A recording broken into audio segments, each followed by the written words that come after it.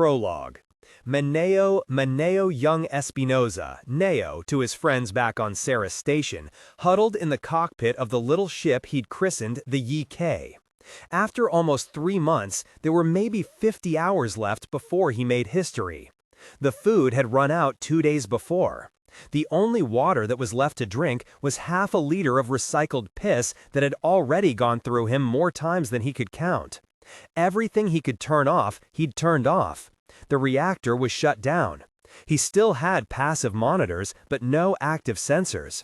The only light in the cockpit came from the backsplash of the display terminals. The blanket he'd wrapped himself in, corners tucked into his restraints so it wouldn't float away, wasn't even powered. His broadcast and tight beam transmitters were both shut off, and he'd slagged the transponder even before he'd painted the name on her hull. He hadn't flown this far just to have some kind of accidental blip alert the flotillas that he was coming. 50 hours, less than that, and the only thing he had to do was not be seen. And not run into anything, but that part was in las manos de Dios. His cousin Evita had been the one who introduced him to the underground society of slingshots. That was 3 years ago, just before his 15th birthday. He'd been hanging at his family hole, his mother gone to work at the water treatment plant, his father at a meeting with the grid maintenance group that he oversaw, and Neo had stayed home, cutting school for the 4th time in a month. When the system announced someone waiting at the door, he'd figured it was school security busting him for being truant. Instead, Evita was there. She was 2 years older and his mother's sister's kid. A real belter. They had the same long, thin bodies, but she was from there. He'd had a thing for Evita since the first time he saw her. He'd had dreams about what she'd look like with her clothes off. What it would feel like to kiss her. Now here she was, and the place to himself. His heart was going 3 times standard before he opened the door. "Esta, uno cabatia," she said, smiling and shrugging with one hand. "Hoy," he said, trying to act cool and calm. He'd grown up in the massive city in space that was Sarah's station, just the way she had. But his father had the low, squat frame that marked him as an earther. He had as much right to the cosmopolitan slang of the belt as she had, but it sounded natural on her. When he said it, it was like he was putting on someone else's jacket. Some goyos meeting down portside. "Silvestri Campos back," she said, her hip cocked, her mouth soft as a pillow, and her lips shining. "Mit? Cano?" he said. "Got nothing better." He'd figured out afterward that she'd brought him because Mila Sana, a horse-faced Martian girl a little younger than him, had a thing, and they all thought it was funny to watch the ugly inner girl padding around after the half-breed. But by then he didn't care. He'd met Silvestri Campos and he'd heard of slingshotting. Went like this. Some goyo put together a boat. Maybe it was salvage, maybe it was fabbed. Probably at least some of it was stolen. Didn't need to be much more than a torch drive, a crash couch, and enough air and water to get the job done. Then it was all about plotting the trajectory. Without an Epstein, torch drive burned pellets too fast to get anyone anywhere. At least not without help. The trick was to plot it, and the best only ever used one burn, would put the ship through a gravity assist, suck up the velocity of a planet or moon, and head out as deep as the push would take them. Then figure out how to get back, without getting dead. Whole thing got tracked by a double encrypted black net as hard to break as anything that the Loca Grega or Golden Bow had on offer. Maybe they ran it. It was illegal as hell, and somebody was taking the bets. Dangerous, which was the point. And then when you got back, everyone knew who you were. You could lounge around in the warehouse party and drink whatever you wanted and talk however you wanted and drape your hand on Evita Young's right tit and she wouldn't even move it off. And just like that, Neo, who hadn't ever cared about anything very much, developed an ambition. The thing people have to remember is that the ring isn't magical, the Martian woman said. Neo had spent a lot of time in the past months watching the news feeds about the ring, and so far he liked her the best. Pretty face, nice accent. She wasn't as thick as an earther, but she didn't belong to the belt either. Like him. We don't understand it yet, and we may not for decades. But the last 2 years have given us some of the most interesting and exciting breakthroughs in materials technology since the wheel. Within the next 10 or 15 years, we're going to start seeing the applications of what we've learned from watching the protomolecule. And it will, fruit of a poison tree, the old leathery-looking Goyo beside her said. We cannot allow ourselves to forget that this was built from mass murder. The criminals and monsters at Protogen and Mao Quick released this weapon on a population of innocents. That slaughter began all of this, and profiting from it makes us all complicit. The feed cut to the moderator, who smiled and shook his head at the leathery one. Rabbi Kimball, the moderator said, we've had contact with an undisputed alien artifact that took over Aero Station. Spent a little over a year preparing itself in the vicious pressure cooker of Venus, then launched a massive complex of structures just outside the orbit of Uranus and built a 1,000-kilometer-wide ring. You can't be suggesting that we are morally required to ignore those facts. Himmler's hypothermia experiments at Dachau, the leathery Goyo began, wagging his finger in the air, but now it was the pretty Martian's turn to interrupt. Can we move past the 1940s, please? She said, smiling in a way that said, I'm being friendly, but shut the fuck up. We're not talking about space Nazis here. This is the single most important event in human history. Protogen's role in it was terrible, and they've been punished for it. But now we have to... Not space Nazis, the old Goyo yelled. The Nazis aren't from space. They are right here among us. They are the beasts of our worst nature. By profiting from these discoveries, we legitimize the path by which we came to them. The pretty one rolled her eyes and looked at the moderator like she wanted help. The moderator shrugged at her, which only made the old one angrier. The ring is a temptation to sin, the old Goyo shouted. There were little flecks of white at the corners of his mouth that the video editor had chosen to leave visible. We don't know what it is, the pretty one said. Given that it was intended to do its work on primordial Earth with single-celled organisms and wound up on Venus with an infinitely more complex substrate, it probably doesn't work at all. But I can say that temptation and sin have nothing to do with it. They are victims. Your complex substance? It is the corrupted bodies of the innocent. Neo turned down the feed volume and just watched them gesture at each other for a while. It had taken him months to plan out the trajectory of the Yi-K, finding the time when Jupiter, Europa, and Saturn were all in the right positions. The window was so narrow, it had been like throwing a dart from a half-click away and pinning a fruit fly's wing with it. Europa had been the trick. A close pass on the Jovian moon, then down so close to the gas giant that there was almost drag. Then out again for the long trip past Saturn, sucking more juice out of its orbital velocity, and then farther out into the black, not accelerating again, but going faster than anyone would imagine a little converted rockhopper could manage. Through millions of clicks of vacuum to hit a bullseye smaller than a mosquito's asshole. Neo imagined the expressions of all the science and military ships parked around the ring when a little ship, no transponder, and flying ballistic, appeared out of nowhere and shot straight through the ring at 150,000 kilometers per hour. After that, he'd have to move fast. He didn't have enough fuel left to kill all his velocity, but he'd slow down enough that they could get a rescue ship to him. He'd do some time and slam, that was sure. Maybe 2 years, if the magistrates were being pissy. It was worth it, though. Just the messages from the black net, where all his friends were tracking him with the constant and rising chorus of, "Holy shit, it's gonna work," made it worth it. He was going down in history. In 100 years, people were still gonna be talking about the biggest bald slingshot ever. He'd lost months building the YK, more than that in transit, then jail time after. It was worth it. He was going to live forever. 20 hours. The biggest danger was the flotilla surrounding the ring. Earth and Mars had kicked each other's navies into creaky old men months ago, but what was left was mostly around the ring, or else down in the inner planets, but Neo didn't care about them.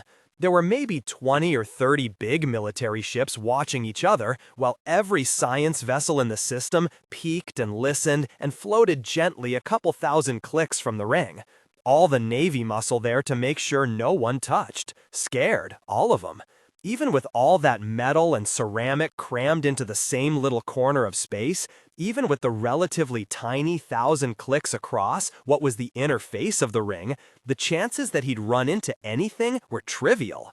There was a lot more nothing than something. And if he did hit one of the flotilla ships, he wasn't going to be around to worry about it, so he just gave it up to the Virgin and started setting up the high-speed camera. When it finally happened, it would be so fast, he wouldn't even know whether he'd made the mark until he analyzed the data, and he was making sure there was going to be a record. He turned his transmitters back on. "Hoi," he said into the camera, "Neo here, Neo Solo, captain and crew of Souverain Belt Racer Yai-K. Milistami. Got 6 hours until biggest slipper since God made man. Espami Mama, the sweet Sophia Brune, and Jesus our Lord and Savior. Watch close. Blink it and miss. Kassa?" He watched the file. He looked like crap. He probably had time. He could shave the ratty little beard off and at least tie back his hair. He wished now he'd kept up with his daily exercises so he wouldn't look so chicken-shouldered. Too late now. Still, he could mess with the camera angle. He was ballistic. Wasn't like there was any thrust gravity to worry about. He tried again from 2 other angles until his vanity was satisfied, then switched to the external cameras. His introduction was a little over 10 seconds long. He'd start the broadcast 20 seconds out, then switch to the exterior cameras. More than 1,000 frames per second, and it still might miss the ring between images. He had to hope for the best. Wasn't like he could get another camera now, even if a better one existed. He drank the rest of his water and wished that he'd packed just a little more food. A tube of protein slush would have gone down really well. It'd be done soon. He'd be in some Earther or Martian brig where there would be a decent toilet and water to drink and prisoners' rations. He was almost looking forward to it. His sleeping comrade woke up and squawked about a tight beam. He opened the connection. The encryption meant it was from the black net and sent long enough ago that it would reach him here. Someone besides him was showing off. Avita was still beautiful, but more like a woman now than she'd been when he'd started getting money and salvage to build the YK. Another 5 years should be plain. He'd still have a thing for her, though. "Asa, uno kabacha," she said. "Eyes of the world. Toda auho. Mine too." She smiled, and just for a second, he thought maybe she'd lift her shirt. For good luck. The tight beam dropped. 2 hours. I repeat, this is Martian frigate Lucian to the unidentified ship approaching the ring. Respond immediately or we will open fire. 3 minutes. They'd seen him too soon. The ring was still 3 minutes away, and they weren't supposed to see him until he had less than 1. Neo cleared his throat. "No need, Kessa, no need. This is the Yai-K, racer outside Sarah's station. Your transponder isn't on, Yai-K. Busted, yeah? Need some help with that. Your radio's working just fine, but I'm not hearing a distress beacon." "Not distressed," he said, pulling the syllables out for every extra second. He could keep them talking. "Ballistic is all. Can fire up the reactor, but it's gonna take a couple minutes. Maybe you can come give a hand, eh?" "You are in restricted space, Yai-K," the Martian said, and Neo felt the grin growing on his face. "No harm," he said, "no harm. Surrender. Just gotta get slowed down a little. Firing it up in a few seconds. Hold your piss. You have 10 seconds to change trajectory away from the ring or we will open fire." The fear felt like victory. He was doing it. He was on target for the ring and it was freaking them out. 1 minute. He started warming up the reactor. At this point, he wasn't even lying anymore. The full suite of sensors started their boot sequence. "Don't fire," he said as he made a private jacking off motion. "Please, sir, please don't shoot me. I'm slowing down as fast as I can." "You have 5 seconds, Yai-K." He had 30 seconds. The friend or foe screens popped up as soon as the full ship system was on.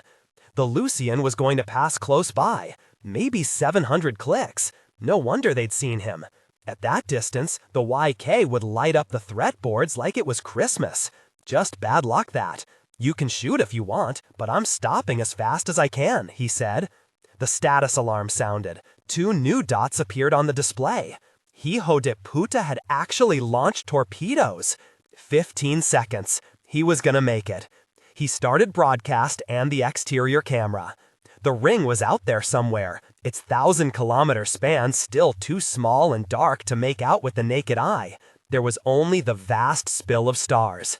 "Hold fire," he shouted at the Martian frigate. "Hold fire!" 3 seconds. The torpedoes were gaining fast. 1 second. As one, the stars all blinked out. Neo tapped the monitor. Nothing. Friend or foe didn't show anything. No frigate, no torpedoes, nothing. "Now that," he said to no one, "and nothing, is weird." On the monitor, something glimmered blue, and he pulled himself closer as if being a few inches closer to the screen would make it all make sense. The sensors that triggered the high G alert took 0.05 of a second to trip. The alert, hardwired, took another 0.03 of a second to react, pushing power to the red LED and the emergency klaxon.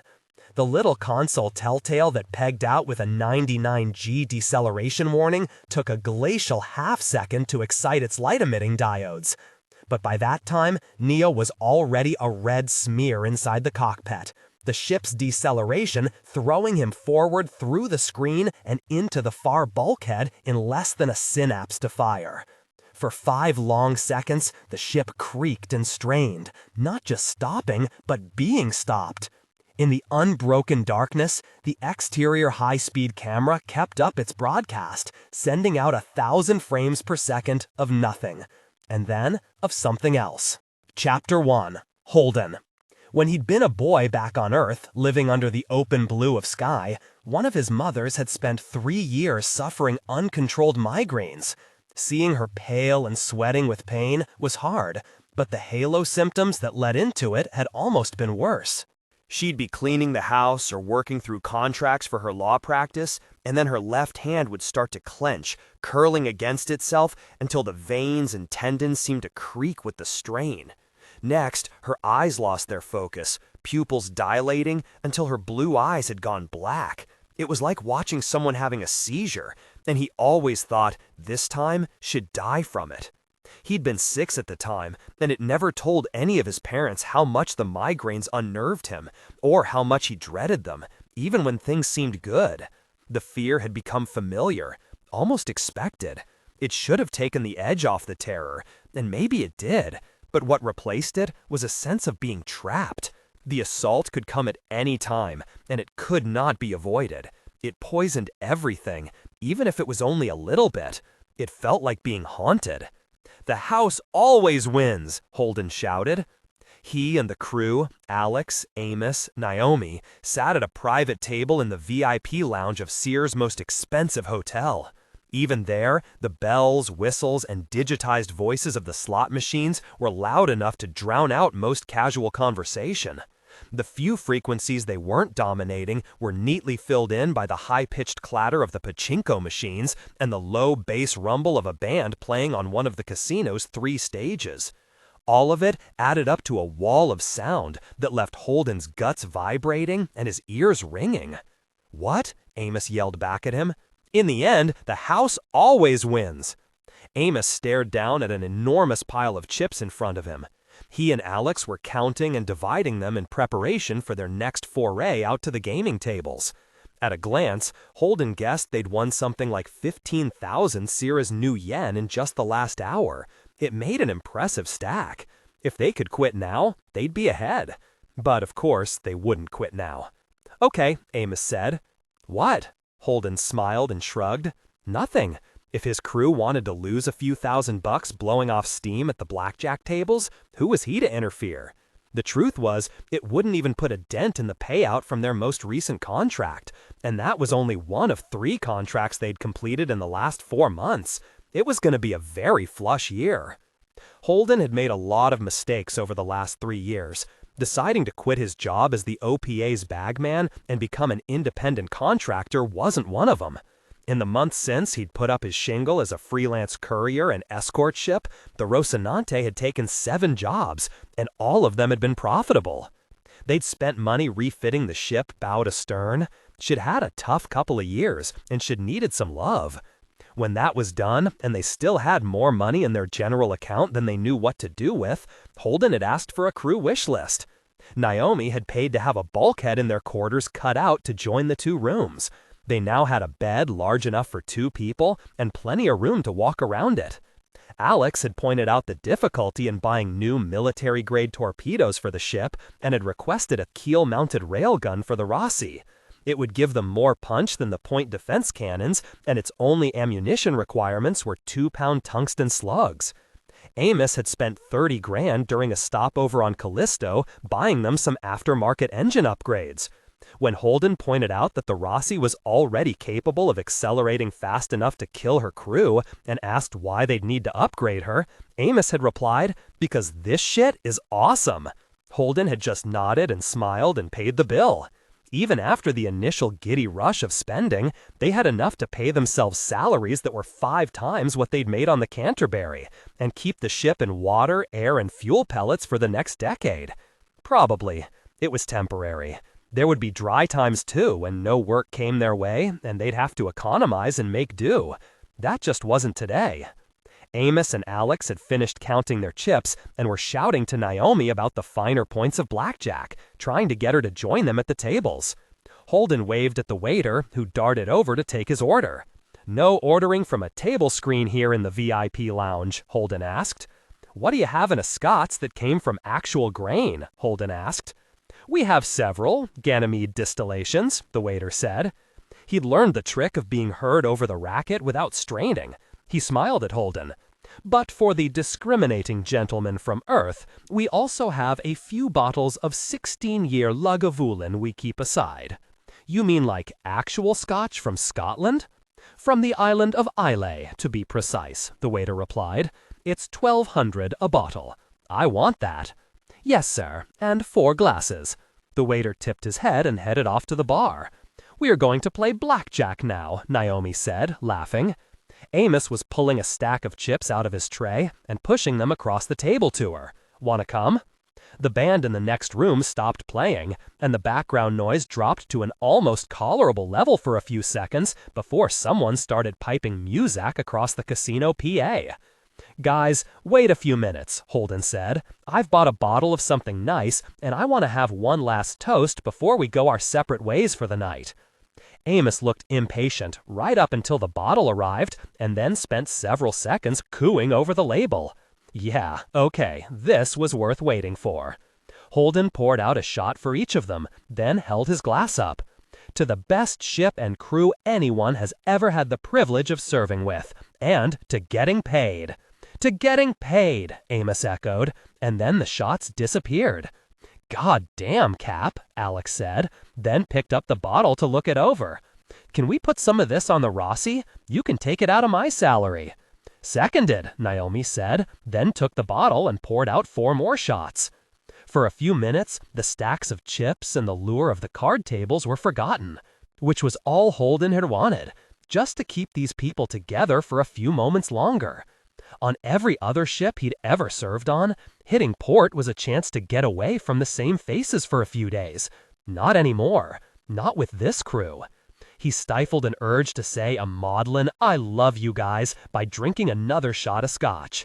"One last hit for the road," Amos said, picking up the bottle. "Gonna hit the head," Holden replied, and pushed away from the table.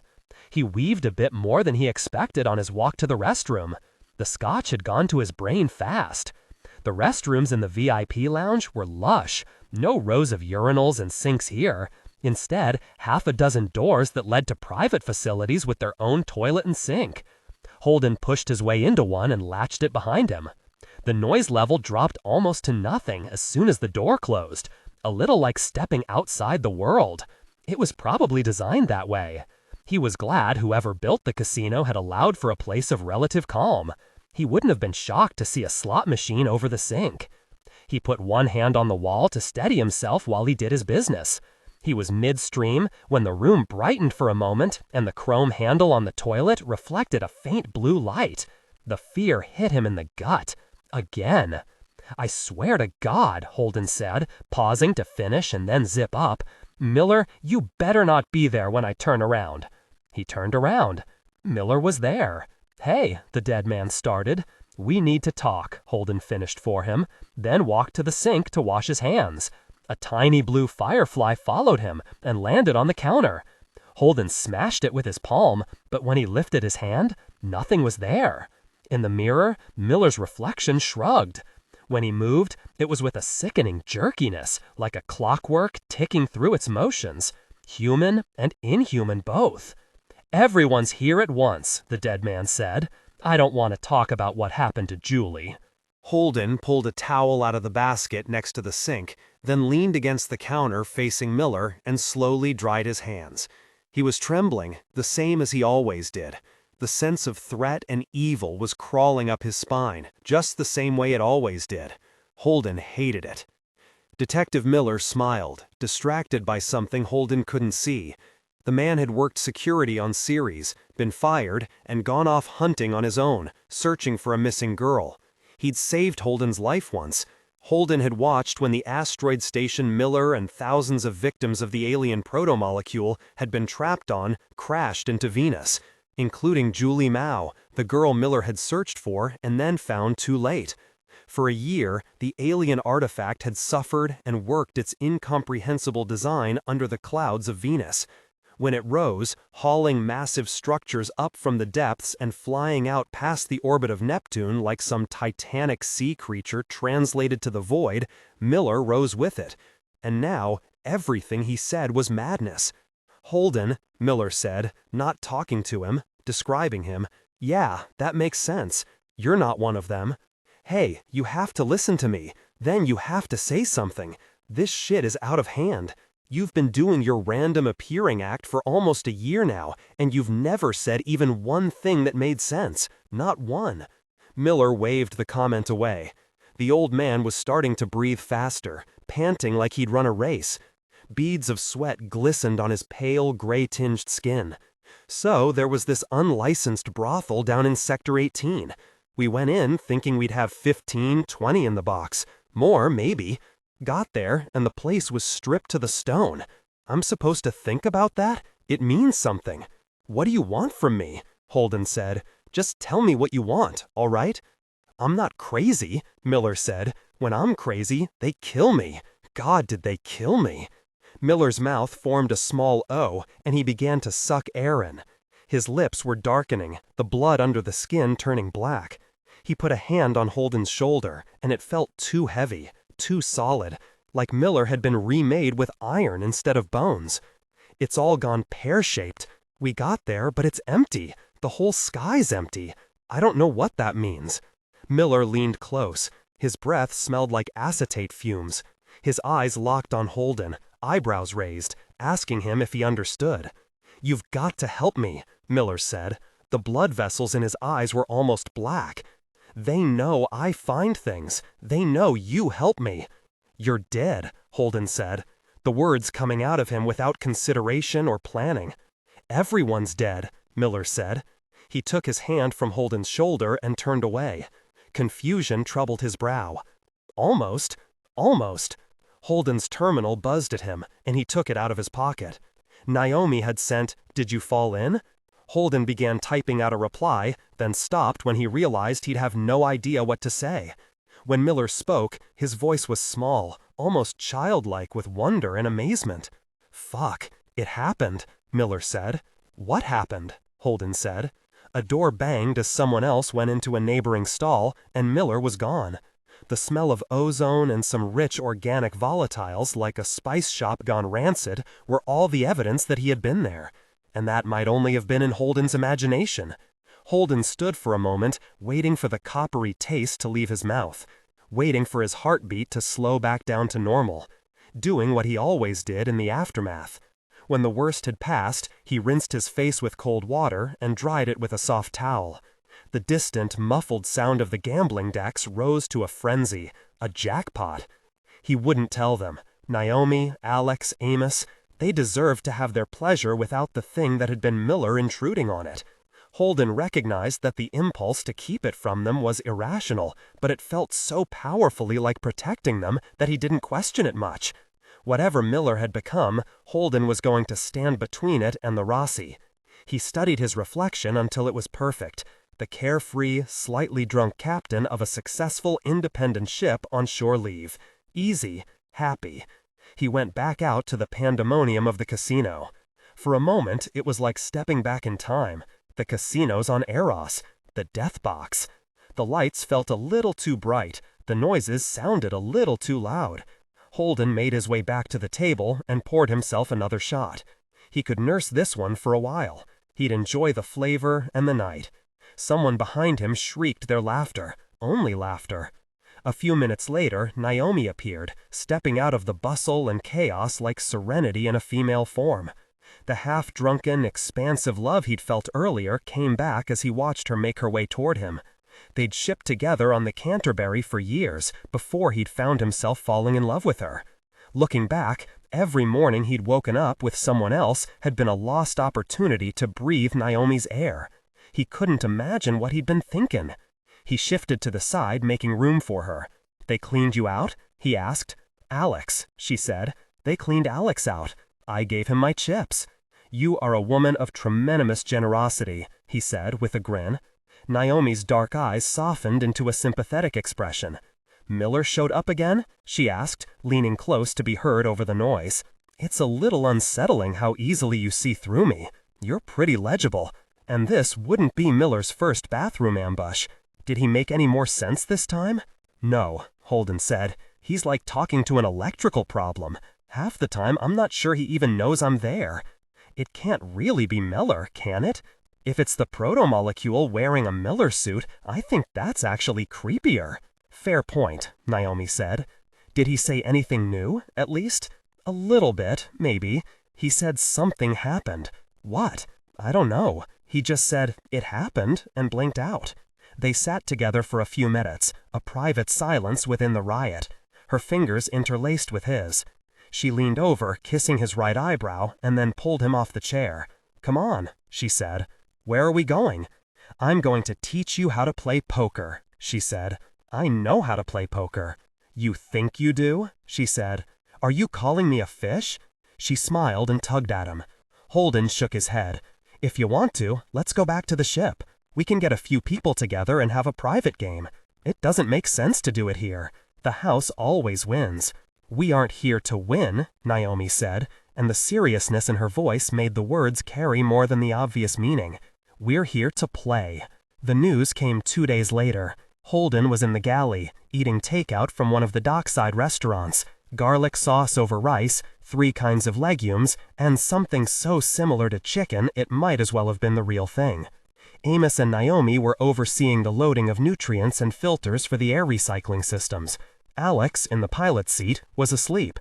On the other ships Holden had served aboard, having the full crew back on ship before departure required it was almost unheard of, and they'd all spent a couple of nights in dockside hotels before they'd come home. But they were home now. Holden ran through the local feeds on his hand terminal, sipping news and entertainment from throughout the system. A security flaw in the new Bondau Solace game meant that financial and personal information from 6 million people had been captured on a pirate server orbiting Titan. Martian military experts were calling for increased spending to address the losses suffered in the battle around Ganymede. On Earth, an African farming coalition was defying the ban on a nitrogen-fixing strain of bacteria. Protesters on both sides of the issue were taking to the streets in Cairo. Holden was flipping back and forth, letting his mind float on the surface of the information when a red band appeared on one of the news feeds, and then another, and then another. The image above the article chilled his blood. The ring, they called it, the gigantic alien structure that had left Venus and traveled to a point a little less than 2 AU outside Uranus orbit, then stopped and assembled itself.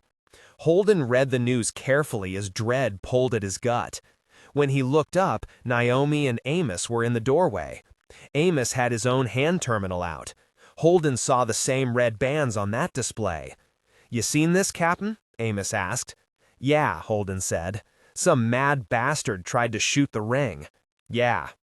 Even with the distance between Ceres and the ring, the vast, empty ocean of space, the news that some idiot's cheapjack ship had gone in one side of the alien structure and hadn't come out the other should have only taken about 5 hours. It had happened 2 days before. That's how long the various governments watching the ring had been able to cover it up. "This is it, isn't it?" Naomi said. "This is what happened." Chapter 2. Bull Carlos C. de Baca, Bull to his friends, didn't like Captain Ashford. Never had. The captain was one of those guys who'd sneer without moving his mouth. Before Ashford joined up with the OPA full-time, he'd gotten a degree in math from the lunar campus of Boston University, and he never let anyone forget it. It was like because he had a degree from an Earth university, he was better than other belters. Not that he wouldn't be happy to badmouth guys like Bull or Fred, who really had grown up down the well. Ashford wasn't one thing or another. The way he latched on to whatever seemed like it made him the big man, education, association with Earth, growing up in the belt, made it hard not to tease him. And Ashford was going to be in command of the mission. "There's a time element too," Fred Johnson said. Fred looked like crap. Too thin. Everyone looked too thin these days, but Fred's dark skin had taken on an ashy overtone that left Bull thinking about things like autoimmune disorders or untreated cancer. Probably it was just stress, years, and malnutrition. Same thing that got everyone if nothing else did.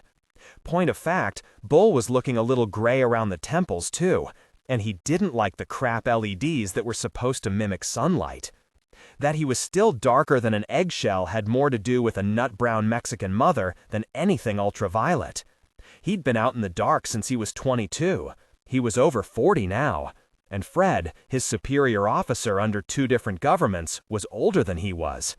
The construction gantry sloped out ahead of them, the flexible walls shining like snake scales. There was a constant low-level whine, the vibrations of the construction equipment carried along the flesh of the station. The spin gravity here was a little less than the standard 1/3 G on Tycho Station proper, and Ashford was making a little show of speeding up and then slowing down for the Earthers. Bull slowed his own steps down just a little to make the man wait longer. "Time element? What's that look like, Colonel?" Ashford asked. "Not as bad as it could be," Fred said. "The ring hasn't made any apparent changes since the big one during the incident. No one else has gone through, and nothing's come out. People have backed down from filling their pants to just high alert. Mars is approaching this as a strictly military and scientific issue. They've got half a dozen science vessels on high burn already." "How much escort?" Bull asked. "1 destroyer, 3 frigates," Fred said. "Earth is moving slower, but larger. They've got elections coming up next year, and the Secretary General's been catching hell about turning a blind eye to rogue corporate entities." "Wonder why," Bull said dryly. Even Ashford smiled. Between Protogen and Malkowski, the order and stability of the solar system had pretty much been dropped in a blender. Aerostation was gone, taken over by an alien technology and crashed into Venus.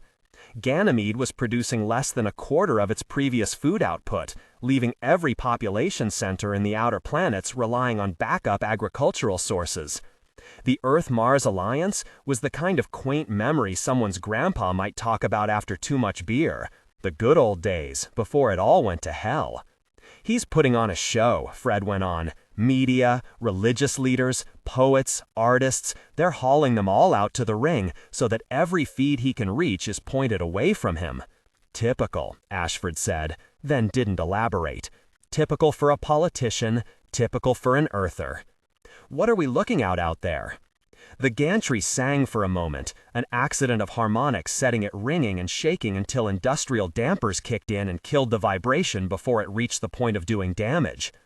"All we've confirmed is that some idiot flew through the ring at high ballistic speeds and didn't come out the other side," Fred said, moving his hands in the physical shrug of a belter.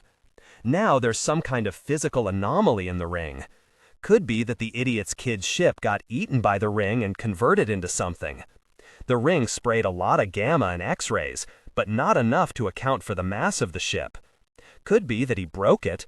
Could be that it opened a gate and there's a bunch of little green men in saucers about to roll through and make the solar system into a truck stop." "What?" Bull began, but Ashford talked over him. "Any response from Venus?" "Nothing," Fred said. Venus was dead. For years after a corrupted aerostation fell through its clouds, all human eyes had turned to that planet, watching as the alien proto-molecules struggled in the violence and heat. Crystal towers kilometers high rose and fell away.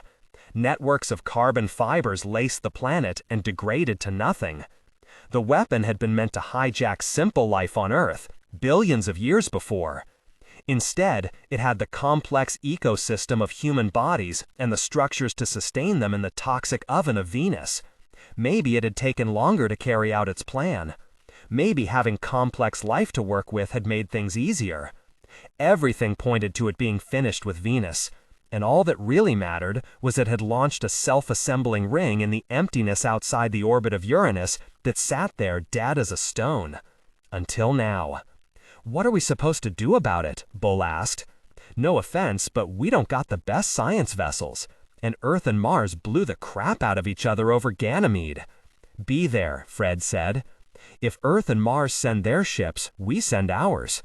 If they put out a statement, we put one of our own. What we've done to make the outer planets into a viable political force has reaped real benefits, but if we start letting them lead, it could all evaporate." "We planning to shoot anybody?" Bull asked. "Hopefully it won't come to that," Fred said. The gantry's gentle upward slope brought them to a platform arch. In the star-strewn blackness, a great plane of steel and ceramic curved away above them, lit by 1,000 lights. Looking out at it was like seeing a landscape. This was too big to be something humans had made. It was like a canyon or a mountain. The meadow-filled caldera of some dead volcano. The scale alone made it impossible to see her as a ship. But she was. The construction mechs crawling along her side were bigger than the house Bull had lived in as a boy, but they looked like football players on a distant field. The long, thin line of the keel elevator stretched along the body of the drum to shuttle personnel from engineering at one end to ops at the other. The secondary car, stored on the exterior, could hold 12 people. It looked like a grain of salt. The soft curve was studded with turreted railguns and the rough, angry extrusions of torpedo tubes. Once, she'd been the Nauvoo. A generation ship headed to the stars, carrying a load of devout Mormons with only an engineered ecosystem and an unshakable faith in God's grace to see them through. Now, she was the behemoth, the biggest, baddest weapons platform in the solar system. 4 Donager-class battleships would fit in her belly and not touch the walls. She could accelerate magnetic rounds to a measurable fraction of c. She could hold more nuclear torpedoes than the outer planets actually had. Her communications laser was powerful enough to burn through steel if they gave it enough time. Apart from painting teeth on her and welding on an apartment building-sized shark fin, nothing could have been more clearly or effectively built to intimidate. Which was good, because she was a retrofitted piece of crap, and if they ever got in a real fight, they were boned. Bull slid a glance at Ashford.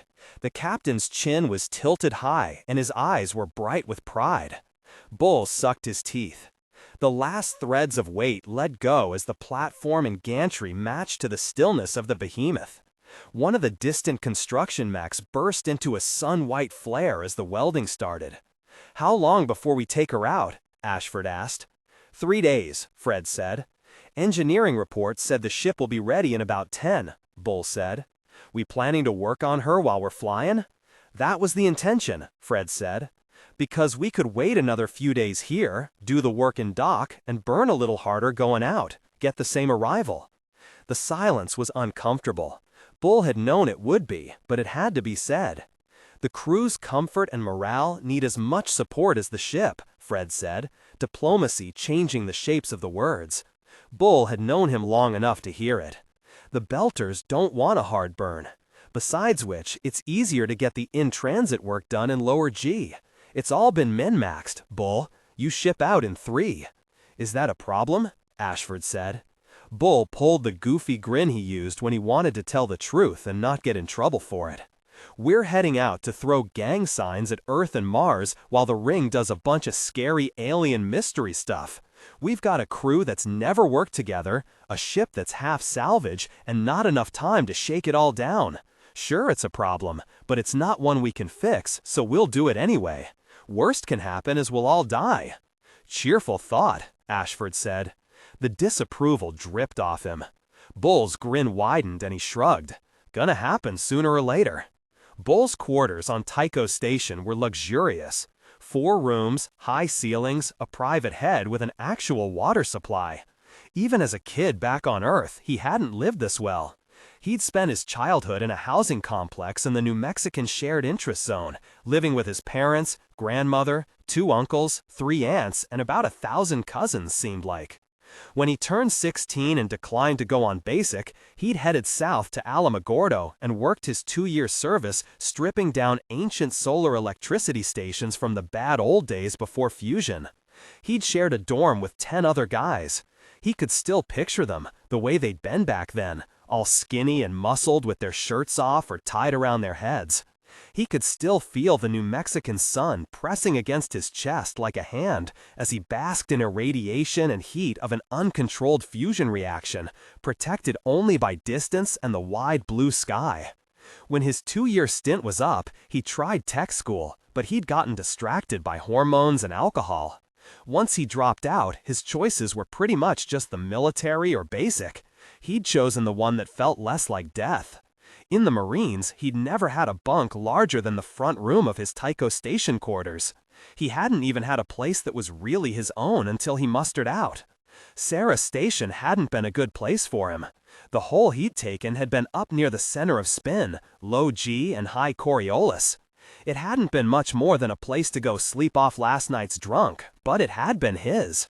The bare, polished stone walls, the ship's surplus bed with restraining straps for low G. Some previous owner had chiseled the words Besso o Nadie into the wall. It was Beltercant for better or nothing. He hadn't known it was a political slogan at the time. The things he'd gotten since coming to Tycho Station, the frame cycling through a dozen good family pictures from Earth, the tin Santos candle holder that his ex-girlfriend hadn't taken when she left, the civilian clothes, would have filled his old place on Ceres and not left room for him to sleep. He had too much stuff. He needed to pare it down, but not for this assignment. The XO suite on the Behemoth was bigger. The system chimed, letting him know someone was at the door. From long habit, Bull checked the video feed before he opened the door. Fred was shifting from one foot to the other. He was in civilian clothes, a white button-down and grandpa pants that tried to forgive the sag of his belly. It was a losing fight. Fred wasn't out of shape any more than Bull was. They were just getting old. "Hey," Bull said, "grab a chair anywhere. I'm just getting it all together." "Heading over now?" "Want to spend some time on the ship before we take her out," Bull said. "Check for stray Mormons." Fred looked pained. "I'm pretty sure we got them all out the first time," he said, playing along. "But it's a big place. You can look around if you want." Bull opened his dresser, his fingers counting through t-shirts. He had 10. There's a sign of decadence. Who needed 10 t-shirts? He pulled out 5 and dropped them on the chair by his footlocker. "It's gonna be all kinds of hell if they get rights to the Nauvoo back," he said. "All the changes we're making to her." "They won't," Fred said. "Commandeering the ship was perfectly legal. It was an emergency. I could list you 10 hours of precedent." "Yeah, but then we salvaged it ourselves and called it ours," Bull said. "That's like saying I've got to borrow your truck, but since I ran it into a ditch and hauled it back out, it's mine now." "Law is a many-splendored thing, Bull," Fred said. He sounded tired. Something else was bothering him. Bull opened another drawer, threw half his socks into the recycler. "Just if the judge doesn't see it that way, could be awkward," Bull said. "The judges on Earth don't have jurisdiction," Fred said, "and the ones in our court system are loyal to the OPA. They know the big picture. They're not going to take our biggest ship off the board and hand it back over. Worst case, they'll order compensation. Can we afford that? Not right now, no," Fred said. Bull snorted out a little laugh. "Ever wonder what we did wrong that got us here? You're driving one of the biggest desks in the OPA, and I'm XO to Ashford. That ain't a sign we've been living our lives right, man." "About that," Fred said, "we've had a little change of plan." Bull opened his closet, his lips pressing thin. Fred hadn't just come to chew the fat. There was a problem. Bull took 2 suits out of the closet, both still wrapped in sticky preservative film. He hadn't worn either one in years. They probably didn't fit. Ashford thought it would be better to have Michio Pa as the XO. We talked about it. I'm reassigning you as Chief Security Officer. Third in command now, Bull said. What? Ashford think I was gonna frag him and take his chair? Fred leaned forward, his fingers laced. The gravity of his expression said he knew it was a crap situation, but was making the best of it. It's all about how it looks, Fred said. This is the OPA's Navy. The Behemoth is the belt's answer to Mars and Earth's heaviest hitters. Having an Earther on the bridge doesn't send the right message. All right, Bull said. I'm in the same position. You know that. Even after all this time, I have to work twice as hard to command loyalty and respect because of where I'm from. Even the ones who like having me around because they think I make Earth look weak don't want to take orders from me. I've had to earn and re-earn every scrap of respect. Okay, Bull said. Security officer was going to mean less time in uniform. With a sigh, he put both suits on the chair. I'm not saying that you haven't, Fred said. No one knows better than I do that you're the best of the best. There are just some constraints we have to live with. To get the job done. Bull leaned against the wall, his arms crossed. Fred looked up at him from under frost-colored brows. Sir, I've been flying with you for a long time, Bull said. If you need to ask me something, you can just do it. I need you to make this work, Fred said. What's going on out there is the most important thing in the system, and we don't know what it is. If we embarrass ourselves or give the inner planet some critical advantage, we stand to lose a lot of ground. Ashford and Pa are good people, but they're belters. They don't have the same experience working with Earth forces that you and I do. You think they're going to start something? No. Ashford will try his hardest to do the right thing, but he'll react like a belter and be surprised when other people don't. Ashford has only ever done a right thing because he's afraid of being embarrassed. He's a pretty uniform surrounding vacuum, and you can't rely on that. I'm not, Fred agreed. I'm sending you out there because I trust you to make it work. But I'm not giving you command. How about a raise? Not that either, Fred said. Well, heck, Bull said. All the responsibility and none of the power? How can I turn down an offer like that? No joking. We're screwing you over, and the reasons are all optics and political bullshit. But I need you to take it. So I'll take it, Bull said. For a moment, the only sound was the quiet ticking of the air recycler. Bull turned back to the task of putting his life in a footlocker again. Somewhere far above him, hidden by tons of steel and ceramic, raw stone and vacuum, Behemoth waited. Chapter 3. Melba.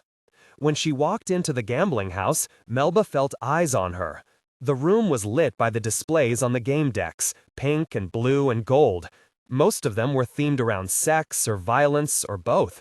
Press a button, spend your money, and watch the girls put foreign and offensive objects inside themselves while you waited to see whether you'd won.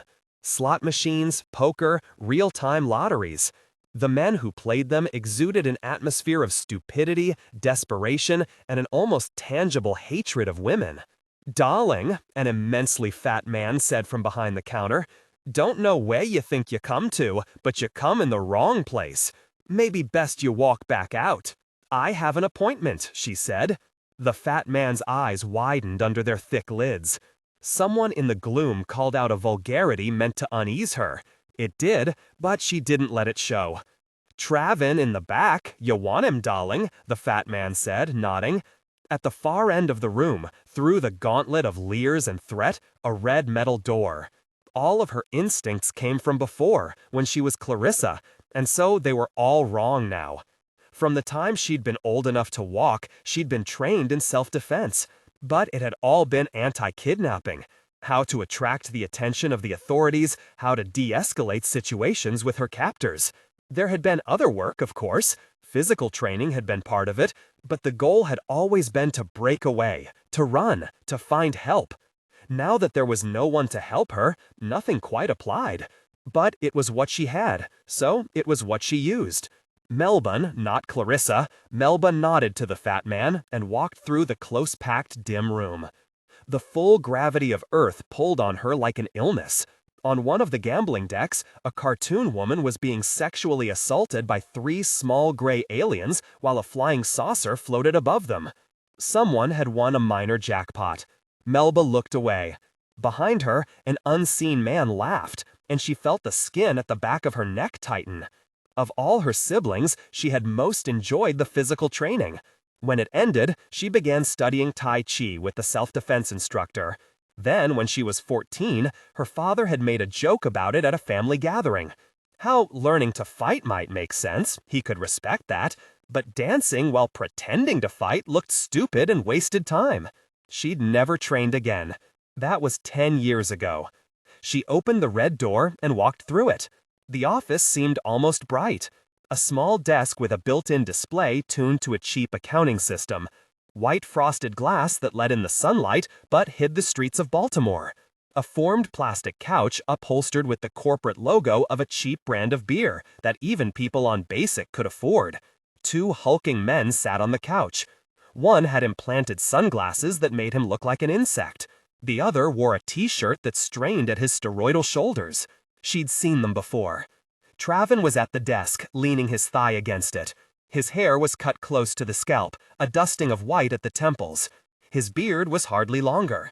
He wore what passed for a good suit in his circles. Father wouldn't have worn it as a costume. Oh, look, the inimitable Melba. You knew I was here, she said. There were no chairs, no place to sit that wasn't already occupied. She stood. Course I did, Traven said, soon as you came off the street. Are we doing business? She asked. Her voice cut the air. Traven grinned. His teeth were uncorrected and gray at the gums. It was an affectation of wealth, a statement that he was so powerful, mere cosmesis was beneath him. She felt a hot rush of scorn. He was like an old cargo cultist, imitating the empty displays of power and no idea what they really meant. She was reduced to dealing with him, but at least she had the grace to be embarrassed by it. It's all done, miss, Traven said. Melba Alzabeta Co., born on Luna to Alcy, Becca, and Sergio Co., all deceased. No siblings. No taxation indenture. Licensed electrochemical technician. Your new self awaits, huh? And the contract? The Cerisier ships out, civilian support for the grand mission to the ring. Our Miss Co., she's on it. Senior class even.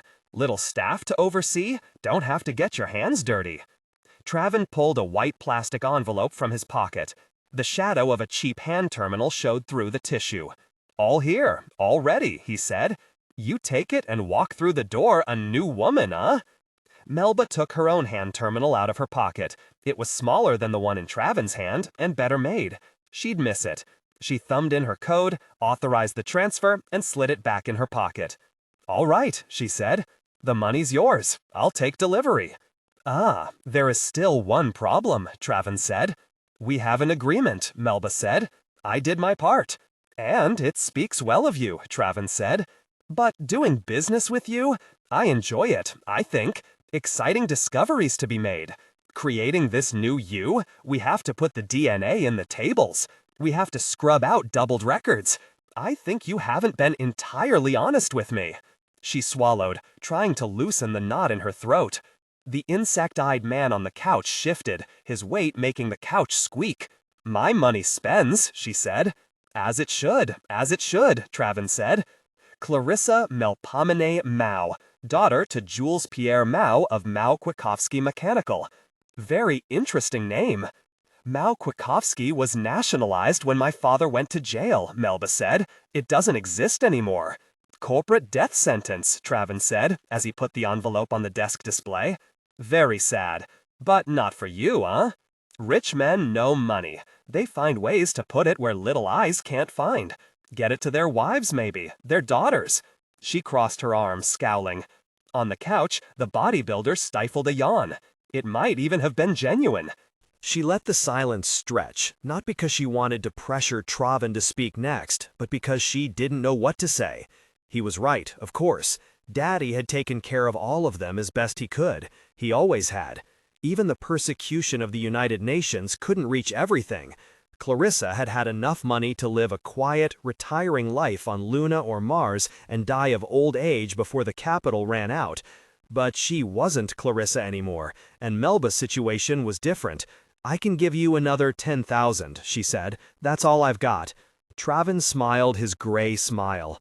"All that pretty money flown away, huh? And what takes you out into the darkness, eh?" I wondered. So I looked. "You are very, very good." Even knowing to squint, I didn't see more than shadows, didn't hear more than echoes. But he put the envelope on the desk before him, keeping one finger on it the way her brother Petter did when he was almost sure of a chess move but hadn't brought himself to commit. It was a gesture of ownership. "I have something no one else does. I know to look at the ring. 10,000 is all I have. Honestly, I've spent the rest." "Would you need more then?" Traven asked. "Investment capital, call it. Our little Melba can have 10,000 if you want it, 50,000 if you need it. But I will want more back, much more." She felt her throat tighten.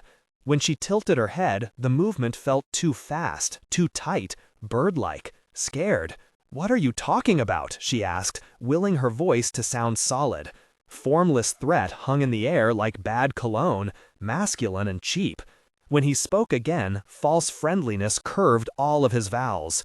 "Partners, you are doing something big, something with the ring and the flotilla, huh? All these people heading out in the dark to face the monsters, and you are going with them.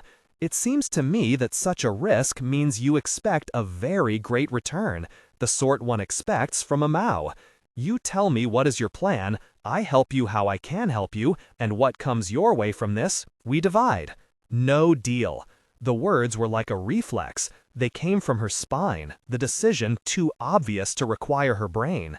Traven pulled back the envelope, the plastic hissing against the table. The soft tutting sound of tongue against teeth was as sympathetic as it was false. "You have moved heaven and earth," he said. "You have bribed, you have bought, you have arranged. And when you say that you have held nothing in reserve, I believe you. So now you come to my table and tell me no deal? No deal is no deal. I paid you. I don't care. We are partners, full partners. Whatever you are getting from this, I am getting too. Or else there are other people, I think, who would be very interested to hear about what the infamous Mao have been so quietly doing." The two men on the couch were paying attention to her now. Their gazes were on her.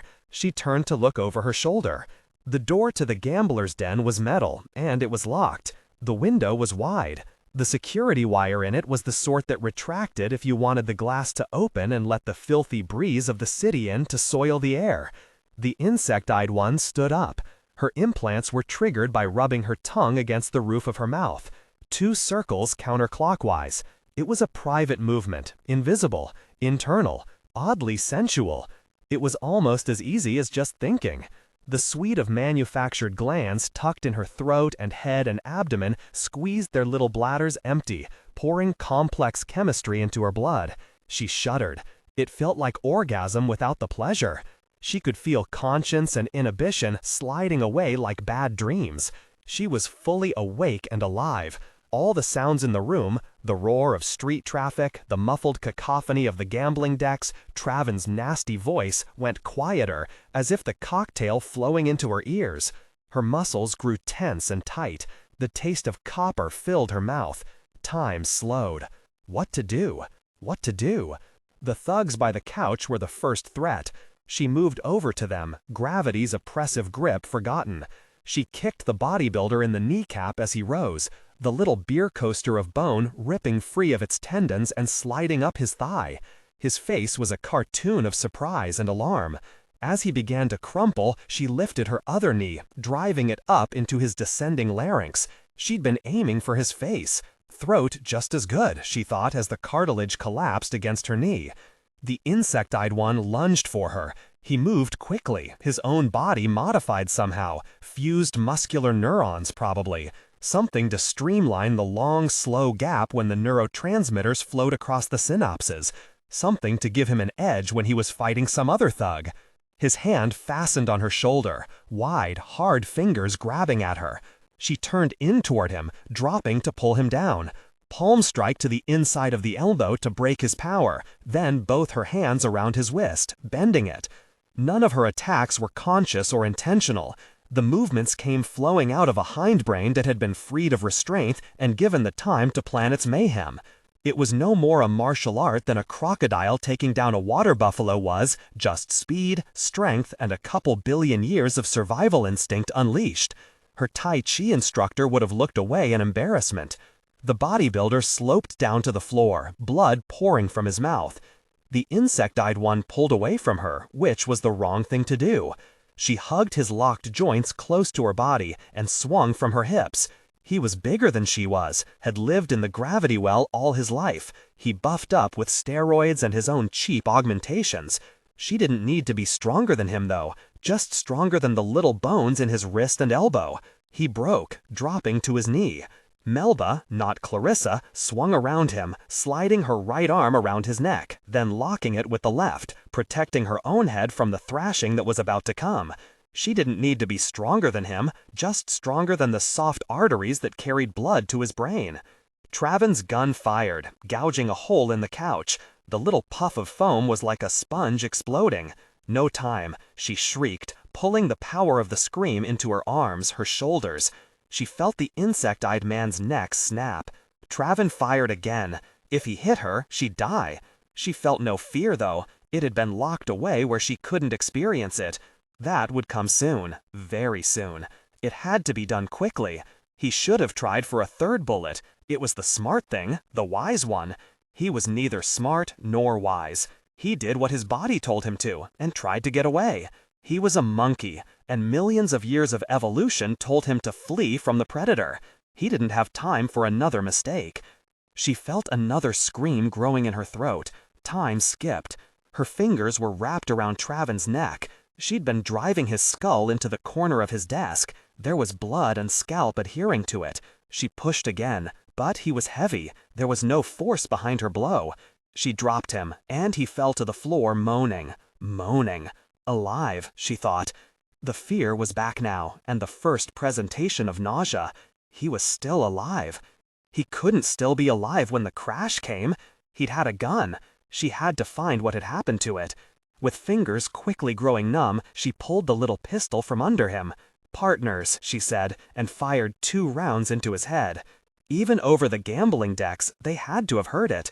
She forced herself to the metal door and checked the lock. It was bolted. Unless someone had a key or cut through it, she was all right. She could rest.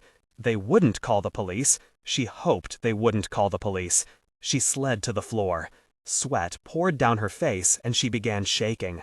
It seemed unfair that she'd lose time during the glorious and redemptive violence and have to fight to stay conscious through the physiological crash that followed, but she couldn't afford to sleep, not here. She hugged her knees to her chest, sobbing, not because she felt sorrow or fear, but because it was what her flesh did when she was coming down. Someone was knocking at the door, but the sound was uncertain, tentative. Just a few minutes, and she'd be not all right, not that, but good enough. Just a few minutes. This was why glandular modification had never taken root in the military culture.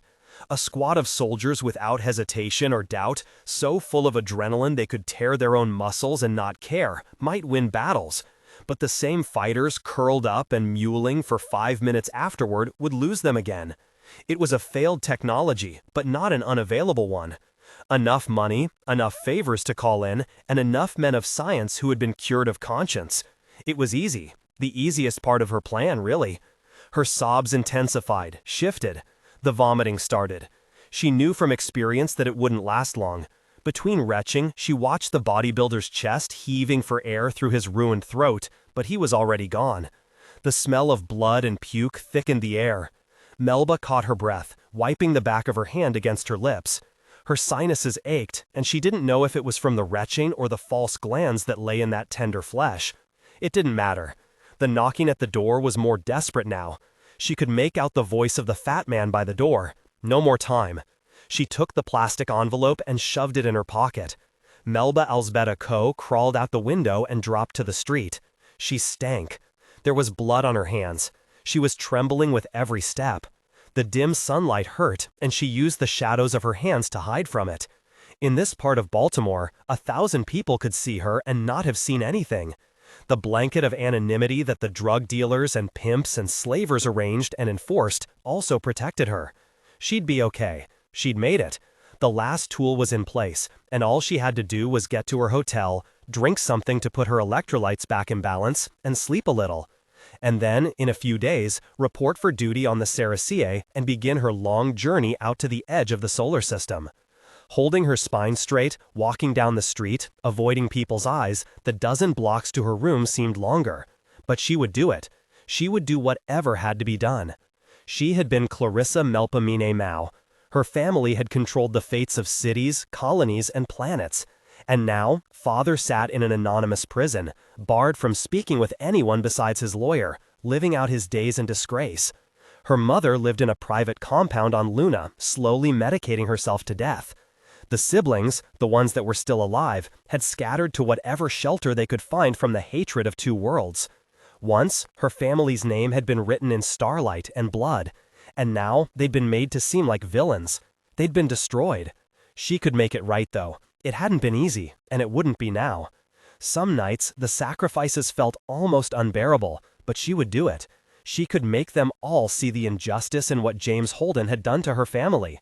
She would expose him, humiliate him, and then she would destroy him. Chapter 4. Anna Anushka Volovadov, Pastor Anna to her congregation on Europa, or Reverend Dr. Volovadov to people she didn't like, was sitting in the high-backed leather chair in her office when the wife-beater arrived. "Nicholas," she said, trying to put as much warmth into her voice as she could manage. "Thank you for taking the time." "Nick," he said, then sat on one of the metal chairs in front of her desk. The metal chairs were lower than her own, which gave the room a vaguely courtroom-like setting, with her in the position of judge. It was why she never sat behind the desk when meeting with one of her parishioners. There was a comfortable couch along the back wall that was much better for personal conversations and counseling. But every once in a while, the air of authority the big chair and heavy desk gave her was useful. Like now. "Nick," she said, then pressed her fingertips together and rested her chin on them. "Sophia came to see me this morning." Nick shrugged, looking away like a schoolboy caught cheating on an exam. He was a tall man, with the narrow, raw-boned look Outer Planets types got from hard physical labor. Anna knew he worked in surface construction. Here on Europa, that meant long days in a heavy vacuum suit.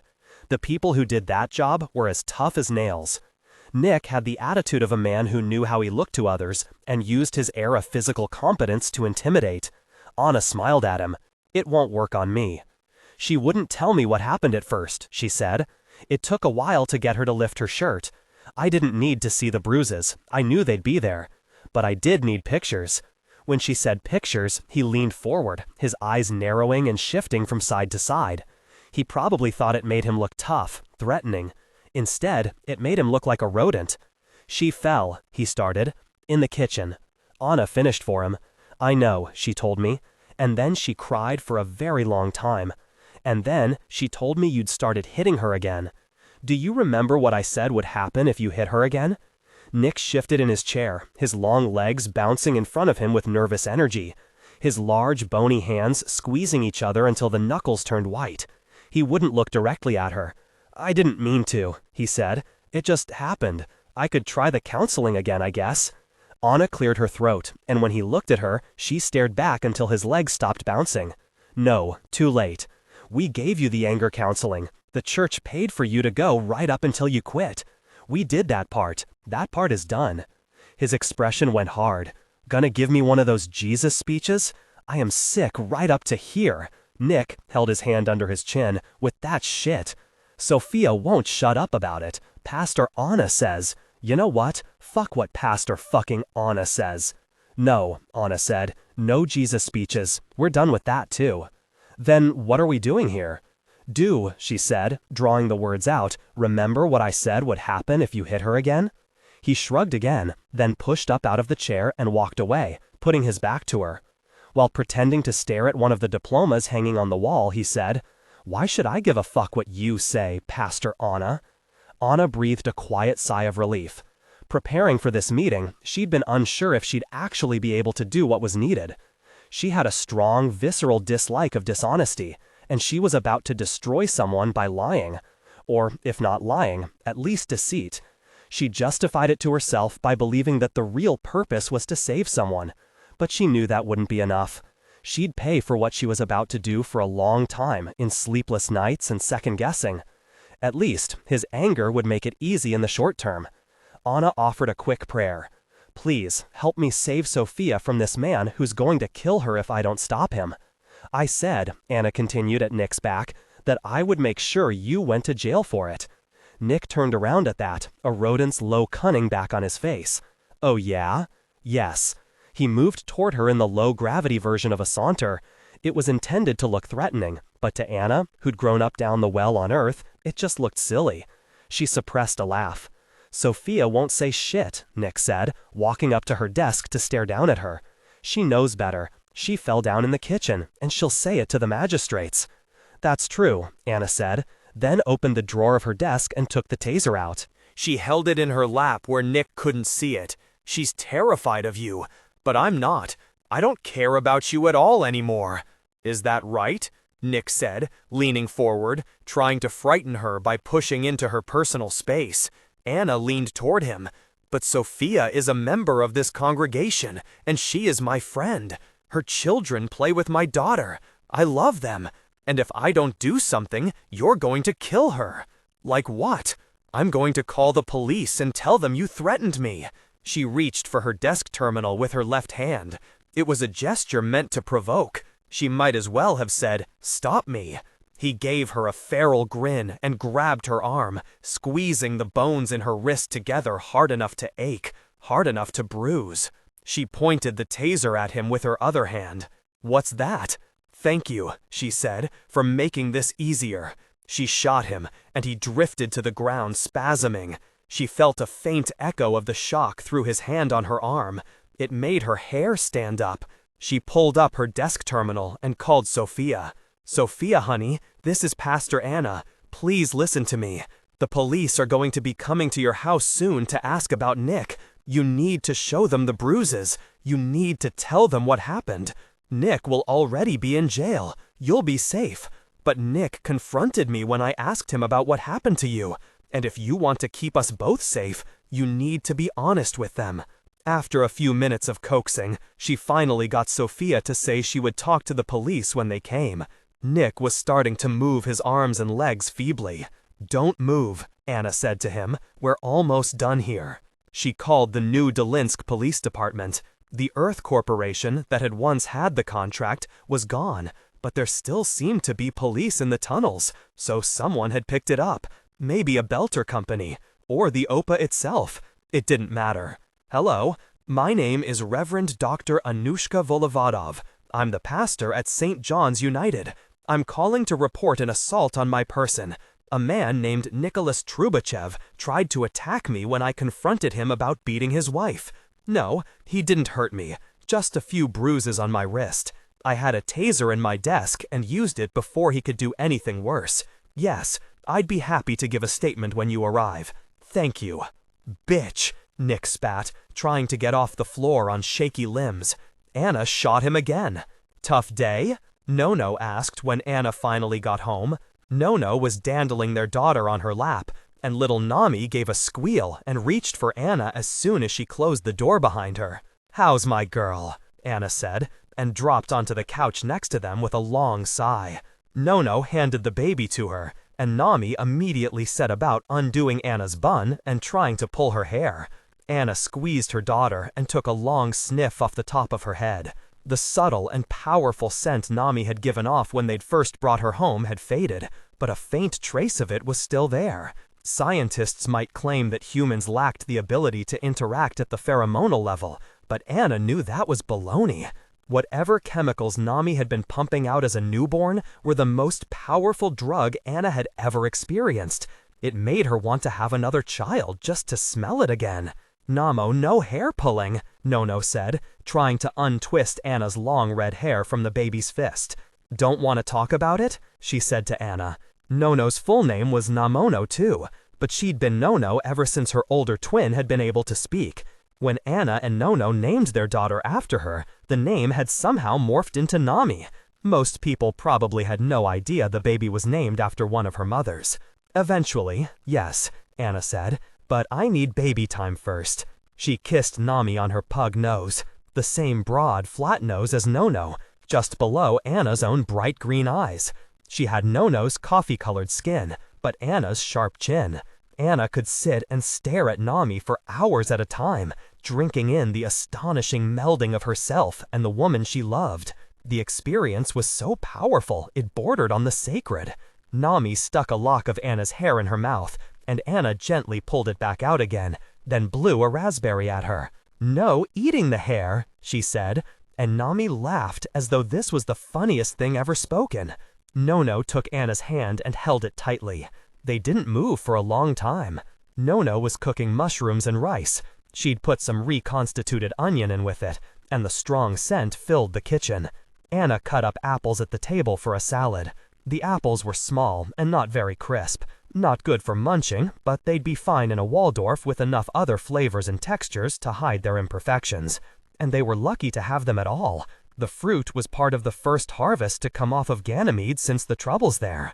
Anna didn't like to think how hungry everyone would be without that moon's remarkable recovery. "Nami will be asleep for at least another hour," Nono said. "Are you ready to talk about your day?" "I hurt someone, and I lied to the police today," Anna said.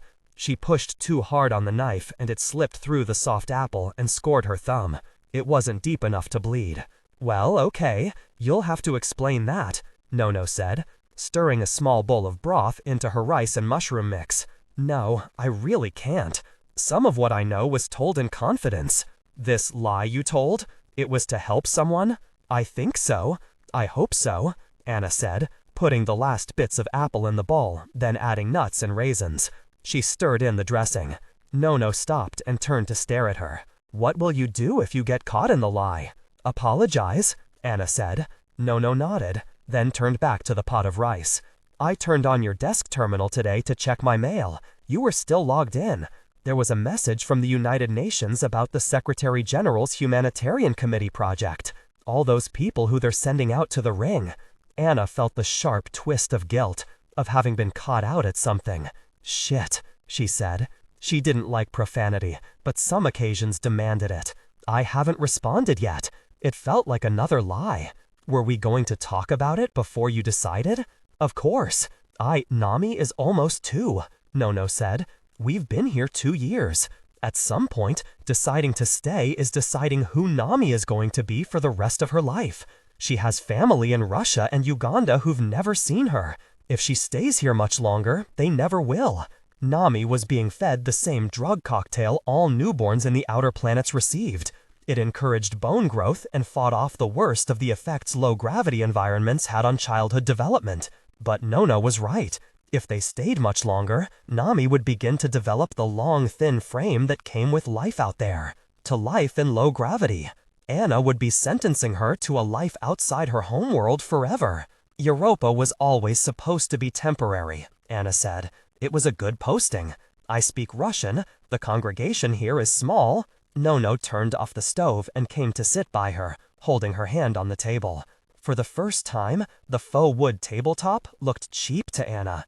Tacky. She saw with startling clarity a future in which Nami never lived anywhere with real wood. It felt like a punch to the stomach. "I'm not mad at you for coming here," Nono said. "This was our dream, coming to places like this. But when you asked for the transfer out here, you were 3 months pregnant. I was so unlikely to be chosen." And she could hear the defensiveness in her own voice. Nono nodded. "But you were chosen. And this thing for the UN. Flying out to the ring as part of the Secretary General's advisory group. And our baby not even 2. "I think 200 people signed up for the same slot," Anna said. "They chose you. They want you to go." "It was so unlikely," Anna started. "They always choose you," Nono interrupted, "because you are very special." Everyone can see it.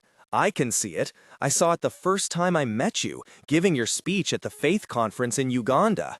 So nervous you dropped your notes, but I could have heard a pin drop in that auditorium.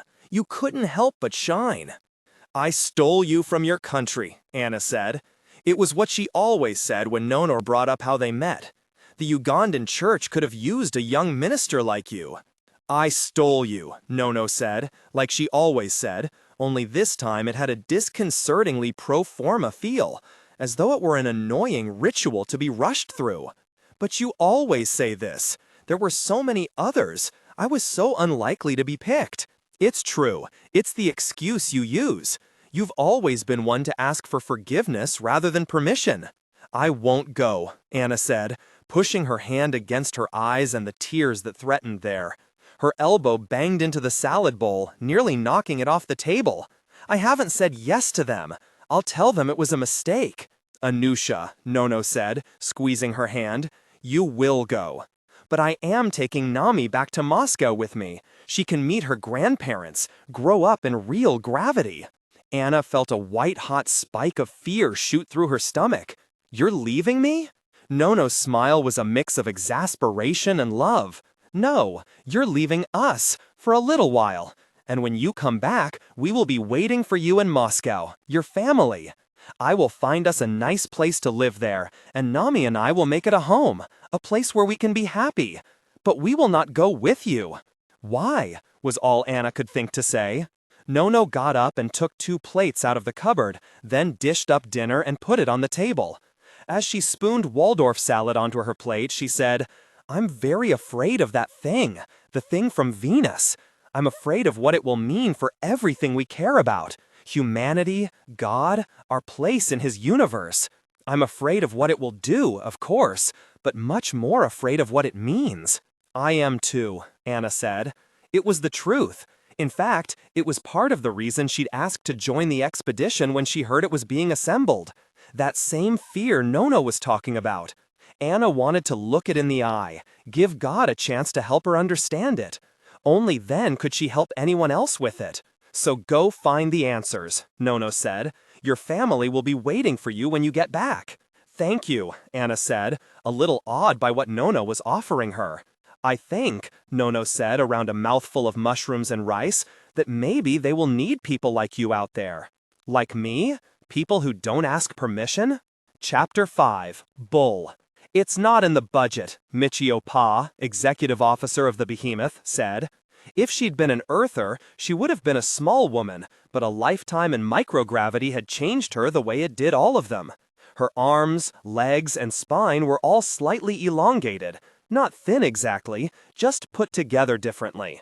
Her head was larger than it would have been, and walking in the mild 1/3 g thrust gravity, she stood as tall as Bull, but still seemed perversely childlike. It made him feel shorter than he was. "We might need to adjust that," he said. When they put in the railgun, they were treating it like we had standard bulkheads and supports. Thing is, the Mormons were really trying to cut back on mass. They used a lot of ceramics and silicates where the metals usually go. Directional stuff. We fire around right now, we could shear the skin off. Pa walked down the long, curving corridor. The ceiling arched above her, white and easily twice as high as required. An aesthetic gesture by designers who hadn't known they were building a warship. Her stride a little wider than his, moving a little more comfortably in the low G and making him trot slightly to keep up. It was one of 1,000 small ways Belters reminded Earthborn men and women that they didn't belong here. The XO shook her head. "We came out here with an operational plan," she said. "If we start rewriting it every time we find an adjustment we'd like to make, we might as well not have bothered." Privately, Bo thought the same thing but with a different inflection. If he'd been XO, the operational plan would have been called a suggested guideline and only opened when he wanted a good laugh. Pa probably knew that.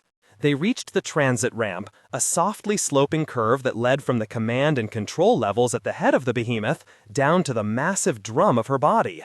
From Pa's domain to his.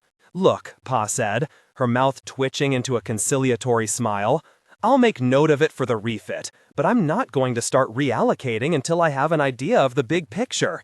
I mean, if I start pulling resources out of environmental control to cover this, and next week we find something that needs doing there, I'll just be pushing it back, right?" Bo looked down the ramp. Soft lights recessed in the walls filled the air with a shadowless glow, like a cheesy vision of heaven. Pa put her hand on his shoulder.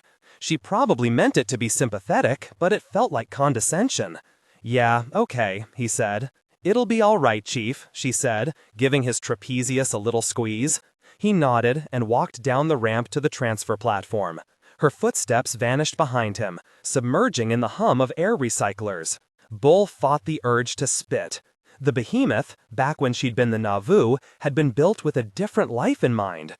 Most ships built for travel between the planets were like massive buildings, one floor above another, with the thrust of the Epstein drive at the bottom, providing the feeling of weight for whole voyages, apart from a few hours in the middle when the ship flipped around to change from acceleration to slowing down. But Epstein or not, no ship could afford the power requirements or the heat generated by accelerating forever. Plus, Einstein had a thing or two to say about trying to move mass at relativistic speeds. The Nauvoo had been a generation ship, its journey measured in light years rather than light minutes. The percentage of its lifespan it could afford to spend under thrust was tiny by comparison. The command and control at the top of the ship, and the main engines and the associated parts of engineering at the bottom, could almost have belonged to a standard craft connected by a pair of kilometers-long shafts, one for a keel elevator to move people, and another that gave access to the skin of the drum. Everything else was built to spin. For the centuries out to Tau Ceti, the body of the Nauvoo was meant to turn. 10 levels of environmental engineering, crew quarters, temples, schools, wastewater treatment, machine shops, and forges, and at the center, the vast interior. It would have been a piece of earth curved back on itself. Soil and farmland, and the illusion of open air, with a central core of fusion-driven light and heat as gentle and warm as a summer day. All the rooms and corridors in the body section, the vast majority of the ship, were built with that long, slow, endless season in mind. The brief periods of acceleration and deceleration at the journey's ends hardly mattered, except that they were all the ship had now. Those places that should have been floors were all walls, and would be forever. The vast reinforced decks meant to carry a tiny world's worth of soil were the sides of a nearly unusable well. Someone slipping from the connection where the command and control levels met the great chamber could fall for nearly 2 full kilometers. Water systems built to take advantage of spin gravity and Coriolis stood on their sides, useless. The Nauvoo had been a marvel of human optimism and engineering, a statement of faith in the twinned powers of God and rigorous engineering. The behemoth was a salvage job, with mass accelerators strapped to her side that would do more damage to herself than to an enemy. And Bull wasn't even allowed to fix the problems he knew about. He passed through the transfer station and down toward his office. The rooms and corridors here were all built aslant, waiting for the spin gravity that would never come. Stretches of bare metal and exposed ducting spoke of the rush to finish it and then to salvage and remake it. Just walking past them left Bull depressed. Samara Rosenberg, longtime repair honcho on Tycho Station and now chief engineer on the Behemoth, was waiting in the anteroom, talking with Bull's new deputy. Serge, his name was, and Bull wasn't sure what he thought of the man. Serge had been part of the OPA before that was a safe thing to be. He had the traditional split circle insignia tattooed on his neck and wore it proudly. But like the rest of the security force, he'd been recruited by Michio Pa, and Bull didn't know exactly how things stood. He didn't trust the man yet, and distrust kept him from thinking all that well of him. Sam, on the other hand, he liked. "Hey, Bull," she said as he dropped onto the foam core couch. "Did you get a chance to talk to the XO?" "We talked," Bull said. "What's the plan?" Sam said, folding her arms in a way that meant she already knew. Bull ran a hand through his hair. When he'd been younger, his hair had been soft. Now it was like he could feel each strand individually against his fingertips. He pulled out his hand terminal and scrolled through. There were 5 reports waiting, 3 routine security reports, and 2 occasionals, an injury report and a larceny complaint. Nothing that couldn't wait. "Hey, Serge," Bull said, "you hold the fort here for an hour?" "Anything you want, Chief," Serge said with a grin.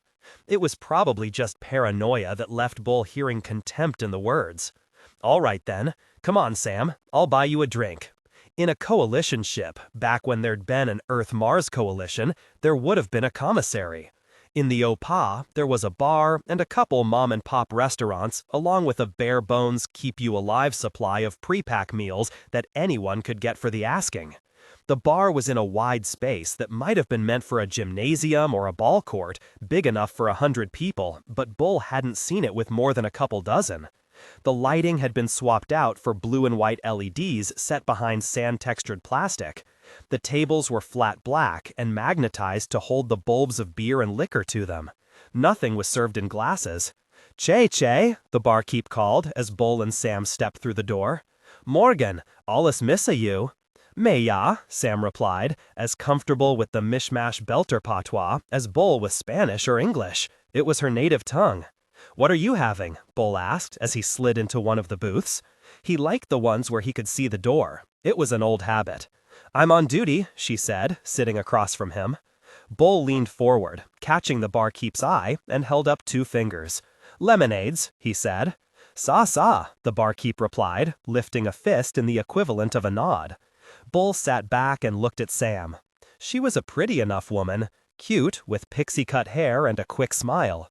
There had been about a minute when they'd first met that Bull had seriously considered whether he found her attractive. But if he'd seen the same calculus in her, they'd gotten past it.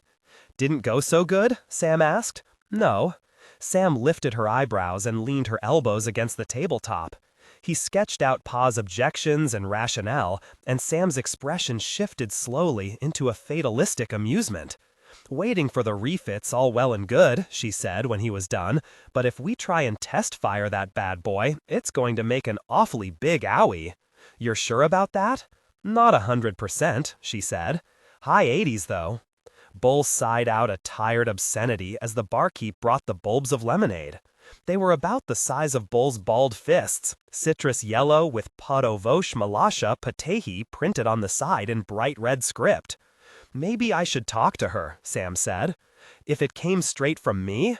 "It came straight from you? Probably it would work," he said, "and they get to tell me no on everything from now on." Bull asked for it? Well, if it was important, he'd have sent the Belter, right? "You really think it's about you not getting born up here?" "Yeah." "Well, you're probably right," Sam said. "Sorry about that." "Comes with the territory," Bull said, pretending that it didn't bother him. Sam plucked her lemonade off the table and took a long, thoughtful drink. The bulb clicked when the magnet readhered to the tabletop. "I've got nothing against inners. Worked with a lot of you guys, and didn't run into a higher percentage of assholes than when I'm dealing with belters. But I have to get that railgun's mounts reinforced. If there's a way to do that without undercutting you, I'm all for it. But if it's that or mess up the ship," Bull said, nodding. "Give me a little time. I'll think of something." "Start when you want to shoot someone and count back 18 days, Sam said. "That's my deadline. Even if everyone's sober and working balls out, my crew can't get it done faster than that." "I'll think of something," Bull said. The larceny complaint turned out to be from a repair and maintenance crew who couldn't agree how to store their tools. The injury report was a kid who got caught between a stretch of deck plating and someone driving a salvage mech. The cartilage in the kid's knee had gotten ground into about a dozen different bits of custard. The medic said a good clean bone break would have been better. The injured man would be fine, but he was off active duty for at least a month while all his pieces got glued back together. The security reports were boilerplate, which either meant that things were going well or that the problems were getting glossed over, but probably they were going well. The trip out to the ring was a shakedown cruise, and that always meant there'd be a little honeymoon period when the crew were all figuratively standing shoulder to shoulder and taking on the work. Everyone expected there'd be problems, so there was a grace period when morale didn't start heading down. Chief security officer on an OPA ship was a half-assed kind of position, 1 part cop, 1 part efficiency expert, and pretty much all den mother to a crew of 1,000 people with their own agendas and petty power struggles and opinions on how he should be doing his job better. A good security chief kept bullshit off the captain's plate as a full-time job. The worst part, though, was that all Bull's formal duties were focused inward, on the ship. Right now, a flotilla of Earth ships was burning out into the deep night. A matching force of Martian war vessels, the remnants of the Navy that had survived two, let's not call them wars, was burning out on a converging path. The behemoth was lumbering along too, with a head start that came from being farther from the sun and the hobble of low-G acceleration to keep her slow. And all of it was focused on the ring. Reports would be filling Captain Ashford's queue, and as his XO, Pa would be reading them too. Bull had whatever scraps they let him have, or the same mix of pabulum and panic that filled the news feeds. Ashford and Pa would be in conference for most of their shifts, working over strategies and options and playing through scenarios for how things might go down when they reach the ring. Bull was going to worry about all the trivial stuff so that they didn't have to. And somehow, he was going to make the mission work, because Fred had asked him to. "Hey, Chief," Serge said. Bull looked up from the terminal feed in his desk. Serge stood in the office doorway. "Shift's up, and I'm out." "All right," Bull said. "I still got some stuff. I can lock up when I'm done." "Bien, Alice," Serge said with a nod. His light, shuffling steps hissed through the front room. In the corridor, Gutman's daughter stroked his white beard, and Casimir said something that made them both chuckle. Corin lifted her chin to Serge as he stepped out. The door closed behind him. When he was sure he was alone, Bull pulled up the operational plan and started hunting. He didn't have authority to change it, but that didn't mean he couldn't change anything. 2 hours later, when he was done, he turned off the screen and stood. The office was dark and colder than he liked it. The hum of the ventilation system comforted him. If it were ever completely silent, that would be the time to worry. He stretched, the vertebrae between his shoulder blades crunching like gravel. They would still be in the bar, most likely. Serge and Corin and Casimir, Macondo and Garza, so similar they could have been brothers. Jojo, his people, to the degree that they were his. He should go, be with them, make friends. He should go to his bunk. "Come on, old man," he said. "Time to get some rest." He had closed and locked the office door before Sam's voice came to him in his memory. "Even if everyone's sober and working balls out, my crew can't get it done faster than that." He hesitated, his wide fingers over the keypad. It was late. He needed food and sleep and an hour or so checking in with the family aggregator his cousin had set up 3 years before to help everyone keep track of who was living where. He had a container of flash-frozen green chili from Hatch, back on Earth, waiting for him. It was all going to be there in the morning, and more besides. He didn't need to make more work for himself. No one was going to thank him for it. He went back in, turned his desk back on, and reread the injury report. Sam had a good laugh, one that came from the gut. It filled the machining bay, echoing off ceiling and walls until it sounded like there was a crowd of her. 2 of the techs on the far side turned to look toward her, smiling without knowing what they were smiling about. "Technical support?" she said. "You've got to be kidding." "Railgun's a pretty technical piece of equipment," Bull said. "It needs support." "So you redefined what I do as technical support?" "Yeah, that's never gonna fly," she said. "Then get the job done quick," Bull said.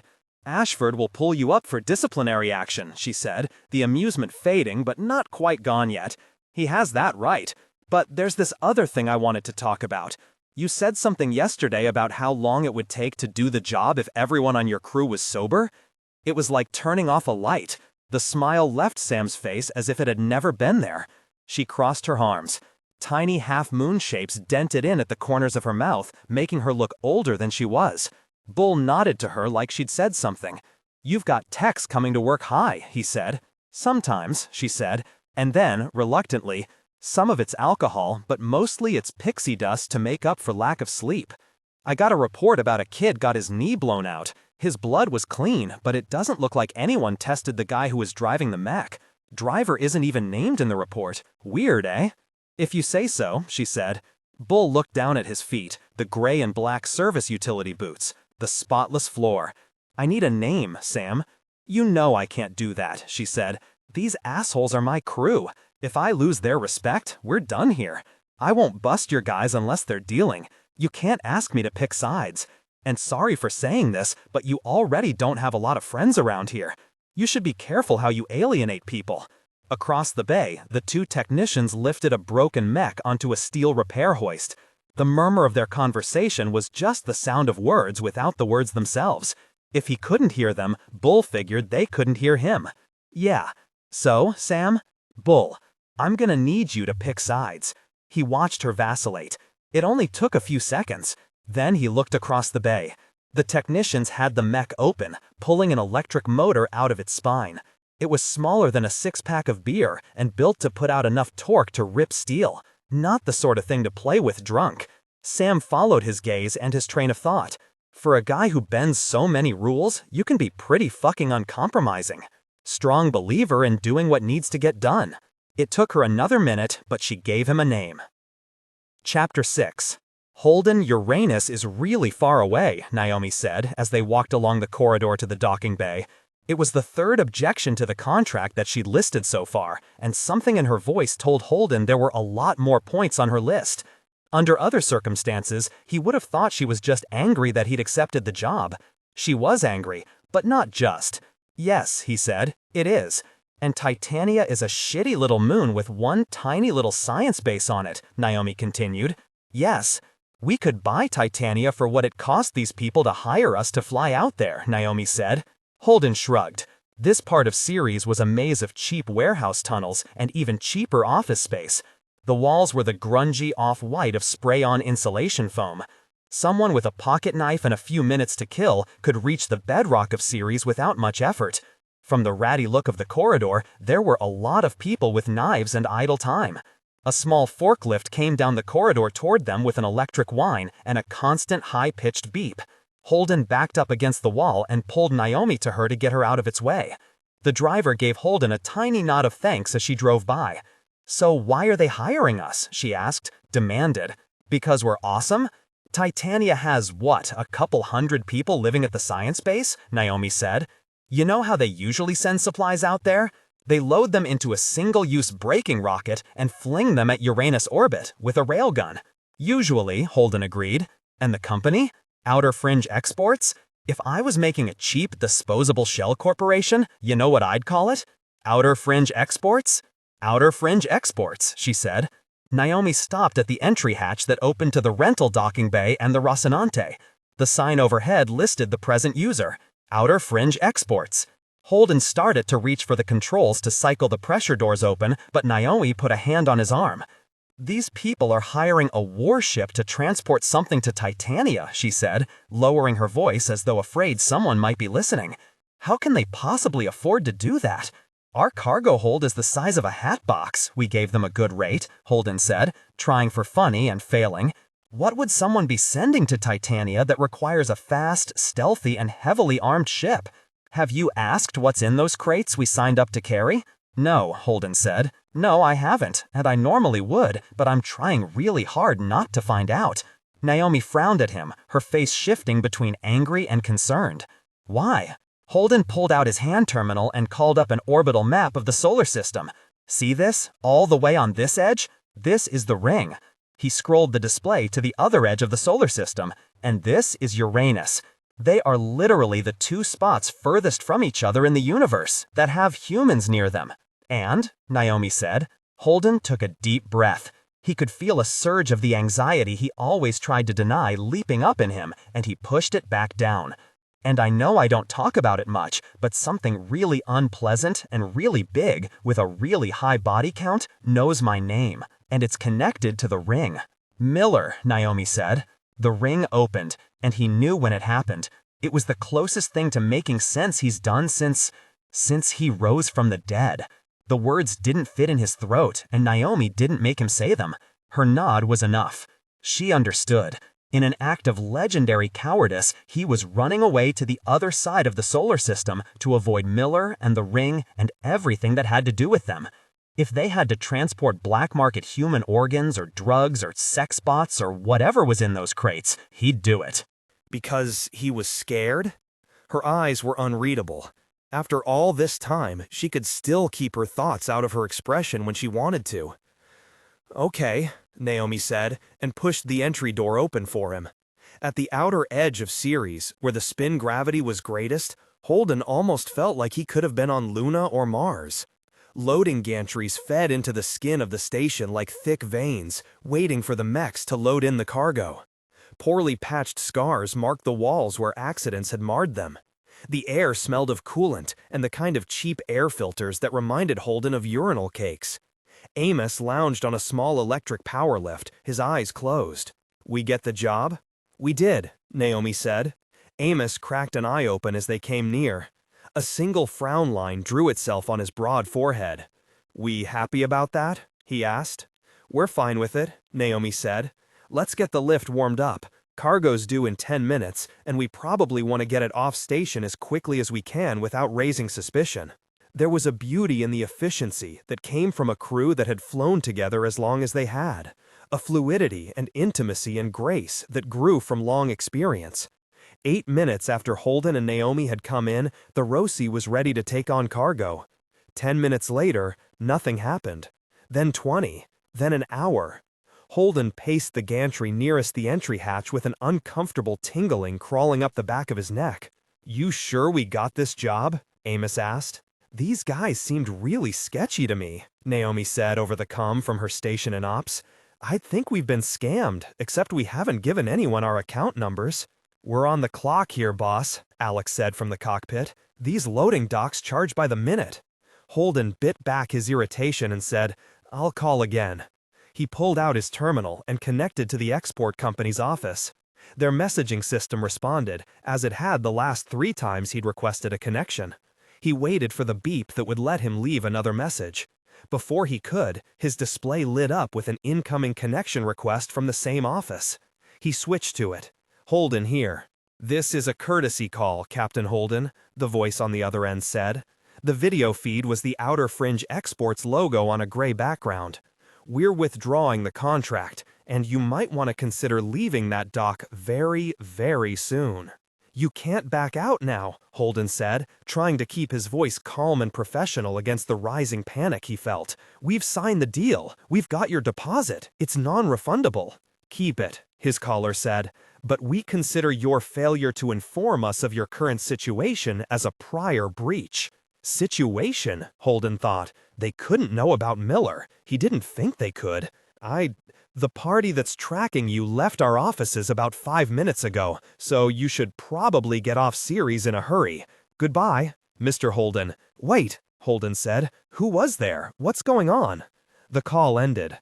Amos was rubbing his pale, stubble-covered scalp with both hands. He sighed and said, "We got a problem, right?" "Yep." "Be right back," Amos replied, and climbed off the forklift. "Alex, how long till we can clear this dock?" Holden asked. He loped across the bay to the entry hatch. There didn't seem to be any way to lock it from his side. Why would there be? The bays were temporary rental space for loading and unloading cargo. No need for security. "She's warmed up," Alex replied, not asking the obvious question. Holden was grateful for that. "Give me 10 to run the decoupling sequence. That should do it." "Start now," Holden said, hurrying back toward the airlock. "Leave the lock open till the last minute. Amos and I will be out here making sure no one interferes." "Roger that, Cap," Alex replied, and dropped the connection. "Interferes?" Naomi said. "What's going on?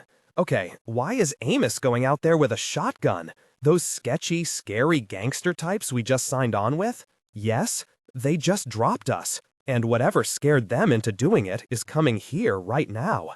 I don't think guns are an overreaction." Amos ran down the ramp, holding his auto shotgun in his right hand and an assault rifle in his left. He tossed the rifle to Holden, then took up a cover position behind the forklift and aimed at the bay's entry hatch. Like Alex, he didn't ask why. "Want me to come out?" Naomi asked. "No, but prepare to defend the ship if they get past me and Amos," Holden replied, then moved over to the forklift's recharging station. It was the only other cover in the otherwise empty bay. In a conversational tone, Amos said, "Any idea what we're expecting here?" "Nope," Holden said. He clicked the rifle to auto-fire and felt a faint nausea rising in his throat. "All right then," Amos said cheerfully. 8 minutes, Naomi said from his hand terminal. Not a long time, but if they were trying to hold the bay under hostile fire, it would seem like an eternity. The entry warning light at the cargo bay entrance flashed yellow 3 times, and the hatch slid open. "Don't shoot unless I do," Holden said quietly. Amos grunted back at him. A tall blonde woman walked into the bay. She had an Earther's build, a video star's face, and couldn't have been more than 20. When she saw the two guns pointed at her, she raised her hands and wiggled her fingers. "Not armed," she said. Her cheeks dimpled into a grin. Holden tried to imagine why a supermodel would be looking for him. "Hi," Amos said. He was grinning back at her. "Who are you?" Holden said, keeping his gum trained on her. "My name's Adri. Are you James Holden?" "I can be," Amos said, "if you want." She smiled. Amos smiled back, but his weapon was still in a carefully neutral position. "What have we got down there?" Naomi asked, her voice tense in his ear. "Do we have a threat?" "I don't know yet," Holden said. "You are, though, right?" "You're James Holden," Adri said, walking toward him. The assault rifle in his hands didn't seem to bother her at all. Up close, she smelled like strawberries and vanilla. "Captain James Holden, of the Rocinante?" "Yes," he said.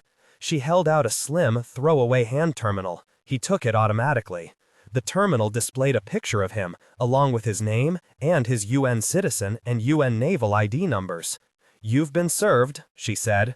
"Sorry. It was nice meeting you, though." She turned back to the door and walked away.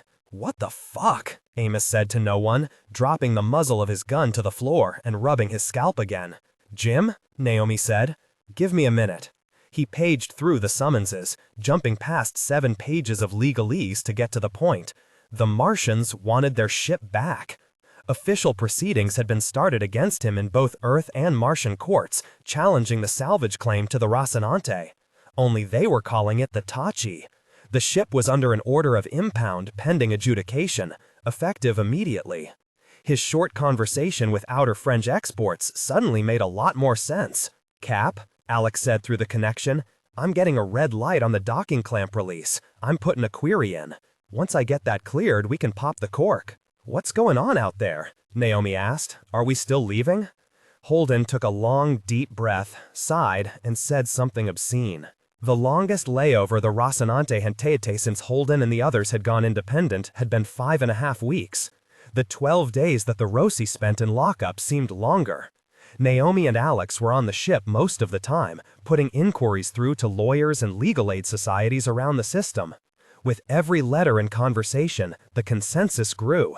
Mars had been smart to begin legal proceedings in Earth courts as well as their own. Even if Holden and the Rossi slipped the leash at Ceres, all major ports would be denied them. They'd have to skulk from one gray market belter port to the next. Even if there was enough work, they might not be able to find supplies to keep them flying. If they took the case before a magistrate, they might or might not lose the ship, but it would be expensive to find out. Accounts that Holden had thought of as comfortably full suddenly looked an order of magnitude too small. Staying on Sarah's station made him antsy. Being on the Rossi left him sad. There had been any number of times in his travels on the Rossi that he'd imagined, even expected, it all to come to a tragic end.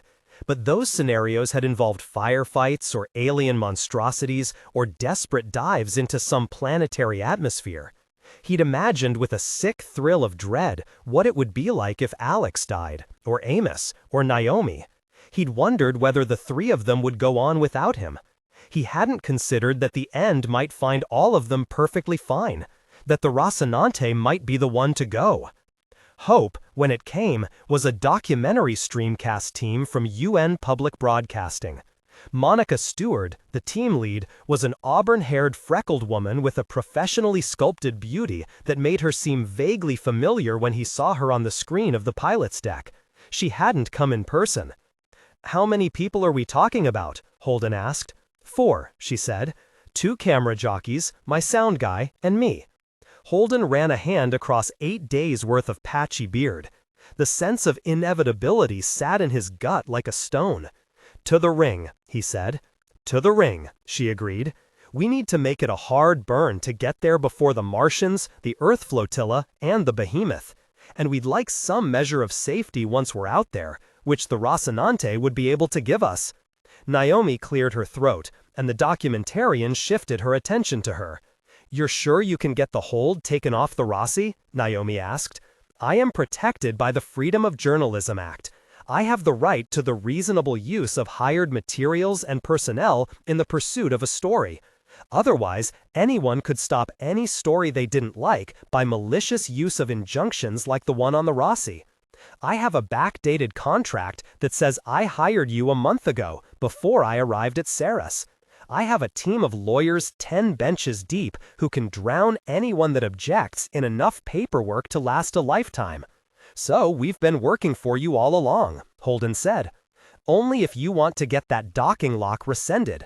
But it's more than just a ride I'm looking for. That's what makes it reasonable that I can't just hire a different ship. I knew there was a but, Holden said. I want to interview the crew too. While there are a half-dozen ships I could get for the trip out, yours is the one that comes with the survivors of Eros. Naomi looked across at him. Her eyes were carefully neutral. Was it better to be here, trapped on Ceres while the Rossi was pulled away from him by centimeters, or flying straight into the abyss with his crew? And the ring? I have to think about it, he said. I'll be in touch. I respect that, Monica said, but please don't take long. If we're not going with you, we've still got to go with someone. He dropped the connection. In the silence, the deck seemed larger than it was. This isn't coincidence, Holden said. We just happen to get locked down by Mars, and the only thing that can get us out of the docking clamps just happens to be heading for the ring? No way. We're being manipulated. Someone's planning this. It's him, Jim. It's him. It's Miller. It's not Miller.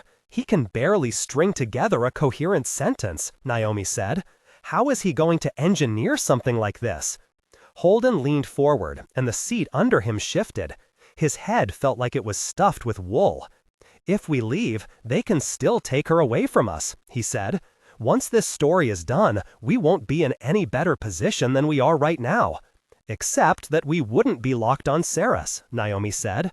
And it's a long way out there, a long way back. A lot could change. That wasn't as comforting as you meant it to be. Naomi's smile was thin but not bitter. Fair point, she said. The Rocinante hummed around them, the systems running through their automatic maintenance checks, the air cycling gently through the ducts, the ship breathing and dreaming. Their home at rest. Holden reached out a hand, lacing his fingers with Naomi's. We still have some money. We can take out a loan, she said. We could buy a different ship. Not a good one, but it wouldn't have to be the end of it all. It would be, though. Probably. No choice then, Holden said. Let's go to Nineveh. Monica and her team arrived in the early hours of the morning, loading a few small crates of equipment that they carried themselves. In person, Monica was thinner than she seemed on screen. Her camera crew were a sturdy Earth woman named Ukju and a brown-skinned Martian man who went by Clip. The cameras they carried looked like shoulder-mounted weapons, alloy casings that could telescope out to almost 2 meters or retract to fit around the tightest corner in the ship. The sound man was blind. He had a dusting of short white hair and opaque black glasses. His teeth were yellowed like old ivory, and his smile was gentle and humane. According to the paperwork, his name was Elio Costi, but for some reason the documentary team all called him Cohen. They assembled in the galley, Holden's 4 people and Monica's. He could see each group quietly considering the other. They'd be living in one another's laps for months. Strangers trapped in a metal and ceramic box in the vast ocean of the vacuum. Holden cleared his throat. "Welcome aboard," he said. Chapter 7. Melba. If the Earth-Mars alliance hadn't collapsed, if there hadn't been a war, or 2 wars, depending on how the line between battles was marked, civilian ships like the Ceresea would have had no place in the Great Convoy. The ships lost at Ganymede and in the Belt, the skirmishes to control those asteroids best placed to push down a gravity well. Hundreds of ships had been lost, from massive engines of war like the Donegal, the Agatha King, and the Hyperion, to countless small 3- and 4-person support ships. Nor, Melba knew, were those the only scars. Phobos, with its listening station, had become a thin, nearly invisible ring around Mars. Eros was gone. Phoebe had been subjected to a sustained nuclear hell and pushed into Saturn. The farms at Ganymede had collapsed. Venus had been used and abandoned by the alien protomolecule. Protogen and the Mao-Kukowski Empire, once one of the great shipping and transport companies in the system, had been gutted, stolen, and sold. The Cerecae began her life as an exploration vessel. Now she was a flying tool shed. The bays of scientific equipment were machine shops now. What had once been sealed labs were stacked from deck to deck with the mundane necessities of environmental control networks: scrubbers, ducting, sealants, and alarm arrays. She lumbered through the uncaring vacuum on the fusion plume of her Epstein drive. The crew of 106 souls was made of a small elite of ship command, no more than a dozen, all told, and a vast body of technicians, machinists, and industrial chemists. Once, Melba thought, this ship had been on the bleeding edge of human exploration. Once it had burned through the skies of Jovian moons, seeing things humanity had never seen before. Now it was the handservant of the government, discovering nothing more exotic than what had been flushed into the water reclamation tanks. The degradation gave Melba a sense of kinship with the ship's narrow hulls and gray plastic ladders. Once, Clarissa Mao had been the light of her school, popular and beautiful, and suffused with the power and influence of her father's name. Now her father was a numbered prisoner in a nameless prison, allowed only a few minutes of external connection every day, and those to his lawyer, not his wife or children. And she was Melba Coe, sleeping on a gel couch that smelled of someone else's body in a cabin smaller than a closet. She commanded a team of 4 electrochemical technicians: Stanny, Ren, Bob, and Soledad. Stanny and Bob were decades older than her. Soledad, 3 years younger, had been on 2 16-month tours. Ren, her official second, was a belter, and, like all belters, passionate about environmental control systems the way normal people were with sex or religion. She didn't ask how he'd ended up on an Earth ship, and he didn't volunteer the information. She had known the months going out to the ring would be hard, but she'd misunderstood what the worst parts would be. "She's a fucking bitch, right?" Stanny said. It was a private channel between him and Ren. If she'd been who she pretended to be, she wouldn't have been able to hear it. "She doesn't know dick," Ren grunted, neither defending her nor joining the attack. "If you hadn't caught that brown-out buffer wrong way on the Macedon last week, it would have been another cascade failure, no. Would have had to throw off the whole schedule to go back and fix it." "Might have," Ren said. She was a level above them. The destroyer Sung-Un muttered around her. The crew was on a maintenance run. Scheduled, routine, predictable. They'd left the Cerecae 10 hours earlier in one of the dozen transports that clung to the maintenance ship's skin. They would be here for another 15 hours, changing out the high-yield scrubbers and checking the air supply continuity. The greatest danger, she'd learned, was condensation degrading the seals. It was the kind of detail she should have known. She pulled herself through the access shaft. Her toolkit hung heavy on her front in the full G-thrust gravity. She imagined it was what being pregnant would feel like. Unless something strange had happened, Soledad and Bob were sleeping in the boat. Ren and Stanny were a level down, and going lower with every hour. They were expecting her to make the final inspection of their work, and it seemed they were expecting her to do it poorly. It was true, of course. She didn't know why a real electrochemical technician, seeing her inexperience, should embarrass her as deeply as it did. She'd read a few manuals, run through a few tutorials. All that mattered was that they think she was an authentic, semi-competent overseer. It didn't matter whether they respected her, they weren't her friends. She should have switched to the private frequencies for Soledad and Bob to be certain neither had woken unexpectedly and might come looking for her. This part of the plan was important. She couldn't let any of them find her. But somehow she couldn't bring herself to shift away from Ren and Stanny. She don't do anything is all, keeps to her cabin, don't help on the project. She just come out the end, look up, look down, sign off, and go back to her cabin. True. The junction was hard to miss. The bulkhead was reinforced and clearly marked with bright orange safety warnings in 5 languages. She paused before it, her hands on her hips, and waited to feel some sense of accomplishment. And she did, only it wasn't as pure as she'd hoped.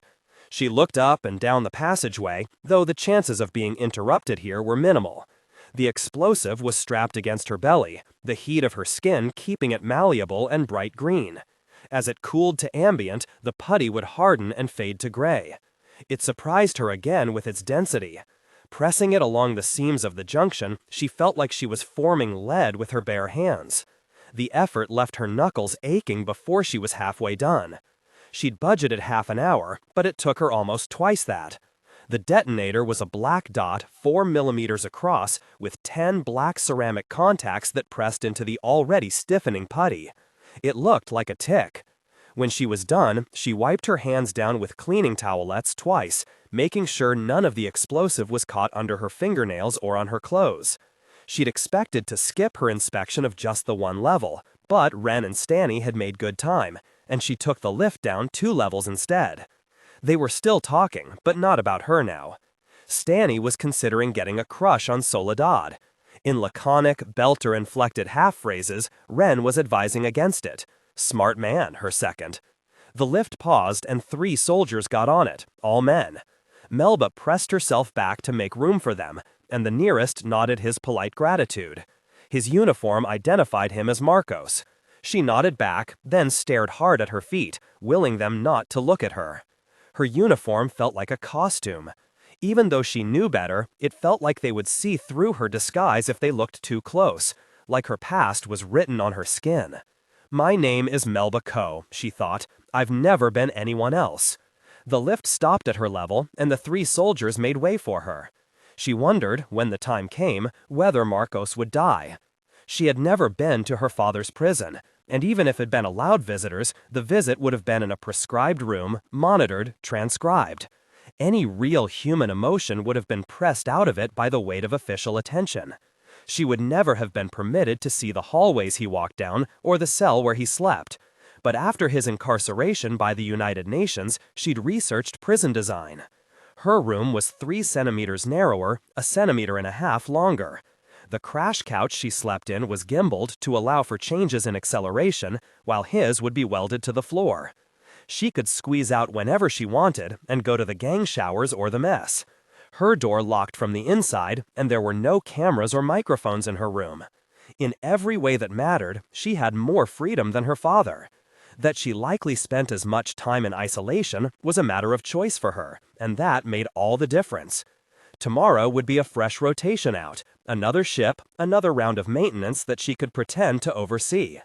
Tonight, she could lie in her couch, dressed in the simple cotton underclothes that she'd bought as the kind of thing Melba would wear. Her hand terminal had 15 tutorials in local memory and dozens more on the ship's shared storage. They covered everything from microorganic nutrient reclamation to coolant system specifications to management policies. She should have been reading them through. Or, if not that, at least she shouldn't have been reviewing her own secret files. On the screen, Jim Holden looked like a zealot. The composite was built from dozens of hours of broadcast footage of the man taken over the previous years, with weight given to the most recent images and stills. The software she'd used to make a perfect visual simulacrum of the man cost more than her Melba persona had. The fake Holden had to be good enough to fool both people and computers, at least for a little while. On the screen, his brown eyes squinted with an idiot's earnestness. His jaw had the first presentation of jowls, only half hidden by the microgravity. The smarmy half-smile told her everything she needed to know about the man who had destroyed her family. "This is Captain James Holden," he said. "What you've just seen is a demonstration of the danger you are in. My associates have placed similar devices on every ship presently in proximity to the ring. You will all stand down as I am assuming sole and absolute control over the ring in the name of the Outer Planets Alliance. Any ship that approaches the ring without my personal permission will be destroyed without." She paused it, freezing her small artificial Holden in mid-gesture. Her fingertip traced the outline of his shoulder, across his cheek, and then stabbed of his eyes. She wished now that she'd picked a more inflammatory script. On Earth, making her preparations, it had seemed enough to have him take unilateral control of the ring. Now, each time she watched it, it seemed tamer. Killing Holden would have been easier. Assassinations were cheap by comparison, but she knew enough about image control and social dynamics to see where it would have led. Martyrdom, canonization, love. A host of conspiracy theories that implicated anyone from the Opa to her father. That was precisely not the point. Holden had to be humiliated in a way that passed backward in time. Someone coming to his legacy had to be able to look back at all the things Holden had done, all the pronouncements he'd given, all the high-handed, self-righteous decisions made on behalf of others while never leaving his control, and see that, of course, it had all led to this. His name put in with the great traitors, conmen, and self-aggrandizing egomaniacs of history. When she was done, everything Holden had touched would be tainted by association, including the destruction of her family, her father. Somewhere deep in the structure of the Cerisier, one of the navigators started a minor correction burn and gravity shifted a half a degree. The couch moved under her, and she tried not to notice it. She preferred the times when she could pretend that she was in a gravity well to the little reminders that she was the puppet of acceleration and inertia. Her hand terminal chimed once, announcing the arrival of a message. To anyone who didn't look carefully, it would seem like just another advertisement. An investment opportunity she would be a fool to ignore, with a video presentation attached that would seem like corrupted data to anyone who didn't have the decryption key. She sat up, swinging her legs over the edge of the couch, and leaned close to the hand terminal. The man who appeared on her screen wore black glasses dark enough to be opaque. His hair was cropped close to his skull, but she could see from the way it moved that he was under heavy burn. The sound man cleared his throat. "The package is delivered and ready for testing. I'd appreciate the balance transfer as soon as you've confirmed. I've got some bills coming due, and I'm a little under the wire." Something in the background hissed, and a distant voice started laughing. A woman. The file ended. She replayed it 4 more times. Her heart was racing, and her fingers felt like little electric currents were running through them. She'd need to confirm, of course, but this was the last, most dangerous step. The Rocinante had been cut-edge military hardware when it had fallen into Holden's hands. There could also have been any number of changes made to the security systems in the year since. She set up a simple remote connection looped through a disposable commercial account on Ceres Station. It might take days for the Rocinante's acknowledgement to come back to her, saying that the back door was installed and functioning, that the ship was hers. But if it did, it was the last piece, everything in place. A sense of almost religious well-being washed over her. The thin room with its scratched walls and 2 bright LEDs had never seemed so benign. She levered herself up out of the couch. She wanted to celebrate, though of course there was no one she could tell. Talk to might be enough. The halls of the Cerisier were so narrow that it was impossible to walk abreast or to pass someone coming the opposite way without turning sideways. The mess would fit 20 people sitting with their hips touching. The nearest thing to an open area was the fitness center off the medical bay. The treadmills and exercise machines required enough room that no one would be caught in the joints and belts. Safety regulations made it the widest, freest air in the ship, and so a good place to be around people. Of her team, only Ren was present. In the usual microgravity, he would probably have been neck-deep in a tank of resistance gel. With the full G-burn, he was on a regular treadmill. His pale skin was bright with sweat, his carrot orange hair pulled back in a frizzed ponytail. It was strange watching him. His large head was made larger by his hair, and the thinness of his body made him seem more like something from a children's program than an actual man. He nodded to her as she came in. "Ren," she said, walking to the front of his machine. She felt the gazes of other crewmen on her, but on the Cerisier she didn't feel as exposed. Or maybe it was the good news that carried her. "Do you have a minute?" "Chief," he said instead of yes, but he thumbed down the treadmill to a cool-down walk. "Kesa." "I heard some of the things Stanny was saying about me," she said. Ren's expression closed down. She frowned, looked down, and then gave in to the impulse welling up in her. "He's right," she said. "I'm in over my head with this job. I got it because of some political favors. I'm not qualified to do what I'm doing." He blinked rapidly. He shot a glance around her, checking to see if anyone had overheard them. She didn't particularly care, but she thought it was sweet that he did. "Not so bad, yo," he said. "I mean, little off here, little off there, but I've been under worse. I need help," she said. "To do all the work the way it should be done, I need help. I need someone I can trust, someone I can count on." Ren nodded, but his forehead roughened. He blew out his breath and stepped off the treadmill. "I want to get the work done right," she said, "not miss anything. And I want the team to respect me." "Okay, sure. I know you should have had this job." Ren blew out another breath, his cheeks ballooning. It was more expressive than she'd ever seen him before. He leaned against the wall. When he met her gaze, it was like he was seeing her for the first time. "Appreciate you saying it, Chief, but we're both of us outsiders here," he said. "Stick together, bien?" "Good," she said, leaning against the wall next to him. "So, the brownout buffers? What did I get wrong?" Ren sighed. "The buffers are smart, but the design's stupid," he said. "They talk to each other, so they're also a separate network, yeah? Thing is, you put one in the wrong way, works okay. But next time it resets, the signal down the line looks wrong. Triggers a diagnostic run and the next one down, and then the next one down. Whole network starts blinking like Christmas. Too many errors on the network and it fails closed, takes down the whole grid. And then you got us going through checking each one by hand, with flashlights and the supervisor chewing our nuts. That can't be right," she said. "Seriously? It could have shut down the grid?" "I know, right?" Ren said, smiling. "And all it would take is change the design so it don't fit in if you got it wrong. But they never do. A lot of what we do is like that, boss. We try to catch the little ones before they get big. Some things, you get 'em wrong, it's nothing. Some things, and it's a big mess." The words felt like a church bell being struck. They resonated. She was that fault, that error.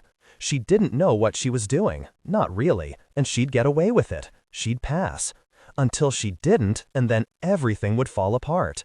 Her throat felt tighter. She almost wished she hadn't said anything. She was a brownout buffer pointed the wrong way, a flaw that was easy to overlook with the potential to wreck everything. For the others, don't take 'em harsh. Blowing off steam, mostly. Not you so much as it's anything. Fear-biting. "Fear? Sure," he said. "Everyone on this boat's scared dry. Try not to show it, do the work, but we all get nightmares. Natural, right?" "What are they afraid of?" she asked. Behind her, the door cycled open and shut. A man said something in a language she didn't know. Ren tilted his head, and she had the sick, sinking feeling that she'd done something wrong. She hadn't acted normal, and she didn't know what her misstep was. "Ring," he said at last. "It's what killed Eros. Could have killed Mars. All that weird stuff it did on Venus, no one knows what it was. Deaded that slingshot kid who went through. Half everyone thinks we should be pitching nukes at it. Other half thinks we'd only piss it off. We're going out as deep as anyone ever has, just so we can look in the devil's eye. And Stanny and Soleil and Bob, they're all scared as shit of what we see in it. Me too." "Ah," she said.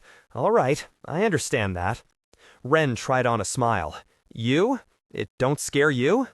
"It's not something I think about." Chapter 8. Anna Nami and Nono left for Earth a week before Anna's shuttle. Those last days living alone in those rooms, knowing that she would never be back, that they would never be back, was like a gentle presentiment of death, profoundly melancholy, and, shamefully, a little exhilarating. The shuttle from Europa was one of the last to join the flotilla, and it meant 18 hours of hard burn. By the time she set foot on the deck of the UNN Thomas Prince, all she wanted was a bunk and 12 hours sleep. The young yeoman who'd been sent to greet and escort her had other plans, though, and the effort it would have taken to be rude about it was more than she could muster. The Prince is a Xerxes-class battleship, or what we sometimes refer to as a third-generation dreadnought, he said, gesturing to the white ceramic over gel of the hangar's interior walls. The shuttle shed arrived on nestled in its bay, looking small under the cathedral-huge arch. We call it a third-generation battleship because it is the third redesign since the buildup during the first Earth-Mars conflict. Not that it had been much of a conflict, Anna thought. The Martians had made noises about independence, the UN had built a lot of ships, Mars had built a few. And then Solomon Epstein had gone from being a Martian yachting hobbyist to the inventor of the first fusion drive that solved the heat buildup and rapid fuel consumption problems of constant thrust. Suddenly, Mars had a few ships that went really, really fast. They'd said, hey, we're about to go colonize the rest of the solar system. Want to stay mad at us or want to come with? The UN had made the sensible choice, and most people would agree. Giving up Mars in exchange for half of the solar system had probably been a pretty good deal. It didn't mean that both sides hadn't kept on designing new ways to kill each other, just in case. Just over half a kilometer long and 200 meters wide at its broadest point, the yeoman was saying. Impressive, Anna replied, trying to bring her wandering attention back. The yeoman pulled her luggage on a small rolling cart to a bank of elevator lifts. These elevators run the length of the ship, he said, as he punched a button on the control panel. We call them the keel elevators. Because they run along the belly of the ship? Anna said. Yes, that's what the bottom of seagoing vessels was called, and space-based navies have kept the nomenclature. Anna nodded. His enthusiasm was exhausting and charming at the same time. He wanted to impress her, so she resolved to be impressed. It was a small enough thing to give someone. Of course, the belly of the ship is largely an arbitrary distinction, he continued as the elevator climbed. Because we use thrust gravity, the deck is always in the direction thrust is coming from, the aft of the ship. Up is always away from the engines. There's not really much to distinguish the other four directions from each other. Some smaller ships can land on planetary surfaces, and in those ships, the belly of the ship contains landing gear and thrusters for liftoff. I imagine the Prince is too large for that, Anna said. By quite a lot, actually. But our shuttles and corvettes are capable of surface landings, though it doesn't happen very often. The elevator doors opened with another ding, and the yeoman pushed her luggage out into the hall. After we drop off your baggage at your stateroom, we can continue the tour.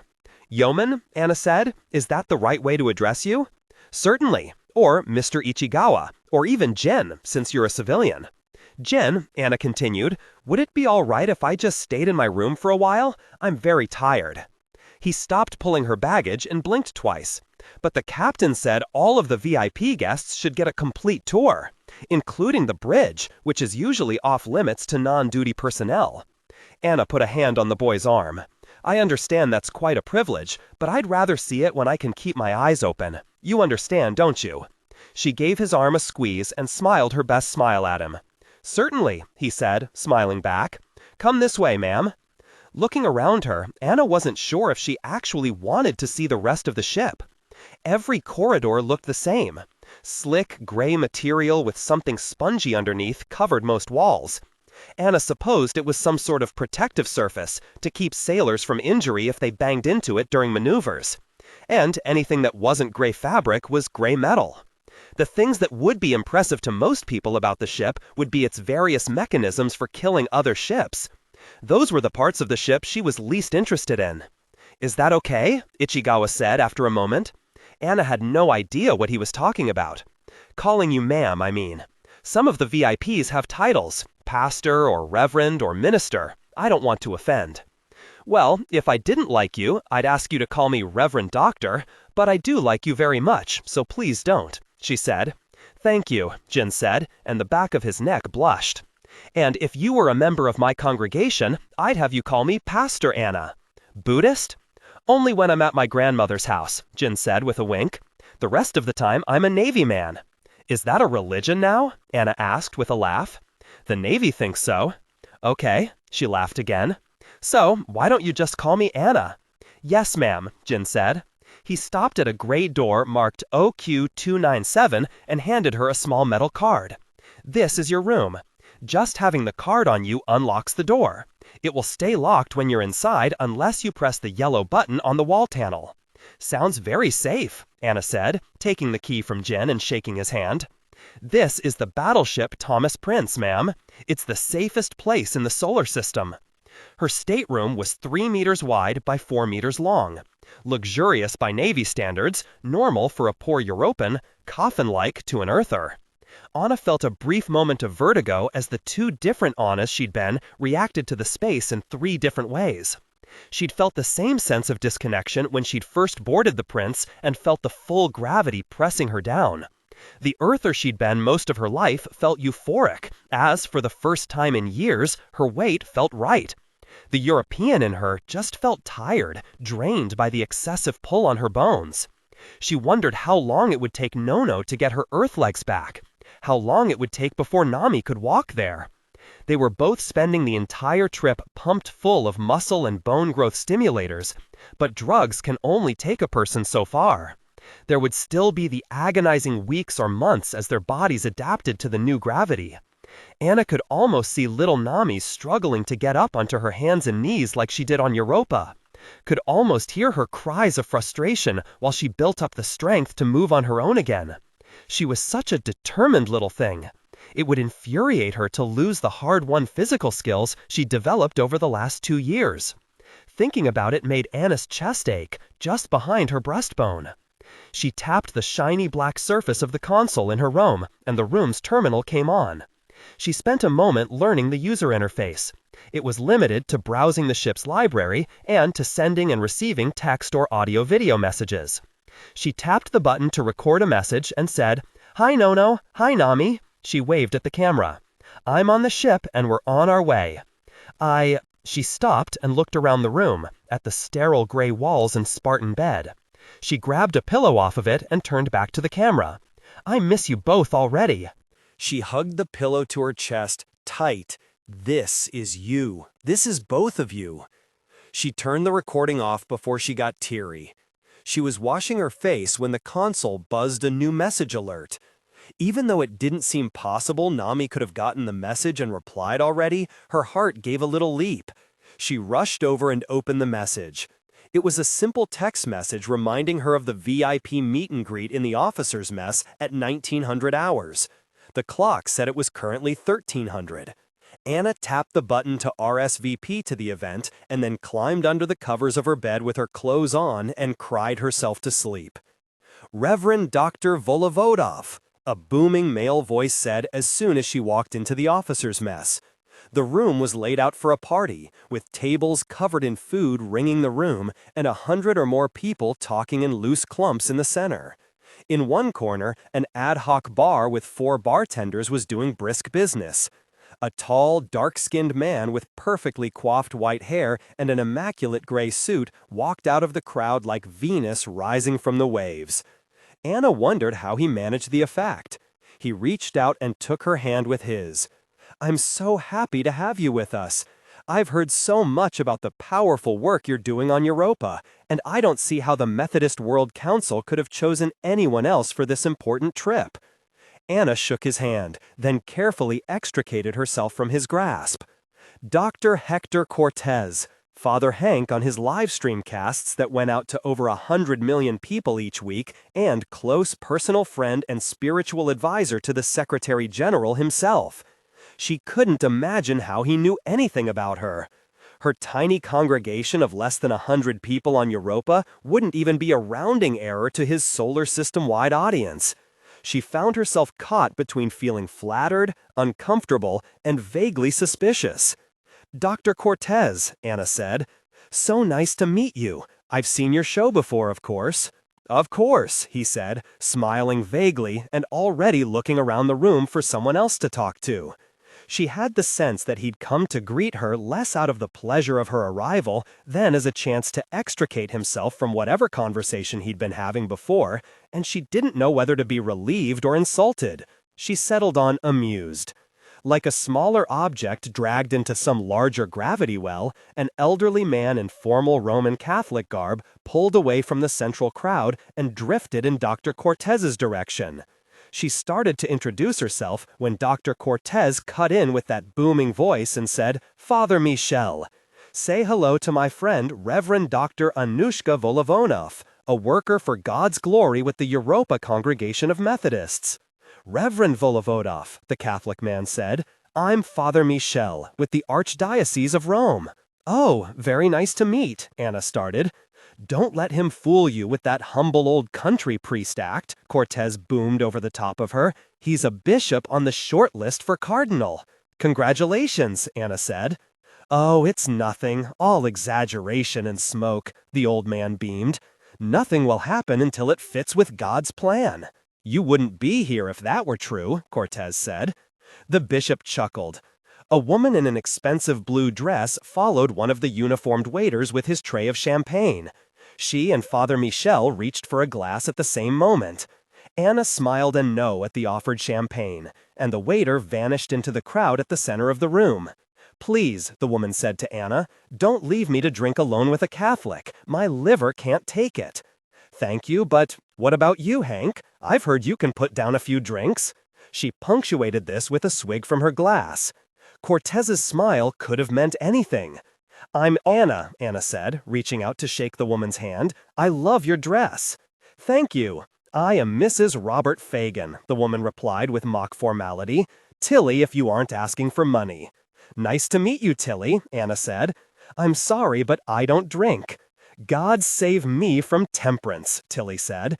"You haven't seen a party till you get a group of Anglicans and Catholics trying to beat each other to the bottom of a bottle." "Now that's not nice, Mrs. Fagin," Father Michel said. "I've never met an Anglican that could keep up with me." "Hank, why is Esteban letting you out of his sight?" It took Anna a moment to realize that Tilly was talking about the Secretary General of the United Nations. Cortez shook his head and feigned a wounded look without losing his ever-present toothy grin. "Mrs. Fagin, I'm humbled by the Secretary General's faith and trust in me, as we speed off toward the single most important event in human history since the death of our Lord." Tilly snorted. "You mean his faith and trust in the 100 million voters you can throw his way in June."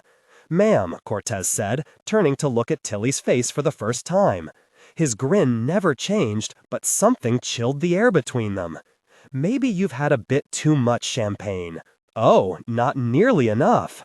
Father Michel charged into the rescue, taking Tilly's hand and saying, "I think our dear Secretary General is probably even more grateful for your husband's many campaign contributions, though that does make this the most expensive cruise in history, for you." Tilly snorted and looked away from Cortez. "Robert can fucking afford it." The obscenity created an awkward silence for a few moments, and Father Michel gave Anna an apologetic smile. She smiled back, so far out of her depth that she'd abandoned trying to keep up. "What's he getting with them, I wonder?" Tilly said, pointing attention at anyone other than herself. "These artists and writers and actors, how many votes does a performance artist bring to the table? Do they even vote?" "It's symbolic," Father Michel said, his face taking on a well-practiced expression of thoughtfulness. "We are all of humanity coming together to explore the great question of our time. The secular and the divine come to stand together before that overwhelming mystery. What is the ring?" "Nice," Tilly said. "Rehearsal pays off." "Thank you," the bishop said. "What is the ring?" Anna said with a frown. "It's a wormhole gate. There's no question, right? We've been talking about these on a theoretical basis for centuries. They look just like this. Something goes through it and the place on the other side isn't here. We get the transmission signals bleeding back out and attenuating. It's a wormhole." "That's certainly a possibility," Father Michel said. Tilly smiled at the sourness in his voice. "How do you see our mission here, Anna?" "It isn't what it is that's at issue," she said, glad to be back in a conversation she understood. "It's what it means. This changes everything, and even if it's something wonderful, it'll be displacing. People will need to understand how to fit this in with their understanding of the universe, of what this means about God, what this new thing tells us about him. By being here, we can offer comfort that we couldn't otherwise." "I agree," Cortez said. "Our work is to help people come to grips with the great mysteries, and this one's a doozy." "No," Anna started, "explaining isn't what I—" "Play your cards right, and it might get Esteban another 4 years," Tilly said over the top of her. "Then we can call it a miracle." Cortez grinned a white grin at someone across the room. A man in a small group of men and women in loose orange robes raised his hand. "Can you believe those people?" Tilly asked. "I believe those are delegates from the Church of Humanity Ascendant," Anna said. Tilly shook her head. "Humanity Ascendant. I mean, really, let's just make up our own religion and pretend we're the gods." Careful, Cortez said. They're not the only ones. Seeing Anna's discomfort, Father Michel attempted to rescue her. Dr. Volovodov, I know the elder of that group. Wonderful woman. I'd love to introduce you, if you all would excuse us. Excuse me, Anna started, then stopped when the room suddenly went silent. Father Michel and Cortez were both looking towards something at the center of the gathering near the bar, and Anna moved around Tilly to get a better view. It was hard to see at first because everyone in the room was moving away toward the walls, but eventually a young man dressed in a hideous bright red suit was revealed. He'd poured something all over himself. His hair and the shoulders of his jacket were dripping a clear fluid onto the floor. A strong alcohol scent filled the room. "This is for the People's Ashton Collective," the young man yelled out in a voice that trembled with fear and excitement. "Free Etienne Barbara! And free the Afghan people!" "Oh, dear God," Father Michel said. "He's going to—" Anna never saw what started the fire, but suddenly the young man was engulfed in flames. Tilly screamed. Anna's shocked brain only registered annoyance at the sound. Really? When had someone screaming ever solved a problem? She recognized her fixation on this irritation as her own way of avoiding the horror in front of her, but only in a distant and dreamy sort of way.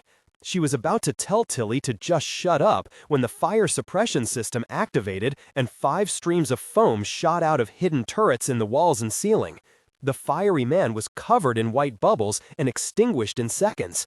The smell of burnt hair competed with the alcohol stench for dominance. Before anyone else could react, naval personnel were streaming into the room. Stern-faced young men and women with holstered sidearms calmly told everyone to remain still while emergency crews worked. Medical technicians came in and scraped foam off the would-be suicide. He seemed more surprised than hurt. They handcuffed him and loaded him onto a stretcher. He was out of the room in less than a minute. Once he was gone, the people with guns seemed to relax a little. "They certainly put him out fast," Anna said to the armed young woman closest to her. "That's good." The young woman, looking hardly older than a schoolgirl, laughed. "This is a battleship, ma'am. Our fire suppression systems are robust." Cortez had darted across the room and was speaking to the ranking naval officer in a booming voice. He sounded upset. Father Michel seemed to be quietly praying, and Anna felt a strong urge to join him. "Well," Tilly said, waving at the room with her empty champagne glass. Her face was pale apart from 2 bright red dots on her cheeks. "Maybe this trip won't be boring after all." Chapter 9. Bull. It would have gone faster if Bull had asked for more help, but until he knew who was doing what, he didn't want to trust too many people. Or anyone. 1,000 people in the crew, more or less, made things a little muddier than they would have been in some ways. With a crew that big, the security chief could look for things like crew members from unlikely departments meeting up at odd times, deviations from the pattern that every ship had. Since this was the shakedown voyage, the behemoth didn't have any patterns yet. It was still in a state of chaos, crew and ship getting to know one another, making decisions, forming habits and culture. Nothing was normal yet, and so nothing was strange. On the other hand, it was only 1,000 people. Every ship had a black economy. Someone on the behemoth would be trading sex for favors. Someone would run a card game or set up a pachinko parlor or start a little protection racket. People would be bribed to do things or not do things. It was what happened when you put people together. Bull's job wasn't to stamp it all out. His job was to keep it at a level that kept the ship moving and safe, and to set boundaries. Alexei Meyerson-Freud was a nutritionist. He'd worked mid-level jobs on Tycho, mostly in the yeast vats, tuning the bioengineering to produce the right mix of chemicals, minerals, and salts for keeping humans alive. He'd been married twice, had a kid he hadn't seen in 5 years, was part of a network wargaming group that simulated ancient battles, pitting themselves against the great generals of history. He was 8 years younger than Bull. He had mouse-ass brown hair, an awkward smile, and a side business selling a combination stimulant and euphoric the Belters called pixie dust. Bull had worked it all until he was certain, and even once he knew, he'd waited a few days. Not long, just enough that he could follow Alexei around on the security system. He needed to make sure there wasn't a bigger fish above him, a partner who was keeping a lower profile, or a connection to Bull's own team, or else, God forbid, Ashford's. There wasn't. Truth was, he didn't want to do it. He knew what had to happen, and it was always easier to put it off for another 15 minutes, or until after lunch, or until tomorrow. Only every time he did, it meant someone else was going on shift stoned, maybe making a stupid mistake, breaking the ship, getting injured, or getting killed. The moment came in the middle of second shift. Bull turned down his console, stood up, took a couple of guns from the armory, and made a connection on his hand terminal. "Surge? Boss, I'm gonna need you and one other. We're going to go bust a drug dealer." The silence on the line sounded like surprise. Bull waited. This would tell him something too. "You got it," Surge said. "Be right there." Surge came into the office 10 minutes later with another security grunt, a broad-shouldered, grim-faced woman named Corin. She was a good choice. Bull made a mental note in Surge's favor and handed them both guns. Corin checked the magazine, holstered it, and waited. Surge flipped his from hand to hand, judging the weight and feel, then shrugged. "What's the plan?" he asked. "Come with me," Bull said. "Someone tries to keep me from doing my job, warn them once, then shoot them." "Straightforward," Surge said, and there was a sense of approval in the word. The food processing complex was deep inside the ship, close to the massive, empty inner surface. In the long voyage to the stars, it would have been next to the farmlands of the small internal world of the Nauvoo. In the behemoth, it wasn't anywhere in particular. What had been logical became dumb, and all it took was changing the context. Bull drove them, the little electric cart's foam wheels buzzing against the ramps. In the halls and corridors, people stopped, watched. Some stared. It said something that 3 armed security agents traveling together stood out. Bull wasn't sure it was something good. Near the vats, the air smelled different. There were more volatiles and unfiltered particulates. The processing complex itself was a network of tubs and vats and distilling columns. Half of the place was shut down, the extra capacity mothballed and waiting for a larger population to feed, or else waiting to be torn out. They found Alexei knee-deep in one of the water treatment baths, orange rubber waders clinging to his legs and his hands full of thick green kelp. Bull pointed to him and then to the catwalk on which he, Surge, and Corin stood. There might have been a flicker of unease in Alexei's expression. It was hard to say. "I can't get out right now," the dealer said, holding up a broad wet leaf. "I'm in the middle of something." Bull nodded and turned to Surge. "You two stay here. Don't let him go anywhere. I'll be right back." "Sa, boss," Surge said. The locker room was down a ladder and through a hall. The bank of pea-green private storage bins had been pulled out of the wall, turned 90 degrees, and put back in to match the direction of thrust. Blobs and filaments of caulk still showed at the edges where it failed to sit quite flush. 2 other water processing techs were sitting on the bench in different levels of undress, talking and flirting. They went silent when Bull walked in. He smiled at them, nodded, and walked past to a locker on the far end. When he reached it, he turned back. "This belong to anyone?" he asked. The 2 techs looked at each other. "No, sir," the woman said, pulling her jumpsuit a little more closed. "Most of these are just empty." "Okay then," Bull said. He thumbed in his override code and pulled the door open. The duffel bag inside was green and gray, the kind of thing he'd have put his clothes in when he went to work out. He ran a finger along the seal. About 100 vials of yellow-white powder, a little more grainy than powdered milk. He closed the bag, put it on his shoulder. "Is there a problem?" the male tech asked. His voice was tentative, but not scared. Curious, more. Excited. Well, God loved rubberneckers, and so did Bull. "Meyerson Freud just stopped selling pixie dust on the side," Bull said. "Should go tell all your friends, eh?" The techs looked at each other, eyebrows raised, as Bull headed out. Back at the kelp tank, he dropped the bag, then pointed to Alexei and to the catwalk beside him, the same motions he'd used before. This time, Alexei's face went grim. Bull waited while the tech slogged through the deep water and pulled himself up. "What's the problem?" Alexei said. "What's in the bag?" Bull shook his head slowly, and only once. The chagrin on Alexei's face was like a confession. Not that Bull had needed one. "Hey, S," Bull said. "Just want you to know, I'm sorry about this." He punched Alexei in the nose. Cartilage and bone gave way under his knuckle, and a bright red fountain of blood spilled slowly past the tech's startled mouth. "Put him on the back of the cart," Bull said, "where folks can see him." Serge and Corin exchanged a look that was a lot like the pair in the locker room. "We headin' to the brig, boss?" Serge asked, and his tone of voice meant he already knew the answer. "We have a brig?" Bull asked as he scooped up the duffel bag. "Pretty don't. Then we're not going there." Bull had planned the route to pass through all the most populated public areas between the innermost areas of the ship and its skin. Word was already going around, and there were spectators all along the way. Alexei was making a high keening sound when he wasn't shouting or begging or demanding to see the captain. Bull had the sudden visceral memory of seeing a pig carried to the slaughter when he'd been younger.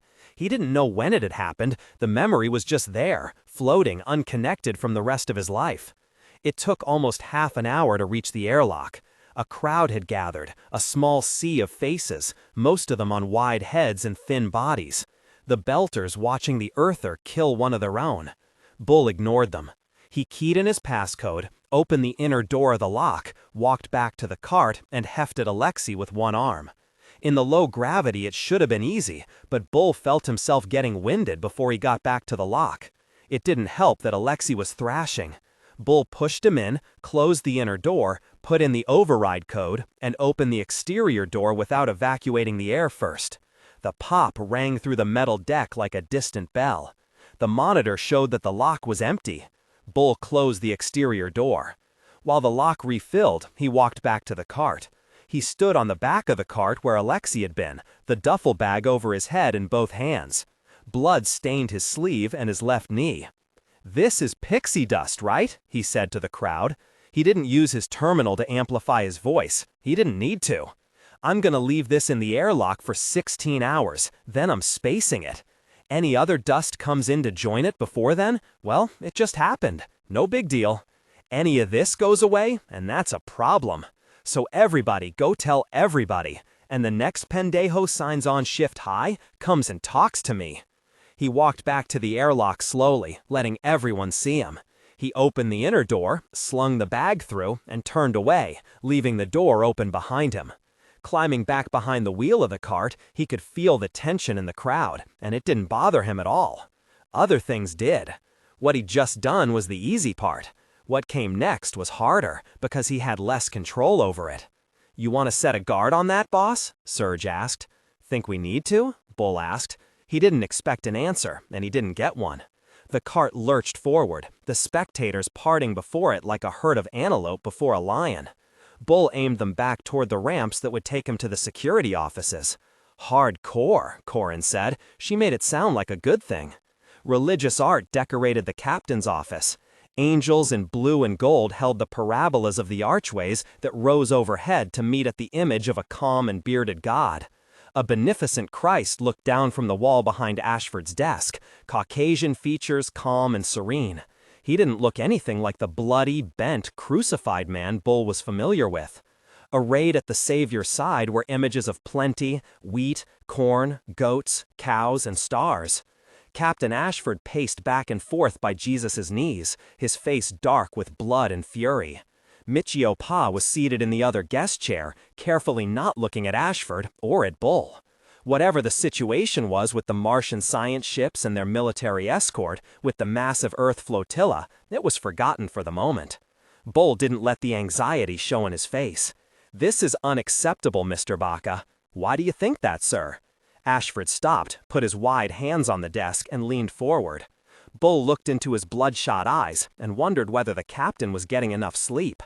"You killed a member of my crew," Ashford said. "You did it with clear premeditation. You did it in front of 100 witnesses." "Shit, you want witnesses? There's surveillance footage," Bull said. "It wasn't the right thing to do.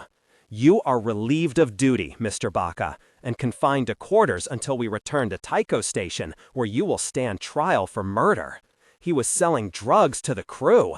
Then he should have been arrested." Bull took a deep breath, exhaling slowly through his nose.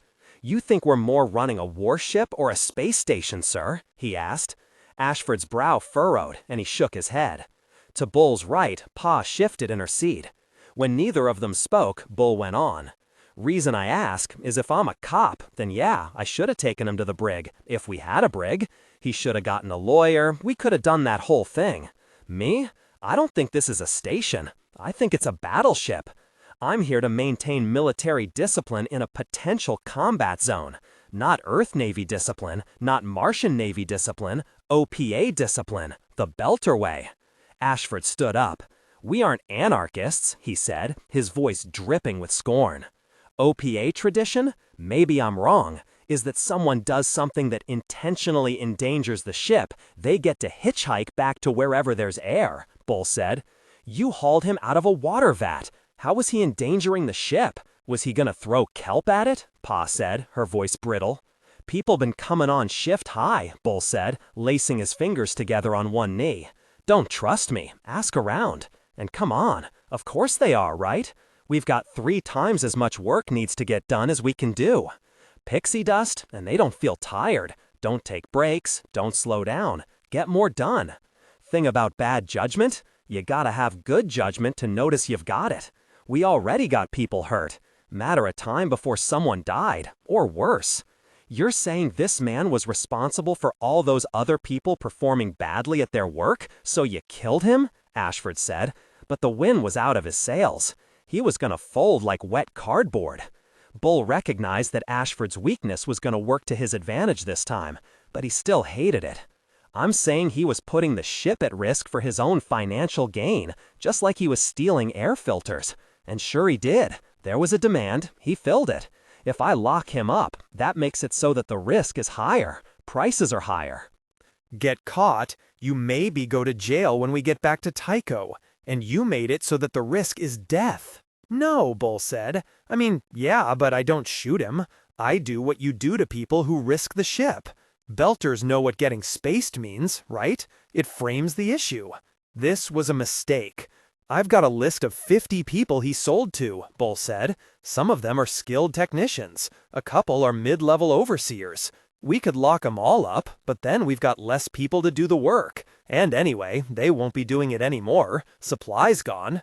But if you want, I could talk to them, let them know I'm keeping an eye open. Pa's chuckle was mirthless. That would be difficult if you're in the brig on charges, she said. We don't have a brig, Bull said.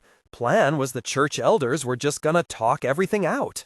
He kept his tone carefully free of sarcasm. Ashford waffled.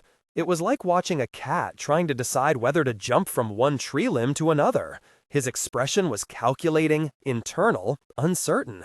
Bull waited. This never happens again, Ashford said. You decide someone needs to go out the airlock, you come to me. I'll be the one that pushes the button. All right. All right. What? Ashford bit the words. Bull lowered his head, looking at the deck. He'd gotten what he came for. He could let Ashford feel like he'd gotten a little win too.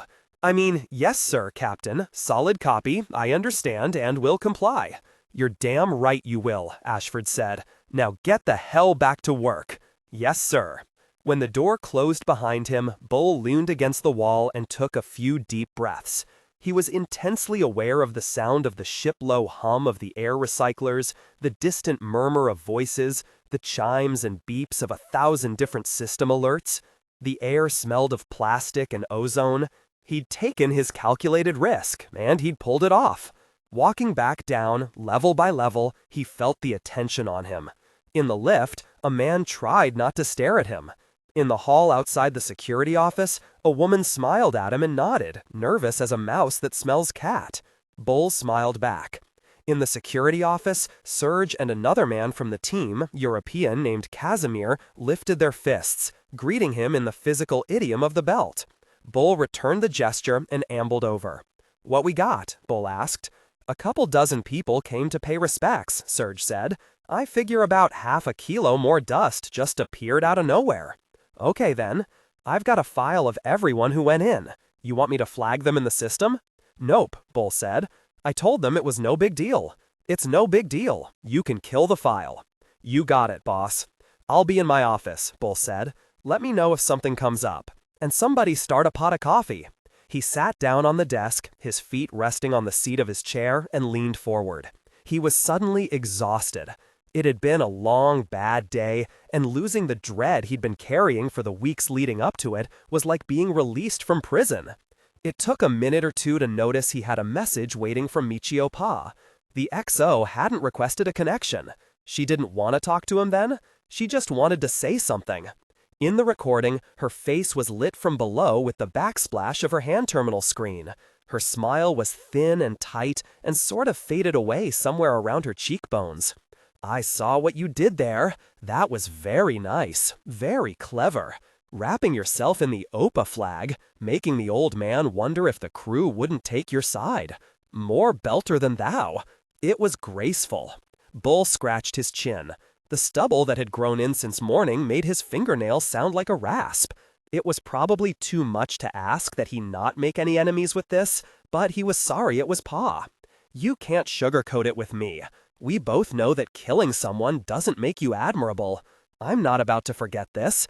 I just hope you have enough soul left that what you've done still bothers you." The recording ended, and Bull smiled at the blank screen wearily. "Every time," he told the hand terminal. "And next time, too." Chapter 10. Holden. The Rocinante was not a small ship. Her normal crew complement was over a dozen Navy personnel and officers, and on many missions, she'd also carry 6 Marines. Running the Rossi with 4 people meant each of them did several jobs, and that didn't leave a lot of downtime. It also meant that it was pretty easy at first to avoid the 4 strangers living on the ship. With the documentary crew restricted from entering ops, the airlock deck, the machine shop, or engineering, they were stuck on the 2 crew decks with access only to their quarters, the head, the galley, and sickbay. Monica was a lovely person, calm, friendly, charismatic. If even a part of her charm translated to the other side of the camera, it was easy to see how she'd succeeded. The others, Oakju, Clip, Cohen, made clear overtures of friendship, cracking jokes with the Rocinante's crew, making dinners, reaching out. But it wasn't clear to Holden whether it was the usual honeymoon period that came when any crew first came together for a long voyage, or something more calculated. Maybe a little of both. What he did see was his own crew drawing back. After 2 days of the documentary team being on board, Naomi simply retreated to the ops deck, where she couldn't be found. Amos had made a half-hearted pass at Monica, and a slightly more serious attempt with Oakju. When both failed, he began spending most of his time in the machine shop. Of them all, only Alex took time to socialize with their passengers, and him not all that often. He'd taken to sometimes sleeping in the pilot's couch. They'd agreed to being interviewed, and Holden knew they couldn't avoid it forever. They hadn't been out for a full week yet, and even on a fairly high burn, it would be months to their destination. Besides, it was in their contract. The discomfort of it was almost enough to distract him from the fact that every day brought them closer to the ring and whatever it was that Miller wanted him out there for. Almost. "It's Saturday," Naomi said. She was lounging in a crash couch near the comm station. She hadn't cut her hair for a while, and it was getting long enough to become an annoyance to her. For the last 10 minutes, she'd been trying to braid it. The thick black curls resisted her efforts, seeming to move with a will of their own. Based on past experience, Holden knew this was the precursor to cutting half of it off in exasperation. Naomi liked the idea of growing her hair very long, but not the reality. Holden sat at the combat ops panel watching her struggle with it and letting his mind drift. "Did you hear me?" she said. "It's Saturday. Are we inviting our guests to dinner?" It had become custom on the ship that no matter what else was going on, the crew tried to have dinner as a group once a week. By unspoken agreement, it was usually Saturday. Which day of the week it happened to be didn't really matter much on a ship, but by holding their dinner on Saturday, Holden thought they were doing some small bit to celebrate the passing of a week, the beginning of another.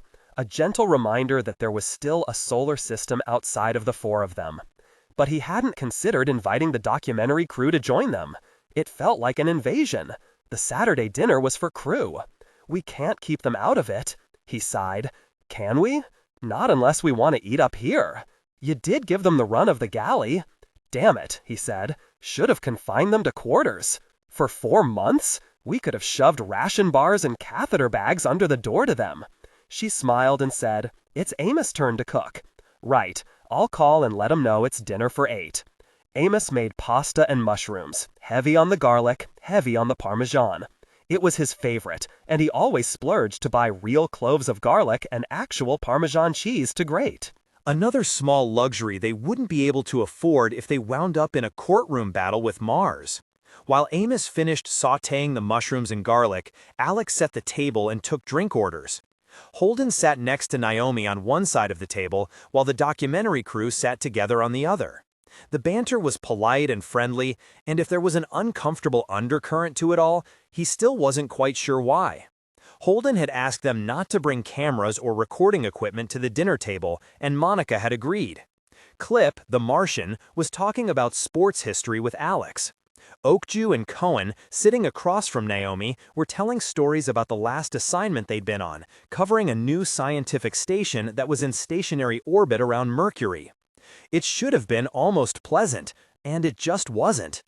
Holden said, "We don't usually eat this well while flying, but we try to do something nice for our weekly dinner together."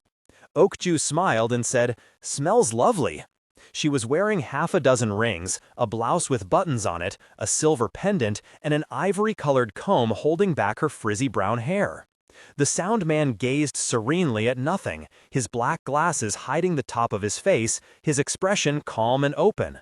Monica watched him look over her crew, saying nothing, a faint smile on her lips. "Chow," Amos said, then began putting bowls of food on the table. While the meal was handed around in a slow circuit, Oakju bowed her head and mumbled something. It took Holden a moment to realize she was praying. He hadn't seen anyone do it for years, not since he'd left home. One of his fathers, Caesar, had sometimes prayed before meals. Holden waited for her to finish before he started eating. "This is very nice," Monica said. "Thank you." "You're welcome," said Holden. "We're a week out of series," she said, "and I think we're all settled in. Was wondering if we could start scheduling some preliminary interviews. It's mostly so we can test out the equipment." "You can interview me," Amos said, not quite hiding his leer. Monica smiled at him and speared a mushroom with her fork, then stared at him while she popped it into her mouth and chewed slowly. "Okay," she said, "we can start with background work. Baltimore?" The silence was suddenly brittle. Amos started to stand, but a gentle hand on his arm from Naomi stopped him. He opened his mouth, closed it, then looked down at his plate while the pale skin on his scalp and neck turned bright red. Monica looked down at her plate, her expression at the friction point between embarrassed and annoyed. "That's not a good idea," Holden said. "Captain, I'm sensitive to privacy issues for you and your crew, but we have an agreement. And with all respect, you've been treating me and mine like we're unwelcome." Around the table, the food was starting to cool off. It had hardly been touched. "I get it. You held up your end of the deal," Holden said. "You got me out of series, and you put money in our pockets. We haven't been holding up our end. I get it. I'll set aside an hour tomorrow. Does that work?" "Sure," she said. "Let's eat." "Baltimore, huh?" Clip said to Amos. Amos said nothing, and Clip didn't press it. After the uncomfortable dinner, Holden wanted nothing more than to climb into bed. But while he was in the head brushing his teeth, Alex pretended to casually wander in and said, "Come on up to Ops, Cap. Got something to talk about." When Holden followed him, he found Amos and Naomi already waiting. Naomi was leaning back with her hands behind her head, but Amos sat on the edge of a crash couch, both feet on the floor and his hands clenched into a doubled fist in front of him. His expression was still dark with anger. "So, Jim," Alex said, walking over to another crash couch and dropping into it, "this ain't a good start." "She's looking stuff up about us," Amos said to no one in particular, his gaze still on the floor. "Stuff she shouldn't know." Holden knew what Amos meant.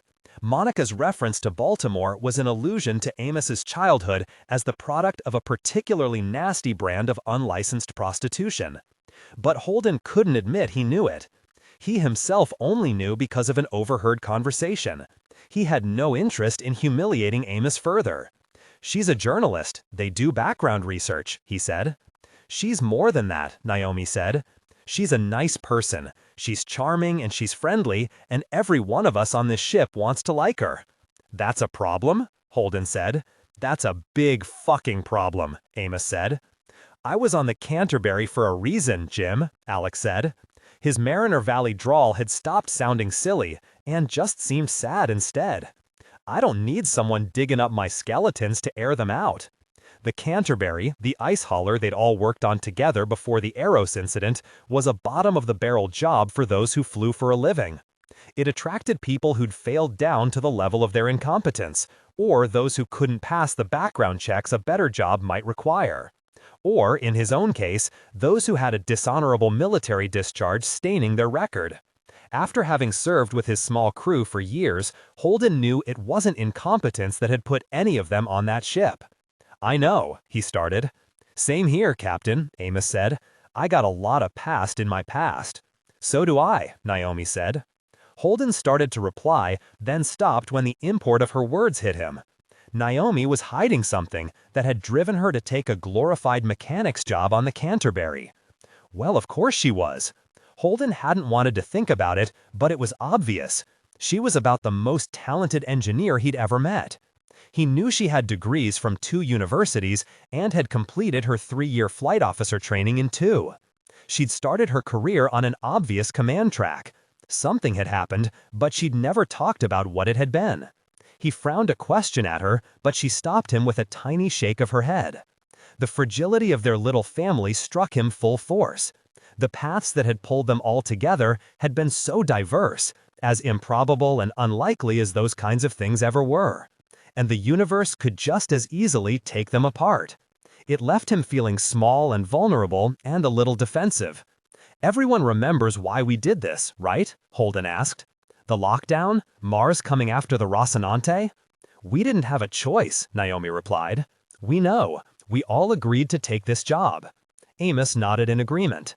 Alex said, "No one's saying we shouldn't have taken the job. What we're saying is that you're the front man for this band." "Yes," Naomi said, "you need to be so interesting that this documentary crew forgets all about the rest of us. That's your job for the rest of this flight. That's the only way this works." "No," Amos said, still not looking up. "There is another way, but I've never tossed a blind man out an airlock. Don't know how I'd feel about that. Might not be fun." "Okay," Holden said, patting the air with his hands in a calming motion. "I get it. I'll keep the cameras out of your faces as much as I can, but this is a long trip. Be patient. When we get to the Rin, maybe they'll be tired of us and we can pawn them off on some other ship." They were silent for a moment, then Alex shook his head. "Well," he said, "I think we just found the only thing that'll make me look forward to getting there." Holden woke with a start, rubbing furiously at an itch on his nose. He had a half-remembered feeling of something trying to climb inside it. No bugs on the ship, so it had to have been a dream. The itch was real, though. As he scratched, he said, "Sorry, bad dream or something," and patted the bed next to him. It was empty. Naomi must have gone to the bathroom. He inhaled and exhaled loudly through his nose several times, trying to get rid of the itchy sensation inside. On the third exhale, a blue firefly popped out and flew away. Holden became aware of a faint scent of acetate in the air. "We need to talk," said a familiar voice in the darkness. Holden's throat went tight. His heart began to pound. He pulled a pillow over his face and suppressed an urge to scream, as much from frustration and rage as the old familiar fear that tightened his chest. "So, there was this rookie," Miller started. "Good kid, you'd hated him." "I can't take this shit," Holden said, yanking the pillow away from his face and throwing it in the direction of Miller's voice. He slapped the panel by the bed and the room's lights came on. Miller was standing by the door, the pillow behind him, wearing the same rumpled gray suit and pork pie hat, fidgeting like he had a rash. "He never really learned to clear a room, you know," Miller continued. His lips were black. "Corners and doorways. I tried to tell him. It's always corners and doorways." Holden reached for the comm panel to call Naomi, then stopped. He wanted her to be there, to make the ghost vanish the way it always had before. And he was also afraid that this time it wouldn't. "Listen, you've got to clear the room," Miller said, his face twisted with confusion and intensity like a drugged man trying to remember something important. "If you don't clear the room eats you."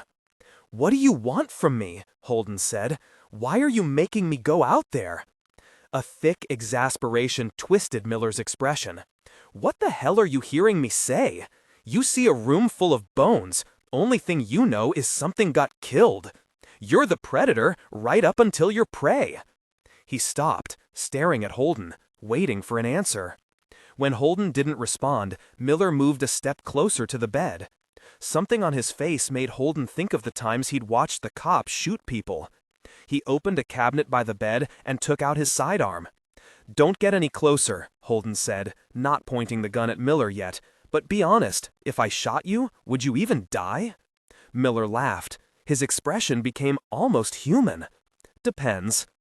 The door opened and Miller blinked out. Naomi came in, wearing a robe and carrying a bulb of water. "You awake?" Holden nodded, then opened the cabinet and put the gun away. His expression must have told Naomi everything. "Are you all right?" "Yeah, he vanished when you opened the door." "You look terrified," Naomi said, putting her water down and sliding under the covers next to him. "He's scarier now. Before, I don't know what I thought, but ever since he knew about the gate, I keep trying to figure out what he really means. It was easier when I could think it was some kind of static, that it didn't mean anything." Naomi curled up against his side, putting her arms around him. He felt his muscles relaxing. "We can't let Monica and her crew ever know about this," he said. Naomi's smile was half sorrow. "What? James Holden not telling everyone everything?" she said. "This is different. I know." "What did he say?" Naomi asked. "Did it make sense?" "No, but it was all about death. Everything he says is about death." Over the course of the following weeks, the ship fell into a routine that, while not comfortable, was at least collegial. Holden spent time with the documentary crew, being filmed, showing them the ship, answering questions. What was his childhood like? Loving and complex, and bittersweet.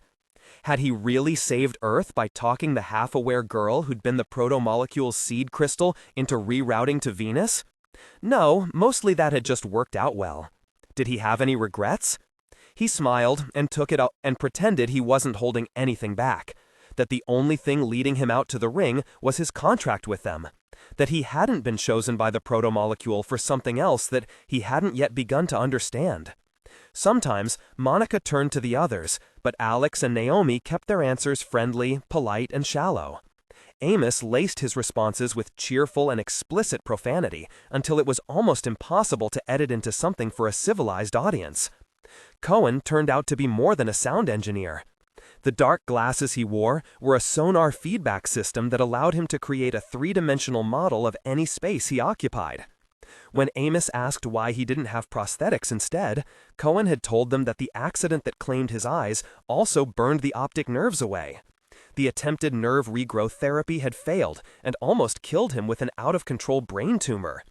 But the interface that allowed his brain to translate sonar data into a working 3D landscape also made him an extraordinary visual effects modeler. While Monica spun a narrative of Holden's life following the destruction of his ship, the Canterbury, Cohen created beautiful visual renderings of the scenes. At one point, he showed the crew a short clip of Holden speaking, describing the escape from Eros after the initial proto-molecule infection, all while he appeared to be moving down perfectly rendered erosion corridors filled with bodies. Part of Holden had almost come to enjoy the interviews, but he could only watch the Eros graphics for a few seconds before he asked Cohen to turn it off. He'd been sure that seeing it would somehow invoke Miller, but it hadn't. Holden didn't like the memories that came with their story. The documentary crew made accommodations, not forcing him further than he was willing to go.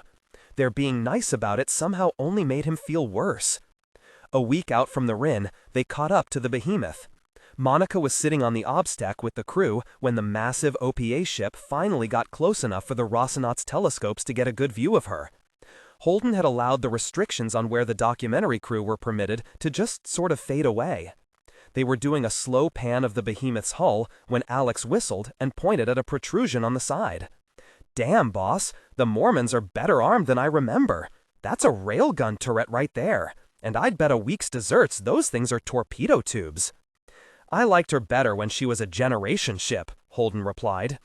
He called up Combat Ops and told the Rocinante to classify the new hull as the Behemoth-class dreadnought and add all the hardpoints and weapons to her threat profile. That's the kind of stealing only governments can get away with, Amos said. I guess the OPA is a real thing now. Yeah, Alex replied with a laugh. Mars is making a similar claim against us, Holden said. And if we'd been the ones to blow up their battleship before we flew off in this boat, they'd have an argument to make, Amos said. Last I checked, that was the bad guys, though. Naomi didn't chime in. She was working at something on the comm panel. Holden could tell it was a complex problem because she was quietly humming to herself. You've been on the Nauvoo before, right? Monica asked. No, Holden said. The Rocinante began rapidly throwing data onto his screen. The ship's calculations of the behemoth's actual combat strength. They were still working on it the first time I was on Tycho Station. By the time I started working for Fred Johnson, they'd already shot the Nauvoo at Eros, and she was on her way out of the solar system. I did get to walk through the ship they sent to catch her once. The Rocinante was displaying puzzling projections at him. The ship seemed to think that the behemoth didn't have the structural strength to support the number and size of weapon hardpoints she currently sported. In fact, she seemed to think that if the OPA battleship ever actually fired 2 of its 6 capital ship-class railguns at the same time, there was a 34% chance the hull would rip apart. Just to have something to do, Holden told the Rossi to create a tactical package for fighting the behemoth and send it to Alex and Naomi. Probably they'd never need it.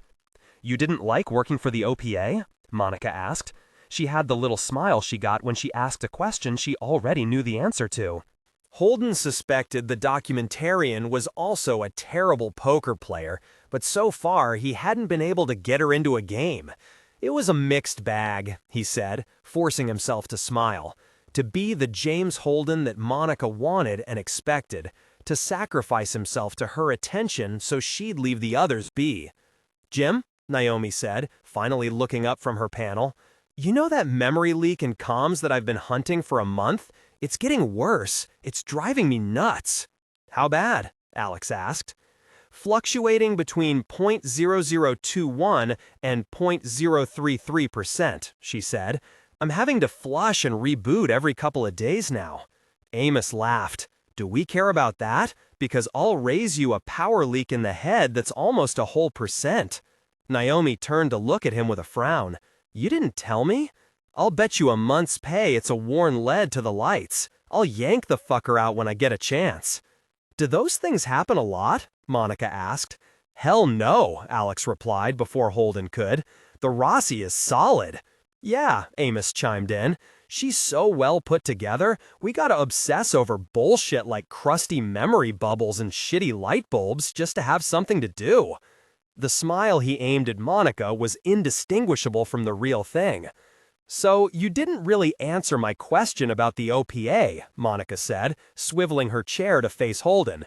She pointed at the threat map the Rossi had created of the behemoth, the weapon hardpoints like angry red blisters dotting her skin.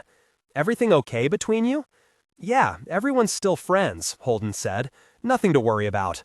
A proximity light flashed as the behemoth bounced a ranging laser off the Rossi's hull. She returned the favor. Not targeting lasers, just 2 ships making sure they weren't in any danger of getting too close. Nothing to worry about. Yeah, right. Chapter 11. Melba Stanny stood just behind Melba's left shoulder looking at the display. His palm rubbed against the slick fabric of his work trousers like he was trying to soothe the cramped quadriceps. Melba had learned to read it as a sign the man was nervous.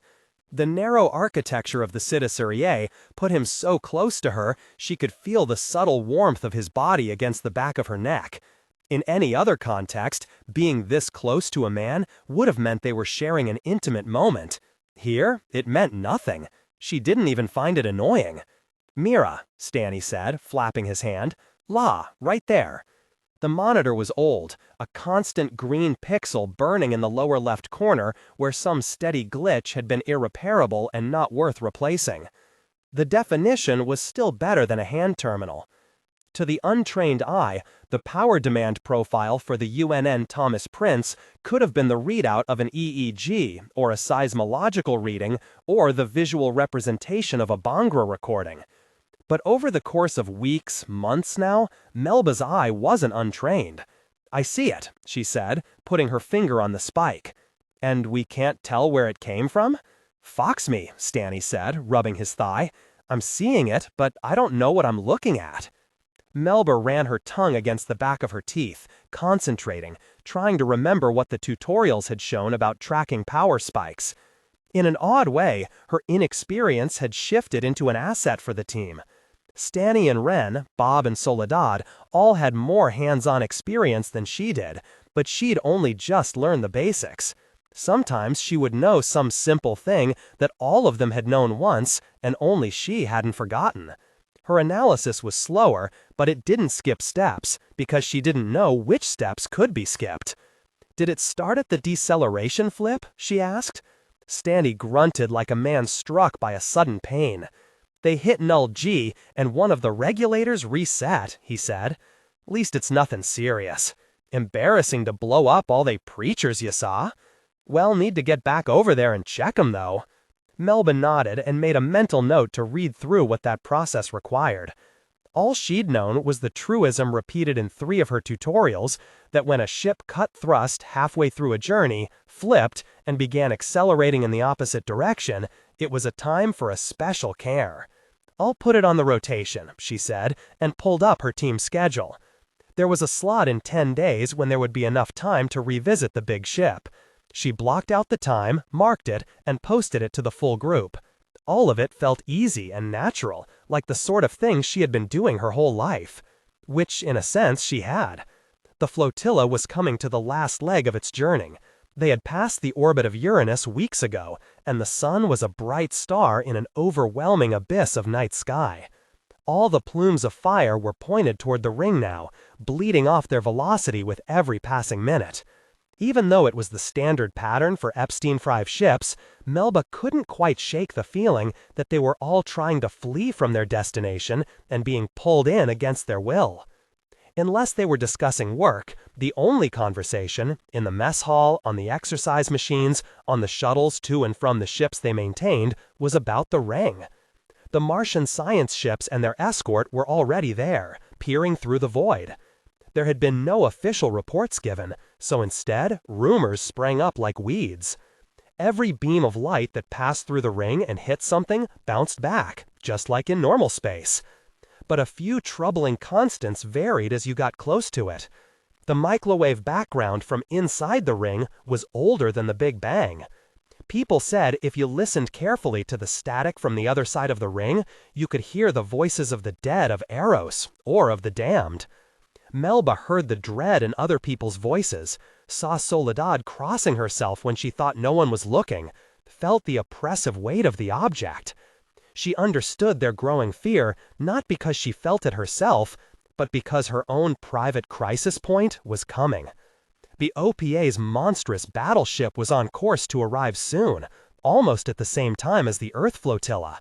It wasn't a matter of days yet, but it would be soon. The Rocinante had already passed the slower behemoth. She and Holden were rising up out of the sun's domain, and soon their paths would converge. Then there would be the attack, and the public humiliation of James Holden, and with it, his death. And after that? It was strange to think of an afterward. The more she imagined it, the more she could see herself relaxing back into Melba's life. There was no reason not to. Clarissa Mao had nothing, commanded nothing, was nothing. Melba Co. had work, at least, a history. It was a pretty thought, made prettier by being impossible. She would go home, become Clarissa again, and do whatever else she could to restore her family's name. Honor required it. If she'd stayed, it would have meant being like Julie. Growing up, Clarissa had admired and resented her older sister. Julie, the pretty one, the smart one, the champion yacht racer. Julie who could make father laugh. Julie who could do no wrong. Peter was younger than Clarissa, and so would always be less. The twins, Michael and Anthea, had always been a world unto themselves, sharing jokes and comments that only they understood, and so seemed at times more like long-term guests of the family than part of it. Julie was the oldest, the one Clarissa longed to be. Clarissa hadn't been the only one to see Julie that way. Their mother felt it too. It was the thing that made Clarissa and her mother most alike. And then something happened. Julie had walked away from them all, cut her hair, dropped out of school, and disappeared up into the darkness. She remembered her father hearing the news over dinner. They'd been having kaju murg curry in the informal dining room that overlooked the park. She'd just come back from her riding lesson and still smelled a little of horse. Peter had been talking about mathematics again, boring everyone, when her mother looked up from her plate with a smile and announced that Julie had written a letter to say she'd quit the family. Clarissa's mouth had dropped open. It was like saying that the sun had decided to become a politician, or that 4 had decided to be 8. It wasn't quite incomprehensible, but it lived on the edge. Her father had laughed. He'd said it was a phase. Julie'd gone to live like the common people and sow a few wild oats, and once she'd had her fill, she'd come home. But she'd seen in his eyes that he didn't believe it. His perfect girl was gone. She'd rejected not only him, but the family, their name. Forever after, cashews and curry had tasted like victory. And so Melba would have to be folded up when she was done here, put back in a box and buried or burned. Clarissa could go live with one of her siblings. Peter had his own ship now. She could work on it as an electrochemical engineer, she thought with a smile. Or, in the worst case, stay with Mother. If she told them what she'd done, how she'd saved the family name, then Clarissa could start to rebuild the company, remake their empire in her own name. Possibly even free her father from imprisonment and exile. The thought left her feeling both hopeful and tired. A loud clang and the distant sound of laughter brought her back to herself. She reviewed the maintenance schedule for the next 10-day cycle, maintenance on the electrical systems of 3 of the minor warships, and a physical inventory of the electrical cards marked the ship's time and shut down her terminal. The mess hall was half full when she got there, members of half a dozen other teams eating together and talking and watching the news feeds about the ring, about themselves going to meet it.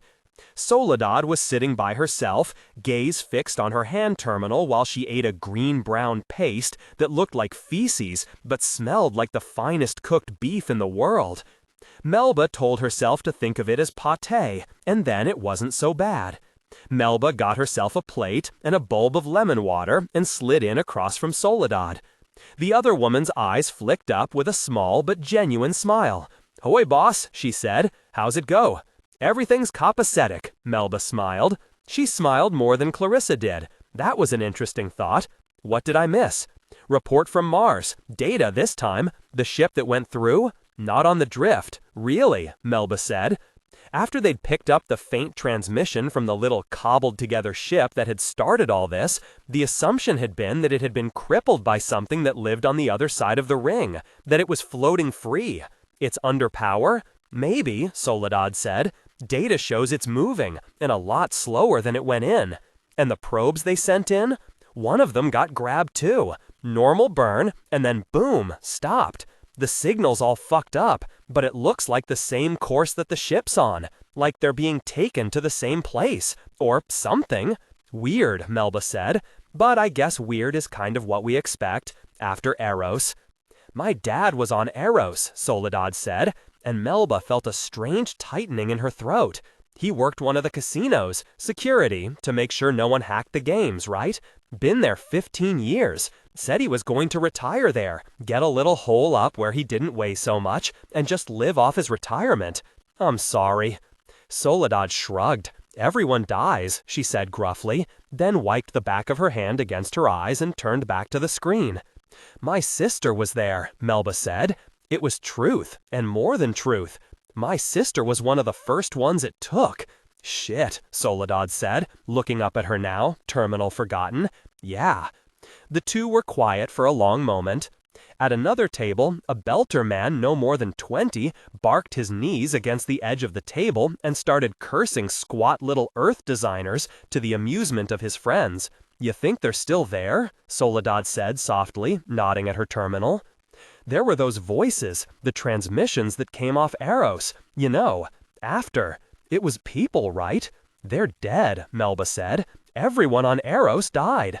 Changed anyway, Soledad said. Some guy said it took the patterns off them, right? Their bodies, their brains. I think about maybe they never really died, just got remade, you know?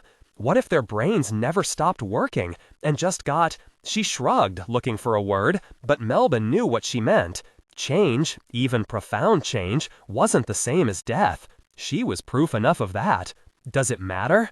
What if their souls never got loose? Soledad said, with real pain in her voice. What if it caught them all, right? Your sister, my dad. What if they aren't dead, and Rings got all their souls still? There are no souls, Melba thought with a touch of pity. We are bags of meat with a little electricity running through them. No ghosts, no spirits, no souls. The only thing that survives is the story people tell about you. The only thing that matters is your name. It was the kind of thing Clarissa would think, the kind of thing her father would have said. She didn't say it aloud. Maybe that's why Earth's bringing all those priests, Soledad said, and took a scoop of her food. To put 'em all to rest. Someone should, Melba agreed, and then she turned to her meal. Her hand terminal chimed, Ren requesting a private conversation. Melba frowned and accepted the connection. What's up? She said. His voice, when it came, was strained. I got something I was wondering if you could look at. An anomaly. On my way, Melba said. She dropped the connection and downed her remaining meat paste in 2 huge swallows, then dropped the plate into the recycler on her way out. Ren was at a workstation in one of the storage bays. It was one of the new spaces he could work in, that had a ceiling high enough that he wouldn't have to hunch.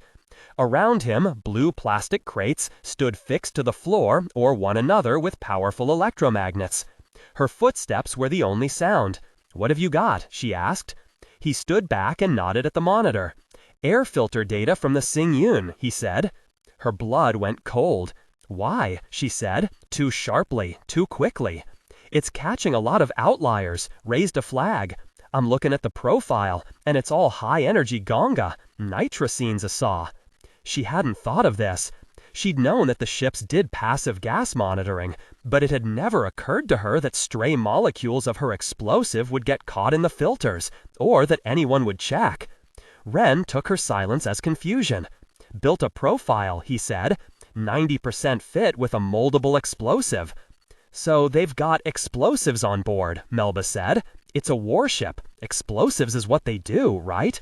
Despair and embarrassment warred in her chest. She'd screwed up. She just wanted Ren to be quiet, to not say the things he was saying, that he was going to say. This is more like what they'd use for mining and excavation, he said.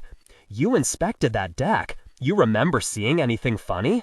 Might have been hard to see. This stuff's putty until it hits air. You think it's a bomb? She said. Ren shrugged. Inner's hauling full load of Gekka. A guy tried to light himself on fire. Hunger strike lady. The one Koyo did that thing with a camera. That wasn't political, she said. He's a performance artist.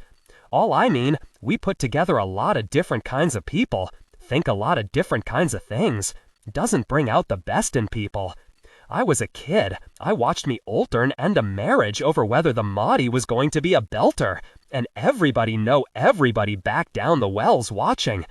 That kind of attention changes people, and it don't make 'em better. Maybe someone's planning to make a statement, see no? Did you alert their security? She asked. Check with you first. But something like this, shikata ga nai. We gotta. I have to kill him, she thought, like someone whispering in her ear. She saw how to do it. Get him to look at his screen. Hunch over it just a little, enough to bare the back of his neck. Then she would press her tongue against the roof of her mouth, the rough of the taste buds tickling her palate a little, and the strength would come. She'd break him here, and then take him back to her quarters. She could clear out her locker, fit him in, and there was packing sealant that would keep the smell of the body from getting out. She'd file a report, say he was missing. She could act as confused as anyone. By the time she gave up the room and they found him, Melba would already be gone. Even if they worked out that she'd also planted the bomb, they'd just assume she was one of Holden's agents. Ren was looking at her, his brown eyes mild, his carrot-orange hair back in a wiry ponytail that left the skin of his neck exposed. She thought of him explaining about the brownout buffers, the gentleness in his expression, the kindness. I'm sorry, she thought. This isn't my fault. I have to. Let's check the data again, she said, angling her body toward the monitor. Show me where the anomalies are. He nodded, turning with her. Like everything on the Series EA, the controls were built for someone a little shorter than Ren. He had to bend a little to reach them. A thickness rose up at the back of her neck, filled her throat. Dread felt like drowning. Ren's ponytail shifted, pulled to the side. There was a mole, brown and ovoid, just where his spine met his skull, like a target. So, I'm looking on this report here, he said, tapping the screen. Melba pressed her tongue against the roof of her mouth. What about Solitad? She'd been there when Ren called her. She knew Melba had gone to see him. She might have to kill her too. Where would she put that body? There would have to be an accident, something plausible. She couldn't let them stop her. She was so close. It's not going up though, he said, steady levels. She circled her tongue counterclockwise once, then paused. She felt lightheaded, short of breath. One of the artificial glands leaking out maybe, in preparation for the flood. Ren was speaking, but she couldn't hear him. The sounds of her own breath and the blood in her ears was too loud. I have to kill him. Her fingers were jittering, her heart raced. He turned to her, blew a breath out his nostrils. He wasn't a person. He was just a sack of meat with a little electricity. She could do this. For her father, for her family. It needed to be done. When Ren spoke, his voice seemed to come from a distance. Was denkst du? You want to make the call? You want me to? Her mind moved too quickly and too slowly. He was asking if they should alert the Sang'un about the bomb. That was what he meant. Ren, she said. Her voice sounded small, querulous. It was the voice of someone much younger than she was. Someone who was very frightened, or very sad. Concern bloomed in his expression, drew his brows together. Hey, you all right, boss? She touched the screen with the tip of her finger. Look again, she said softly. Look close. He turned, bending toward the data as if there were something there to discover. She looked at his bent neck like she might have looked at a statue in a museum. An object. Nothing more. She circled her tongue against the roof of her mouth twice, and calm descended on her. His neck popped when it broke, the cartilaginous discs ripping free, the bundle of nerves and connective tissue that his life had run through coming apart. She kept striking the base of his skull until she felt the bone give way beneath her palm, and then it was time to move the body, quickly, before anyone walked in on them, before the crash came. Fortunately, there was only a little blood. Chapter 12. Anna. 2 hours into an interfaith prayer meeting, and for the very first time in her life, Anna was tired of prayer. She'd always found a deep comfort in praying, a profound sense of connection to something infinitely larger than herself. Her atheist friends called it awe in the face of an infinite cosmos. She called it God. That they might be talking about the same thing didn't bother her at all. It was possible she was hurling her prayers at a cold and unfeeling universe that didn't hear them, but that wasn't how it felt. Science had given mankind many gifts, and she valued it. But the one important thing it had taken away was the value of subjective, personal experience. That had been replaced with the idea that only measurable and testable concepts had value. But humans didn't work that way, and Anna suspected the universe didn't either. In God's image, after all, being a tenet of her faith. At first, the meeting had been pleasant. Father Michel had a lovely deep voice that had mellowed with age, like fine wine. His lengthy and heartfelt prayer for God's guidance to be upon those who would study the ring had sent shivers down her spine. He was followed by an elder of the Church of Humanity Ascendant who led the group through several meditations and breathing exercises that left Anna feeling energized and refreshed. She made a note in her hand terminal to download a copy of their book on meditation and give it a read. Not all of the faiths and traditions represented on board took a turn, of course. The imam would not pray in front of non-Muslims, though he did give a short speech in Arabic that someone translated for her through her earbud. When he ended with Allahu Akbar, several people in the audience repeated it back. Anna was one of them. Why not? It seemed polite, and it was a sentiment she agreed with. But after 2 hours, even the most heartfelt and poetic of the prayers had begun to wear on her. She began counting the little plastic domes that hid fire suppression turrets. She'd gotten good at spotting them since the attempted suicide at the first party. She found her mind wandering off to think about the message she'd sent to Nono later. The chair she sat in had a very faint vibration that she could almost hear if she remained very still. It must have been the ship's massive drive, and as Anna listened for it, it began to develop a rhythmic pulse. The pulse turned into music, and she began humming under her breath. She stopped when an Episcopalian in the seat next to her pointedly cleared his throat. Hank Cortez was, of course, scheduled to go last. In the weeks and months Anna had been on the Prince, it had become apparent that while no one was officially in charge of the interfaith portion of the ring expedition, Dr. Hank was treated as a sort of first among equals. Anna suspected this was because of his close ties to the Secretary General, who'd made the whole mission possible. He also seemed to be on a first-name basis with many of the important artists, politicians, and economic consultants in the civilian contingent of the group. It didn't really bother her. No matter how egalitarian a group might start out, someone always wound up taking a leadership role. Better Dr. Hank than herself. When the Neo-Wiccan priestess currently at the podium finally finished her rites, Dr. Hank was nowhere to be seen. Anna felt a little surge of hope that the prayer service would end early. But no, Dr. Hank made his entrance into the auditorium, trailed by a camera crew, and bowled his way up to the podium, like an actor taking the stage. He flashed his gleaming smile across the audience, making sure to end with the section the camera people had set up in.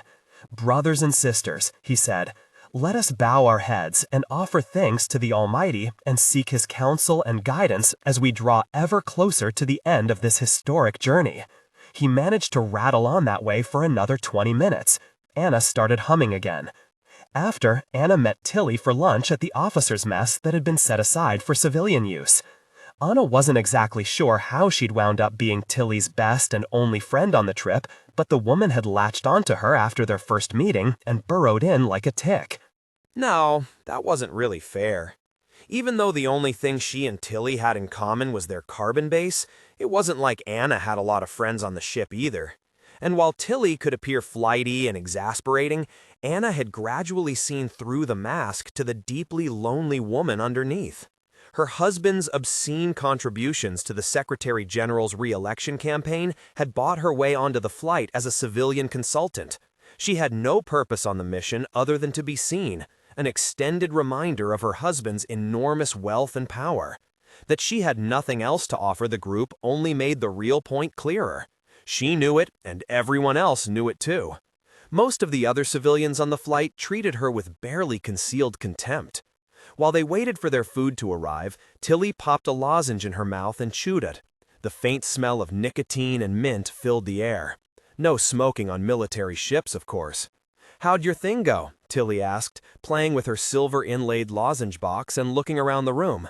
She was wearing a pants and blouse combination that probably cost more than Anna's house on Europa had. It was the kind of thing she wore when she wanted to appear casual. "The prayer meeting?" Anna said. "Good.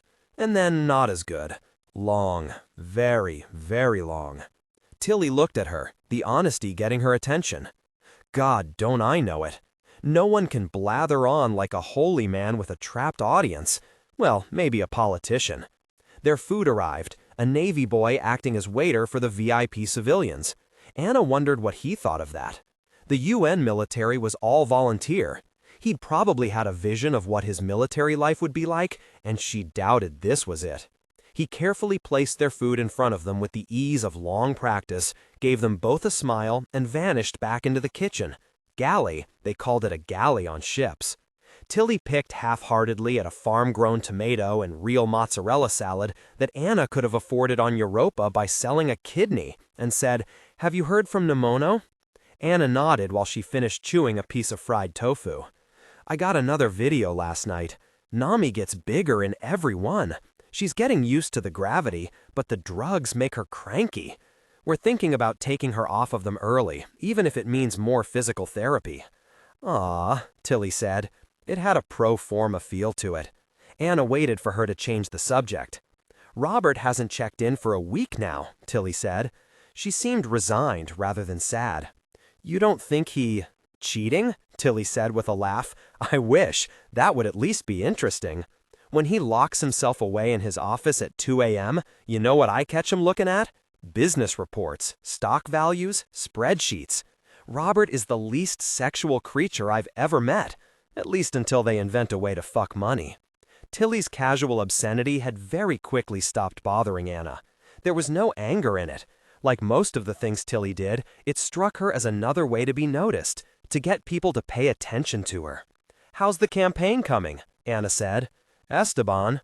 Who knows? Robert's job is to be rich and have rich friends. I'm sure that part is coming along just fine." They ate in silence for a while. Then, without planning to, Anna said, "I don't think I should have come." Tilly nodded gravely, as though Anna had just quoted gospel at her. "None of us should have. We pray, and we get photographed, and we have meetings about interfaith cooperation," Anna continued. "You know what we never talk about? The ring? No. Yes. We talk about the ring all the time. What is it? What's it for? Why did the proto-molecule make it?" Tilly pushed her salad away and chewed another lozenge. "Then what? What I thought we came here to do, to talk about what it means. Nearly 100 spiritual leaders and theologians on this ship, and none of us is talking about what the ring means. For God? Well, at least about God. Theological anthropology is a lot simpler when humans are the only ones with souls." Tilly waved at the waiter and ordered a cocktail Anna had never heard of. The waiter seemed to know, though, and darted off to get it. "This seems like the kind of thing I'll need a drink for," she said. "Go on. But how does the proto-molecule fit into that? Is it alive? It murders us, but it also builds amazing structures that are astonishingly advanced. Is it a tool used by someone more like us, only smarter? And if so, are they creatures with a sense of the divine? Do they have faith? What does that look like?" "If they're even from the same God," Tilly said, using a short straw to mix her drink, then taking a sip. "Well, for some of us there's only one," Anna replied, then asked the waiter for tea. When he'd left again, she said, "It calls into question the entire concept of grace. Well, not entirely, but it complicates it at the very least. The things that made the proto-molecule are intelligent. Does that mean they have souls? They invade our solar system, kill us indiscriminately, steal our resources, all things we would consider sins if we were doing them. Does that mean they're fallen? Did Christ die for them too? Or are they intelligent but soulless, and everything the proto-molecule's done is just like a virus doing what it's programmed for?" A group of workers in civilian jumpsuits came into the dining area and sat down. They ordered food from the waiter and talked noisily among themselves. Anna let them distract her while her mind chewed over the worries she hadn't let herself articulate before today. "And really, it's all pretty theoretical, even to me," she continued. "Maybe none of that should matter to our faith at all, except that I have this feeling it will, that to most people it will matter." Tilly was sipping her drink, which Anna knew from experience meant she was taking the conversation seriously. "Have you mentioned this to anyone?" Tilly said, prompting her to continue. "Cortez acts like he's in charge," Anna replied. Her tea arrived, and she blew on it for a while to cool it. "I guess I should talk to him." "Cortez is a politician," Tilly said with a condescending smirk.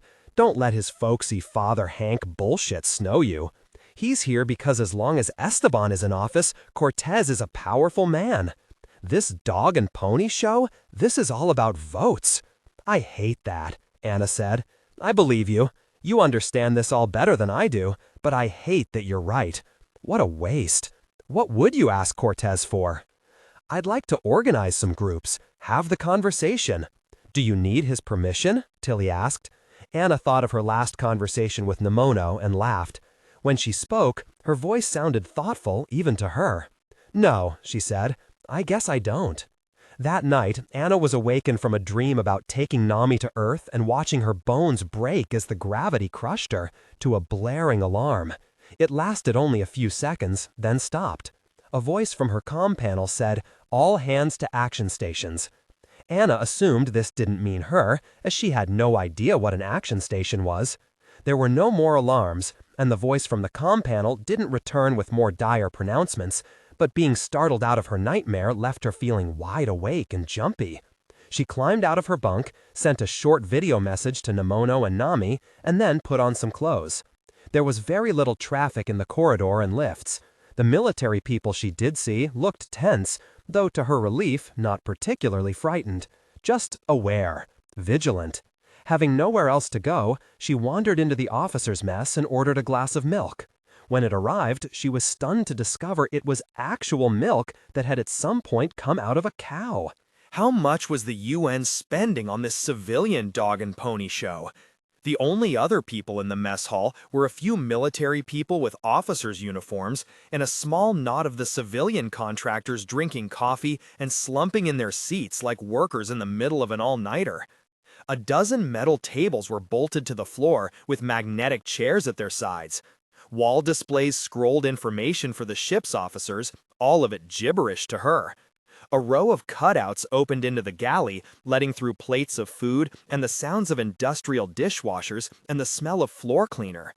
It was like sitting too near the kitchen in a very, very clean restaurant. Anna drank her milk slowly, savoring the rich texture and ridiculous luxury of it. A bell chimed on someone's hand terminal, and two of the civilian workers got up and left. One stayed, a beautiful but sad-faced woman who looked down at a terminal on the table with a vacant 1,000-yard stare. "Excuse me, ma'am," said a voice behind her, almost making Anna jump out of her chair. A young man in a naval officer's uniform moved into her field of view and gestured awkwardly at the chair next to her. "Mind if I sit?" Anna recovered enough to smile at him, and he took it as assent, stiffly folding himself into the seat. He was very tall for an Earther, with short blonde hair and the thick shoulders and narrow waist all of the young officers seemed to have, regardless of gender. Anna reached across the table to shake his hand and said, "Anna Volovodov." "Chris Williams," the young officer replied, giving her hand a short but firm shake. "And yes, ma'am, I know who you are." "You do?" "Yes, ma'am. My people in Minnesota are Methodists, going back as far as we can trace them. When I saw you listed on the civilian roster, I made sure to remember the name." Anna nodded and sipped her milk. If the boy had singled her out because she was a minister of his faith, then he wanted to talk to her as a member of the congregation. She mentally shifted gears to become Pastor Anna and said, "What can I do for you, Chris?" "Love your accent, ma'am," Chris replied. He needed time to build up to whatever it was that he'd approached her about, so Anna gave it to him. "I grew up in Moscow," she replied. "Though after 2 years on Europa, I can almost do Belter now. Say ça?" Chris laughed, some of the tension draining out of his face. "That's not bad, ma'am, but you get those guys going at full speed. I can't understand a word the skinnies say." Anna chose to ignore the slur. "Please, no more ma'am. Makes me feel 100 years old. Anna, please, or Pastor Anna if you have to." "All right, Chris," said Pastor Anna. They sat together in companionable silence for a few moments while Anna watched Chris work up to whatever he needed to say. "You heard the alarm, right?" he finally said. "Bet it woke you up." "It's why I'm here," Anna replied. "Yeah, action stations. It's because of the dusters. I mean, Martians, you know." "Martians?" Anna found herself wanting another glass of the delicious milk, but thought it might distract Chris, so she didn't wave at the waiter. "We're in weapons range of their fleet now," he said, "so we go on alert. We can't share sky with the dusters anymore without going on alert. Not since, Ganymede." Anna nodded and waited for him to continue. "And that ring, it's already killed somebody. I mean, just a dumb as sand skinny slingshotter, but still, somebody." Anna took his hand. He flinched a bit, but relaxed when she smiled at him. "That scares you?" "Sure, of course, but that ain't it." Anna waited, keeping her face carefully neutral. The pretty civilian girl across the room got up suddenly, as though leaving. Her lips moved, talking to herself, then she sat back down, put her arms on the table, and leaned her head on them. Someone else scared, waiting out the long watches of the night, all alone in a room full of people. "I mean," Chris said, breaking into her reverie, "that ain't all of it anyway." "What else?" Anna said. "The ring didn't put us on alert," he said. "It's the Martians. Even with that thing out there, we're still thinking about shooting each other. That's pretty fucked up. Sorry, messed up." It seems like we should be able to see past our human differences when we're confronted with something like this, doesn't it? Chris nodded and squeezed her hand tighter, but said nothing. Chris, would you like to pray with me? He nodded and lowered his head, closing his eyes. When she'd finished, he said, I know I'm not the only Methodist on the ship. Do you, hold services? I do now. Sunday at 10 a.m. in conference room 41, she said, making a mental note to ask someone if she could use conference room 41 on Sunday mornings. I'll see if I can get the time off, Chris said with a smile. Thank you, ma'am. Pastor Anna. It was nice talking to you, Chris. You just gave me a reason to be here. When Chris left, Anna found herself very tired, ready to return to her bed, but the pretty girl across the room hadn't moved. Her head was still buried in her arms. Anna walked over to her and gently touched her on the shoulder. The girl's head jerked up, her eyes wild, almost panicked. Hi, Anna said. I'm Anna. What's your name? The girl stared up, as if the question were a difficult one. Anna sat down across from her. I saw you sitting here, Anna said. It looked like you could use some company. It's okay to be afraid. I understand. The girl jerked to her feet like a malfunctioning machine. Her eyes were flat, and her head tilted a degree. Anna felt suddenly afraid. It was like she'd gone to pet a dog and found herself with her hand on a lion. Something in the back of her head told her, this is a bad one. This one will hurt you. I'm sorry, Anna said, standing up with her hands half raised. I didn't mean to disturb you. You don't know me, the girl replied. You don't know anything. Her hands were clenched into fists at her sides, the tendons in her neck quivering like plucked guitar strings. You're right, Anna said, still backing up and patting the air with her hands. I apologize. Other people in the room were staring at them now, and Anna felt a surge of relief that she wasn't alone with the girl. The girl stared at her, trembling, for a few more seconds, then darted out of the room. What the fuck was that all about? Someone behind Anna said in a quiet voice. Maybe the girl had woken up from a nightmare too, Anna thought. Or maybe she hadn't. Chapter 13. Bull. Arriving at the ring was a political fiction, but that didn't keep it from being real. There was no physical boundary to say that this was within the realm of the object. There was no port to dock at. The behemoth sensory arrays had been sucking in data from the ring since before they'd left Tycho. The Martian science ships and Earth military forces that had been there before the doomed Belter Kid had become its first casualty were still there, where they had been, but resupplied now. The new Martian ships had joined them, matched orbit, and were hanging quietly in the sky.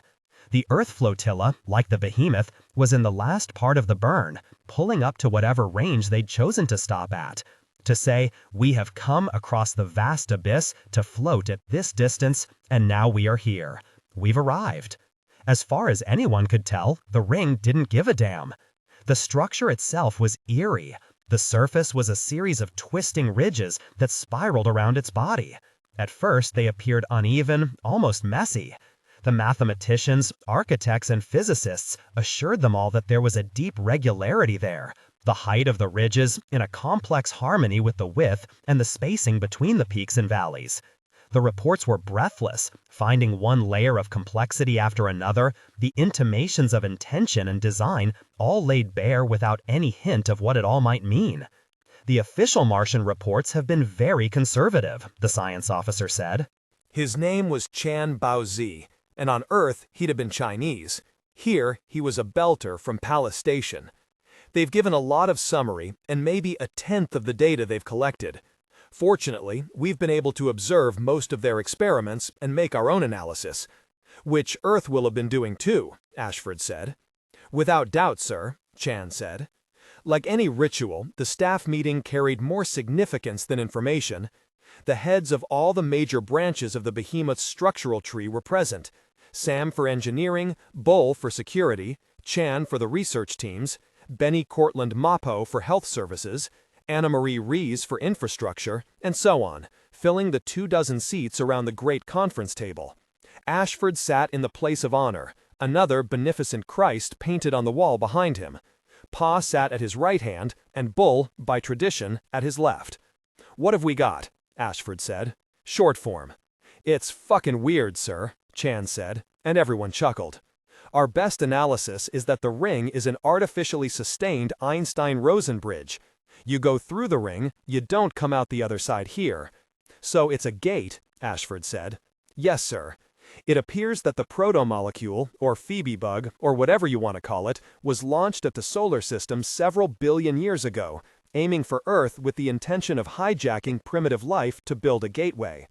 We are positing that whoever created the proto-molecule did it as a first step toward making travel to the solar system more convenient and practical later. Bull took a deep breath and let it out slowly. It was what everyone had been thinking, but hearing it spoken in this official setting made it seem more real. The ring was a way for something to get here, not just a gateway, a beachhead. When the Yi Kuei went through it, the mass and velocity of the ship triggered some mechanism in the ring, Chan said. The Martians have a good data set from the moment it happened, and there was a massive outpouring of energy within the ring structure, and a whole cascade of micro-level conformation changes.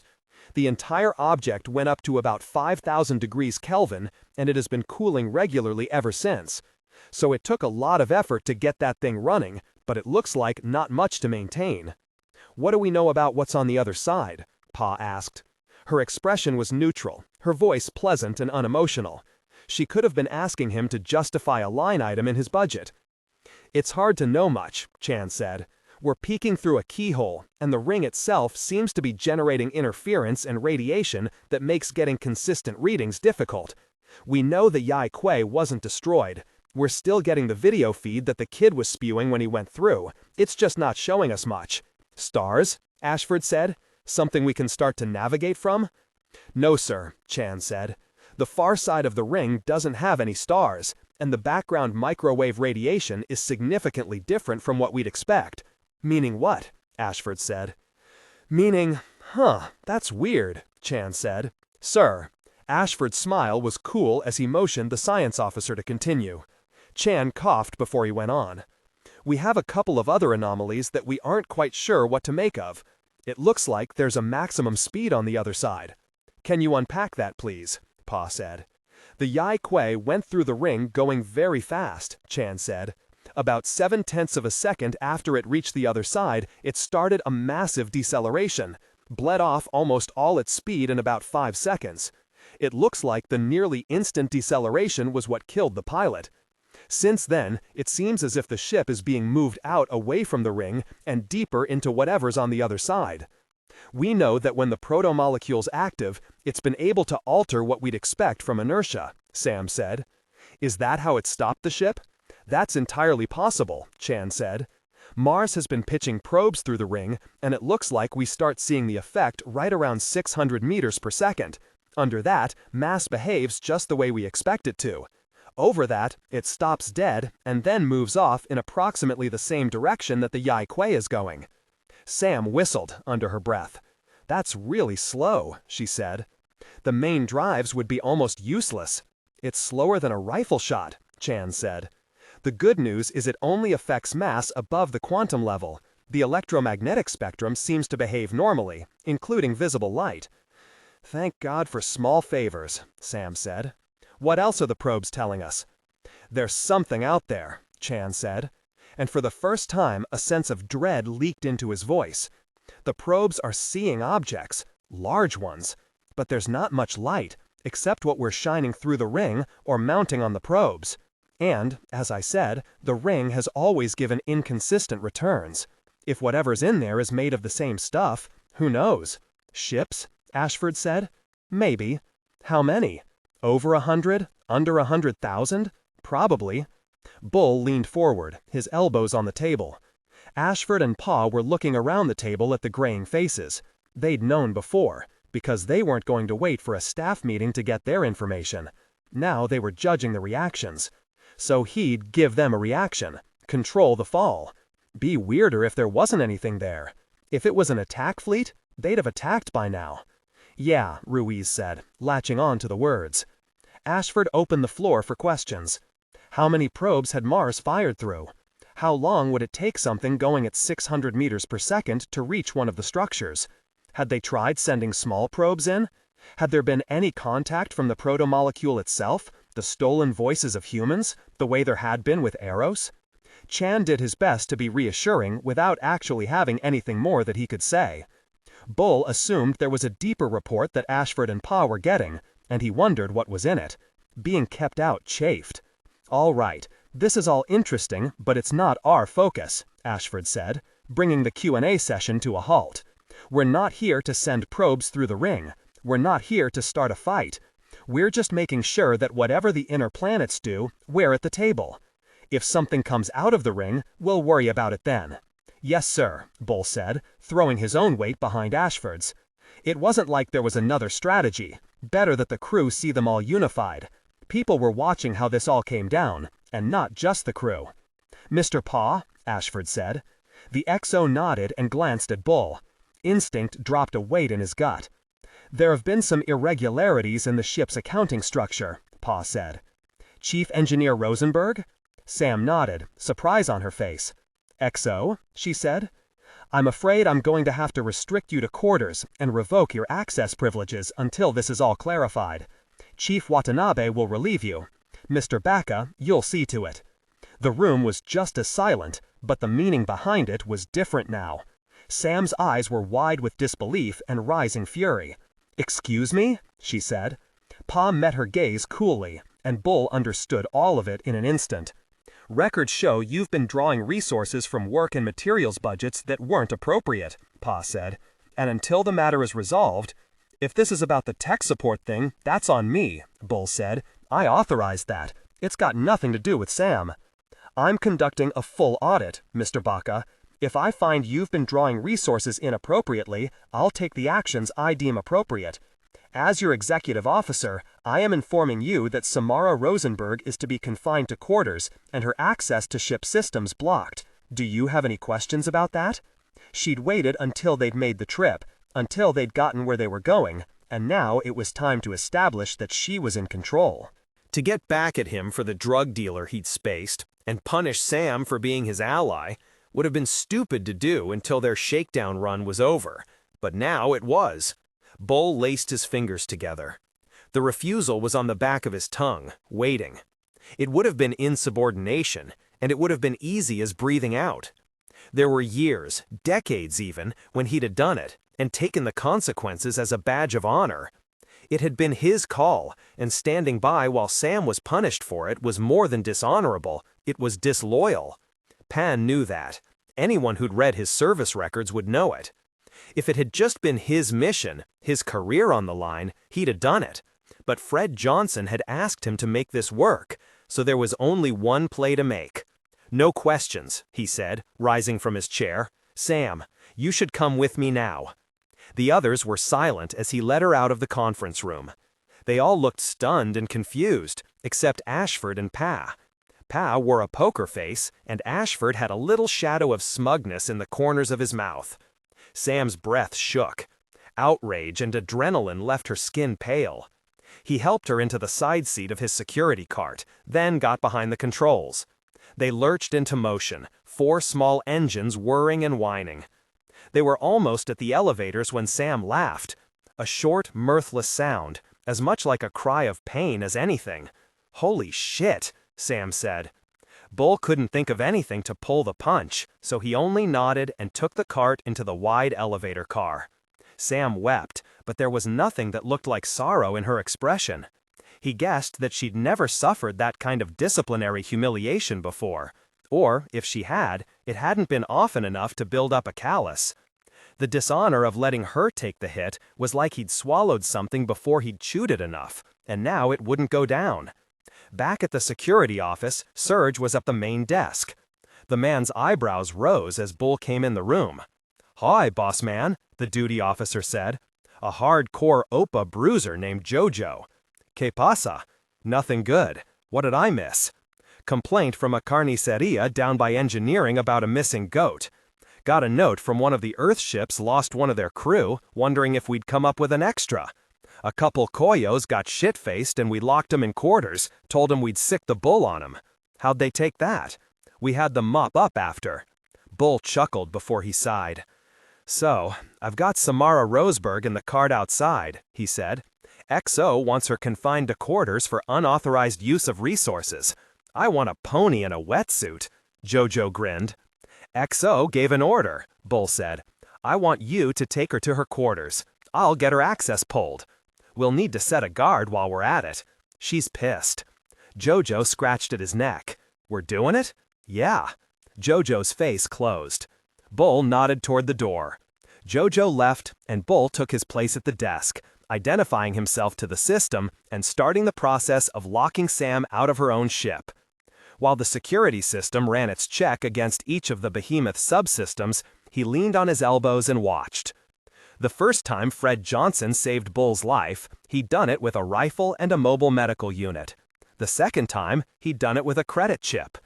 Bull had mustered out at 30 and took his pension to Ceres. For 3 years, he'd just lived.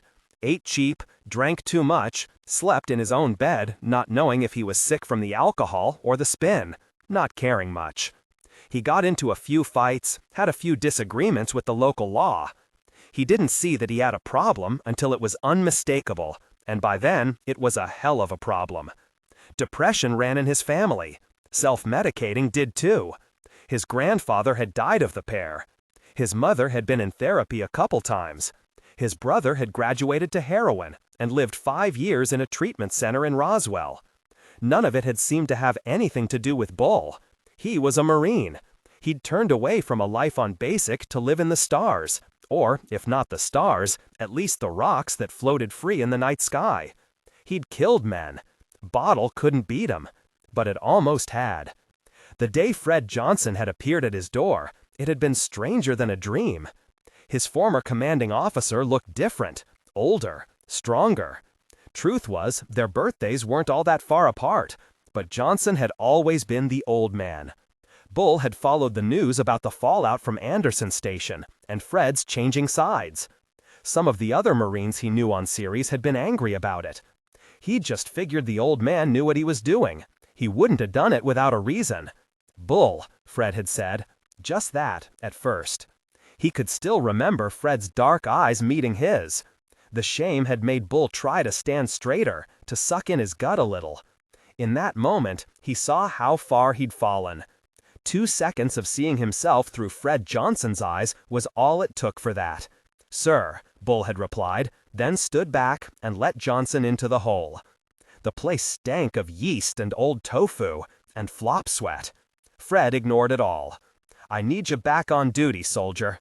Okay, Bull had said. And the secret he carried with him, the one he'd take to his grave, was this. He hadn't meant it. In that moment, all he wanted was for Fred Johnson to go away and let Bull forget him again. Lying to his old commanding officer, to the man who'd kept him from bleeding out under fire, came as naturally as breathing. It didn't have anything to do with Earth or the Belt or Anderson Station. It wasn't some greater loyalty. He just wasn't done destroying himself. And even now, sitting alone at the security desk betraying Sam, he thought that Fred had known, or guessed. Fred had pressed a credit chip into his palm. It was one of the cheap, vaguely opalescent ones that the OPA had used to keep its funds untraceable, back in the bad old days. Get yourself a new uniform. Bull saluted, already thinking about the booze he could buy. The chit carried 6 months' wages at his old pay grade. If it had been less, Bull wouldn't have gone. Instead, he shaved for the first time in days, got a new suit, packed a valise, and threw out anything that didn't fit in it. He hadn't had a drink since, even on the nights he'd wanted one more than oxygen. The security system chimed that the lockout was finished. Bull noted it and leaned back in the chair, reading the Be On Alert notice from the Serie and letting his mind wander. When Gathonio arrived to take the next shift, he walked 2 corridors down to a little mom-and-pop bodega, bought a blister pack with 4 bulbs of beer, and headed over to Sam's quarters. The guard on duty nodded to him. Legally, Bull didn't have to knock. As head of security, he could have walked into Sam's rooms at any time, with or without being welcome. He knocked. Sam was wearing a simple sweater and black work pants with magnetic strips down the sides.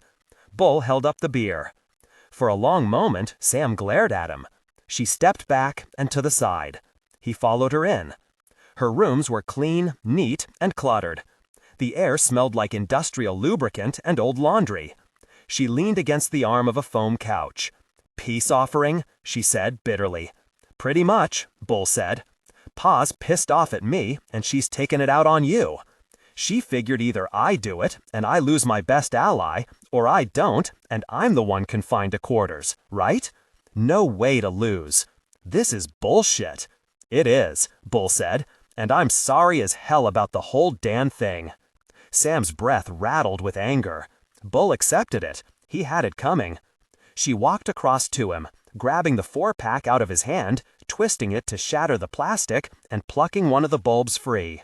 "You want one?" she asked. "Just water for me," he said. "What chafes me," Sam said, "is the way Ashford just sits there like he's so happy about the whole thing. He knows the score. He's as much a part of it as Pa, or you. Don't think you can buy me off with a few cheap brews. You're just as much at fault as they are. I am. I got into engineering because I didn't want all the petty social bird shit. And now look at me." "Yeah," Bull said. Sam dropped to the couch with a sigh and said something obscene and colorful. Bull sat down across from her. "Okay, stop that," she said. "What?" "That looking repentant thing. I feel like I'm supposed to genuflect or something. It's creepy." She took a long pull at the bulb, the soft plastic collapsing under the suction, then expanding out a little as the beer outgassed. "Look, you and Pa are both doing what you think you ought to, and I'm getting screwed. I get it. Doesn't mean I have to be happy about it. Thing is, you're right. She wants you to lose allies. So no matter how much I want to tell you to go put your dick in a vice, I'm not going to, just because it would mean Pa won. Thank you for that, Sam. Go put your dick in a vice, Bull." Bull's hand terminal chimed. "Mr. Baca," Gathoni's voice said, "you should come back to the office, maybe." Sam's expression sobered, and she put down the bulb. Bull's belly tightened. "What's going on?" he asked. When Gathoni answered, her voice was controlled and calm, as a medic calling for more pressure. "Earth Destroyer Sosulong? It just blew up." Chapter 14. Melba. When she'd thought about it, planning the final, closing stages of her vengeance, she'd pictured herself as the conductor of a private symphony, moving her baton to the orchestrated chaos. It didn't happen that way at all. The morning she went to the Thomas Prince, she didn't know that the day had finally come. "Active hands to stations," a man's voice announced over the general channel. "Wish to fuck they'd stop doing that," Melba said.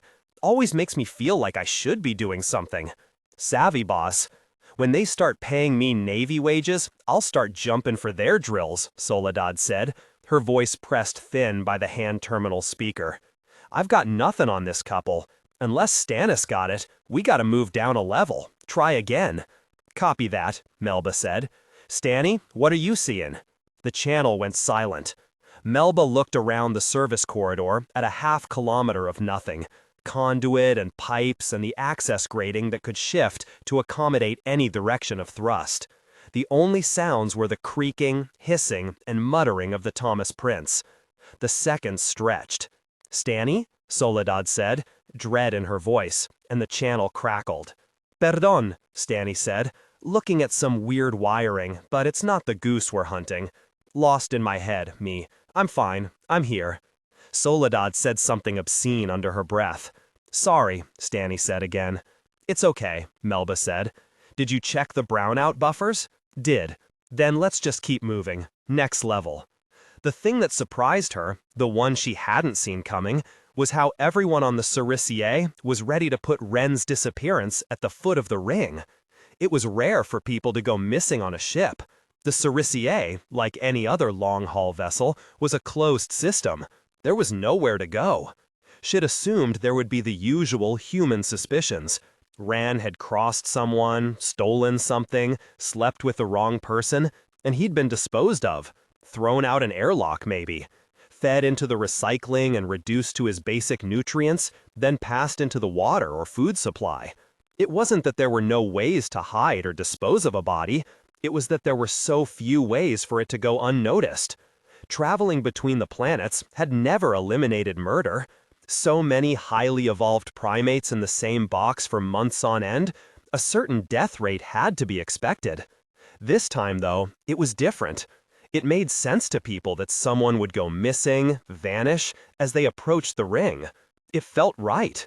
The voyage itself was ill-omened, and strange things were supposed to happen when people drew too near the uncanny, the dangerous, the haunted. The others were all on edge, and that gave her cover too. If she started weeping, they'd think they understood why. They'd think it was fear.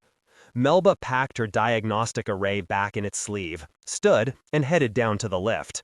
The internal service lifts were tiny, with hardly enough room for one person in the gear. Traveling between decks here was like stepping into a coffin. As she shifted down to the next level, she imagined the power failing, being trapped there. Her mind flickered, and for a moment she saw her own storage locker, the one in her quarters, the one filled with sealant foam, and Wren. She shuddered and forced her mind elsewhere. The Thomas Prince was one of the larger ships in the Earth flotilla, the home of the civilian horde that the UN had put together. Artists, poets, philosophers, priests. Even without changing the physical structures of the ship, it gave her the feeling of being less a military vessel and more a poorly appointed, uncomfortable cruise liner. Clarissa had been on yachts and luxury ships most of the time she'd traveled outside Earth's gravity well, and she could imagine the 1,000 complaints the ship's captain would suffer about the halls not being wide enough and the screens on the walls too low a quality. It was the sort of thing she would have been concerned with in her previous life. Now it was less than nothing. It shouldn't have bothered her. One more death, more or less. It shouldn't have mattered. But it was Wren. "In position," Stanny said. "Give me a second," Melba said, stepping out of the lift. The new corridor was nearly identical to the one above it. These decks were all quarters and storage, with very little of the variation that she'd see when they reached the lowest levels. Engineering, machine shops, hangar bays. Tracking down the electrical anomaly, they'd started here because it was easy. The longer it took, the harder it would get. Like everything. She found the junction, took the diagnostic array out of its sleeve, and plugged it in. "Soleil?" "In place," Soledad said. "Okay," Melba said. "Start the trace." When it had happened, she'd gotten Wren to her quarters and laid him out on the floor. She'd already felt the crash coming on, so she'd lain down on her bunk and let it come. It might only have been her imagination that made that one seem worse than the ones before. For a long, horrified moment at the end, she thought that she'd voided herself. But her uniform was clean.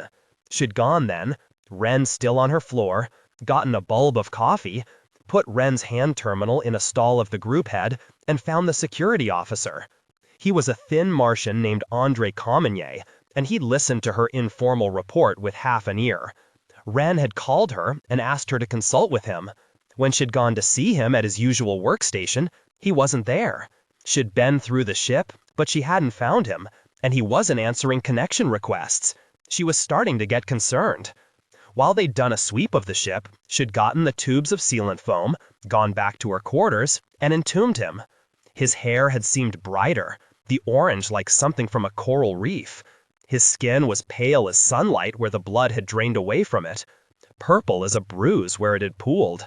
Rigor hadn't set in, so she was able to fold him together, curled like a fetus, and fill the spaces around him with foam. It had taken minutes to harden. The foam was engineered to be airtight and pressure-resistant. If she'd done it right, the corpse smell would never leak out. "Nadia," Soledad said, sounding resigned, "you guys got anything?" "Hey," Stanny said, "think I do. I've got a 10% fluctuation on this box." "Okay," Melba said, "let's reset it and see if that clears the issue." "On it," Stanny said. "Grab some lunch while it run?" "I'll meet you in the galley," Melba said. Her voice seemed almost normal. She sounded like someone else. The galley was nearly empty. By the ship's clock, it was the middle of the night, and only a few officers lurked at their tables watching the civilians as they passed. The terms of the service contract meant they got to use the officers' mess. She'd heard there was a certain level of distrust among the Navy crews for civilians like her and her team. She would have resented it more if she hadn't been the living example of why their suspicions were justified. Soledad and Stanny were already at a table, drinking coffee from bulbs and sharing a plate of sweet rolls. "I'm gonna miss these when we cut thrust," Stanny said, holding one of the rolls up. Best cook fly and can't bake right without thrust. How long you think we're gonna be on the float? As long as it takes, Melba said. They're planning for 2 months.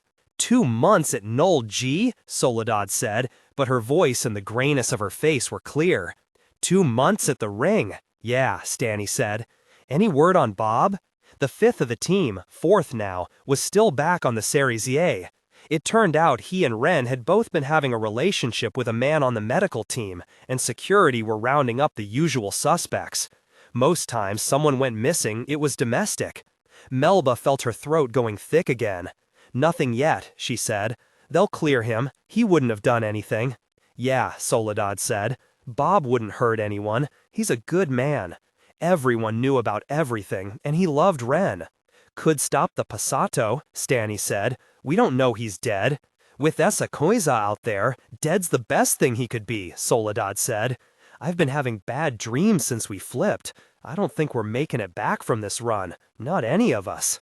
Talking like that won't help, Stanny said. A woman walked into the galley. Middle-aged, thick red hair pulled into a severe-looking bun that competed with her smile. Melba looked at her to try not to be at the table, then looked away. Whatever happened to Ren, she said. We've got our job to do, and we'll do it. Damn right, Stanny said, and then again with a catch in his voice. Damn right. They sat together quietly for a moment while the older man wept. Soleil put a hand on his arm, and Stanny's shuddering breath slowed. He nodded, swallowed. He looked like an icon of grief and courage. He looked noble. It struck Melba for the first time that Stanny was probably her father's age, and she had never seen her father weep for anyone. I'm sorry, she said. She hadn't planned to speak the words, but there they were, coughed up on the table. They seemed obscene. It's okay, Stanny said. I'm all right. Here, boss, have a roll. Melba reached out, fighting herself not to weep again, not to speak. She didn't know what she'd say, and she was afraid of herself. The alert chimed on her hand terminal, but diagnostic was finished. It only took a second to see that the spike was still there. Stanny said something profane, then shrugged. No rest for the wicked, no peace for the good, he said, standing. Go ahead, Melba said. I'll catch up. Ba problema, Soledad said. You hardly got to drink your coffee, Sasa. She watched them go, relieved that they wouldn't be there, and wanting to call them back, both at the same time. The thickness in her throat had traveled to her chest. The sweet rolls looked delicious and nauseating. She forced herself to take a few deep breaths. It was almost over. The fleets were there. The Rocinante was there. Everything was going according to her plan, or, if not quite that, at least near enough to it.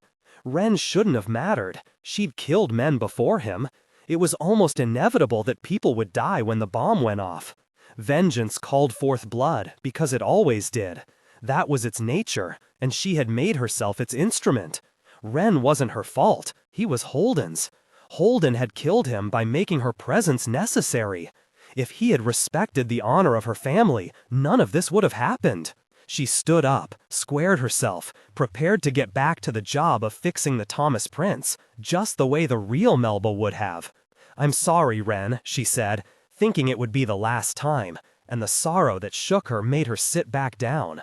Something was wrong. This wasn't how it was supposed to be. Her control was slipping. She wondered if after all she'd done, she simply wasn't strong enough. Or if there was something else. Maybe the artificial glands had begun to leak their toxins into her bloodstream without being summoned. She was getting more emotionally labile. It could be a symptom. She rested her head on her arms and tried to catch her breath. He'd been kind to her. He'd been nothing but kind. He'd helped her, and she'd killed him for it. She could still feel his skull giving way under her hand, crisp and soft, like standing at the bank of a river and feeling the ground fall away. Her finger smelled like sealant foam. Ren touched her shoulder, and her head snapped up. Hi, someone said. I'm Anna. What's your name? It was the redhead who'd been talking to the naval officer a moment ago. I saw you sitting here, she said, sitting down. It looked like you could use some company. It's okay to be afraid. I understand. She knows. The thought ran through Melba's body like a sheet of lightning. Even without her tongue touching her palate, she felt the glands and bladders hidden in her flesh engorging. Her face and hands felt cold. Before the woman's eyes could widen, Melba's sorrow and guilt turned to a cold rage. She knew, and she would expose everything, and then all of it would have been wasted. She didn't remember rising to her feet, but she was there now. The woman stood and took a step back. "I have to kill her. I'm sorry, I didn't mean to disturb you." The woman's hands were half raised, as if that were enough to ward off a blow. It would be simple. She didn't look strong. She didn't know how to fight. Kick her in the gut until she bled out. Nothing simpler. A small voice in the back of Melba's mind said, "She's one of those idiot priests looking for someone to save. She doesn't know anything. You're in public. If you attack her, they'll catch you." "You don't know me," Melba said, struggling to keep her voice calm. "You don't know anything." At one of the tables nearest the door, a young officer stood up and took 2 steps toward them, ready to interfere. If this woman got her thrown in the brig, they'd look into Melba's identity. They'd find Ren's body. They'd find out who she was. She had to keep it together. "You're right. I apologize," the woman said. Hatred surged up in Melba's mind, pure and black where it wasn't red. A swamp of obscenities rose in her throat, ready to pour out on the idiot priest who was putting everything in jeopardy. Melba swallowed it all and walked quickly away. The corridors of the Thomas Prince were a vague presence in the unquiet of her mind. She'd let the thing with Ren throw her. It stole her focus and led her into risks she didn't need to take. She hadn't been thinking straight, but now she was. She got into the elevator and selected the level where Stanny and Soledad were checking the electrical system, chasing down the failing component. Then she deselected it and picked the hangar. "Stanny, Sole," she said into her hand terminal, "hold it together for me here. I've got a thing I need to do." She waited for the inevitable questioning, the prying and suspicion. "Okay," Soledad said, and that was all. At the hangar, Melba authorized the flight of her shuttle, waited 10 minutes for clearance, and launched out the side of the Thomas Prince and into the black. The shuttle monitors were cheap and small, the vastness of space compressed into 50 centimeters by 50 centimeters. She had the computer figure the fastest burn for the Cerisier. It was less than an hour. She leaned into the thrust like she was riding a roller coaster and let the torch engines burn. The Cerisier appeared in the dusting of stars as a small gray dot that hurtled toward her. The ship, like all the others in the flotilla, was in the last of the deceleration burn to put them at the ring. Somewhere out past all the glowing drive plumes, it waited. Melba pushed the thought from her mind. It made her think of Stanny and Soledad and their quiet fears. She couldn't think of them now. Impatience to arrive made it hard to start the flip and the deceleration burn. She wanted to get there, to be there already. She wanted to speed into the Cerisier like a witch on a broom, screaming at speeds that wouldn't have been possible in atmosphere. She waited too long and did the last half of the jump at almost 2G. When she docked, she had a headache, and her jaw felt like someone had punched her. No one asked why she was back early and alone. She listed personal reasons in the log. Walking through the cramped corridors, squeezing past the other crewmen, felt oppressive, familiar, and comforting. It took coming back to recognize how much the wider spaces of the Thomas Prince had bothered her. It felt too much like freedom, and she was all about necessity. Her cell was a mess. All of her things, clothes, terminal jack, tampons, communications deck, toothbrush, were scattered on the floor. She'd have to find a way to secure them all before the burn stopped, or they'd be floating out into the corridor. People would wonder why they weren't packed away. She let herself glance at the metal door under her crash couch. A tiny golden curl of sealant foam stuck out from one corner. She'd get some kind of mesh bag and some magnets. That would do. It didn't matter. That was later. Nothing later mattered. She picked up the comm deck, turned it on. Ping times to the Rocinante were under 30 seconds. Melba loaded the sequence she'd been waiting to load for months, years. It was a short script. It didn't take a second to prompt her to confirm. The fear was gone. The hatred was too. For a moment, the tiny room was filled with a sense of having just woken from a dream, and her body felt relaxed, almost light. She'd come so far and worked so hard, and despite all of the mistakes and screw-ups and last-minute improvisations, she'd done it. Everything in her life had been aiming toward this moment, and now that she was here, it was almost hard to let it all go. She felt like she was graduating from university or getting married. This moment, this action that fulfilled all the things she'd fought for, and then her world would never be the same. Carefully, savoring each keystroke, she put in the confirmation code, Jules Pierre Mao, and thumbed the send button. The COM deck LED glowed amber. At the speed of light, a tiny packet of information was pulsing out, hardly more than a bit of background static. But the software on the Rocinante would recognize it. The communications array on Holden's ship would be slave to the virtual machine already installed and impossible to stop without scraping the whole system clean. The Rocinante would send a clearly recognizable trigger code to the Sangoon, wait 53 seconds, and announce Holden's responsibility and his demands. And then the virtual machine would power up the weapons and targeting systems, and nothing, no power in the universe, could stop it from happening. The COM deck got the confirmation response, and the amber LED shifted to red. Chapter 15. Bull's band's terminal sat on the cart's thin plastic dashboard, jiggling with every bump in the corridor floor. The siren blatted its standard two-tone, scattering people from his path and calling them out behind him.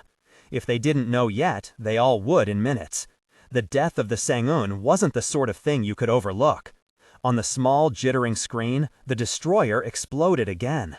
At first, it was only a flicker of orange light amidships, something that could have been electrical discharge or a Gauss gun finishing its maintenance regimen.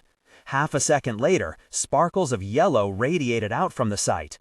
2 seconds after, the major detonation. Between one frame and the next, the destroyer's side bloomed open. Then nothing for 10 full seconds before the fusion reactor core emerged slowly from the back, brighter than the sun. Bull watched the intense white gases begin to diffuse out and fade into a massive golden aurora, a drop of gold losing cohesion in the oceanic black. He looked up to make the turn onto the ramp that would take him back to the office. A young man ambled slowly out of his path, and Bull leaned on the cart's horn. "There's a siren," Bull yelled as he passed the young man, and got an insolent nod in reply. "Okay," Serge said from the terminal, "we're getting the first security analysis. Best guess, something blew out in one of the power conduits, fused the safety systems so they couldn't shut it down. Would have taken about that long to turn the whole starboard main circuit to molten slag." "What blew?" Bull demanded. "Probably a maneuvering thruster, about the right place for one. Get it hot enough, water skips steam and just goes straight to plasma, cuts right through the bulkheads around it." Bull turned the cart around a tight corner and slowed to let a half-dozen pedestrians get out of his way. "Why'd they dump core?" "Don't know, but probably they thought they'd lose containment. They got 6 ships diverting now to keep from plowing into that mierda. If they'd lost containment, it'd be worse. They'd be diverting to avoid bodies and shrapnel. Are there survivors? Yeah, they're putting out the distress request, medical and evacuation. Sounds pretty fucked up, Kano. What about trace data? Can we tell who shot him? No one shot him. Either it was a straight accident or it wasn't." Bull bit his lip. An accident would be bad enough. People on all sides of the system's power structure were on edge, and a reminder that Earth's fleet was aging and poorly maintained wouldn't make anything easier. Sabotage would be worse. The closest thing to good news was that everyone had seen it, and there wouldn't be any accusations of enemy action. If there'd been a Gauss round or a lucky missile that had slipped through the Sangoon's defenses undetected, the scientific mission could turn into a shooting war faster than Bull wanted to think about. "Are we offering assistance?" Bull asked. "Give us a breath, boss," Serge said. "Ashford ain't hearing any of this faster than us." Bull leaned forward, his hands wrapping the steering controls until his knuckles went white. Serge was right. What happened outside the ship was Ashford's problem, and Paz. He was security chief, and he needed to think about what needed doing inside the behemoth. People would be scared, and it was his job to make sure that fear didn't turn into hysteria. Watching a ship blow out, even an enemy ship, reminded everyone how tenuous life was, with only a thin skin of steel and ceramic to keep the vacuum at bay. It reminded him. The cart hit a larger bump than usual, and his hand terminal slipped onto its side. "Okay," Bull said. "Look, we're going to need to get relief supplies ready in case the captain decides to offer assistance. How many survivors can we take on?" Surge's laughter rasped. "All of them. We're the Pinche Behemoth. We got enough room for a city, us." "Okay," Bull said, smiling a little despite himself. It was a stupid question. "The only thing we gotta worry about—" The line went dead. "Surge?" "Not funny," Bull said. And then, "Talk to me, mister. We got something.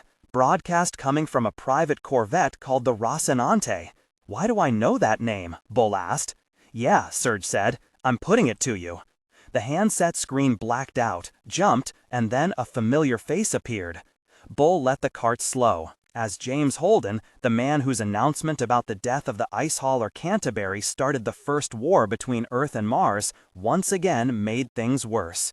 "Any ship that approaches the ring without my personal permission will be destroyed without warning. Do not test my resolve." "Oh no," Bull said. "Oh shit, no." It has always been a personal mission of mine to assure that information and resources remain free to all people.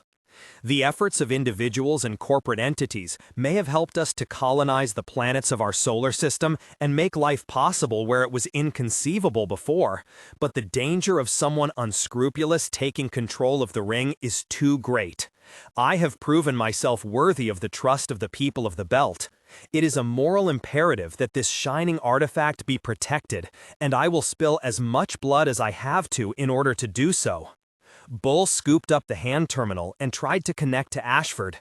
The red trefoil of command blinked on the screen and shunted him to a menu that let him record a message for later. He tried paw and got the same thing. Holden's message was looping now, the replayed words just as idiotic and toxic the second time through. Bull said something obscene through clenched teeth. He pulled on the cart, turning the wheels as far as they would go, and stamped on the accelerator. The central lifts were only a minute or two away. He could get there. Just please God, let Ashford not do anything stupid before he got to the bridge. "That true, boss?" Surge said. "Did Holden just claim us all the ring?" "I want everyone on security mobilized right now," Bull said. "Enemy action protocols. Corridors clear and bulkheads closed. Anyone on a weapons or damage control team, wake 'em up and get 'em dressed. You're in charge of that." "You got it, boss," Surge said. Someone asks, "Where are you?" Trying to keep from needing them. Bien. The familiar corridors seemed longer than usual, the awkwardness of floors built to be walls and walls intended as ceilings more surreal. If he'd been on a real battleship, there would have been a simple, direct path. If the behemoth's great belly had been spinning, it would have been better than this. He willed the cart faster, pushing the engine past what it could do. The alert klaxon sounded, Surge calling everyone to brace for battle. A crowd had formed at the lift, men and women trying to get back to their stations. Bull pushed through them, the shortest person there. An Earther, like Holden. At the lift, he activated the security override, called the first car, and stepped in. A tall, dark-skinned man tried to follow him. Bull put a hand on the man's chest, stopping him. "Take the next one," Bull said. "I'm not going where you want to be." As the lift rose toward the bridge like it was ascending to heaven, Bull used his hand terminal to grasp for any information. He didn't have access to the secure channels, only the captain and the XO had those, but there was more than enough public chatter. He ran through the open feeds, grasping for a sense of the situation, watching for a few seconds here, a few seconds there.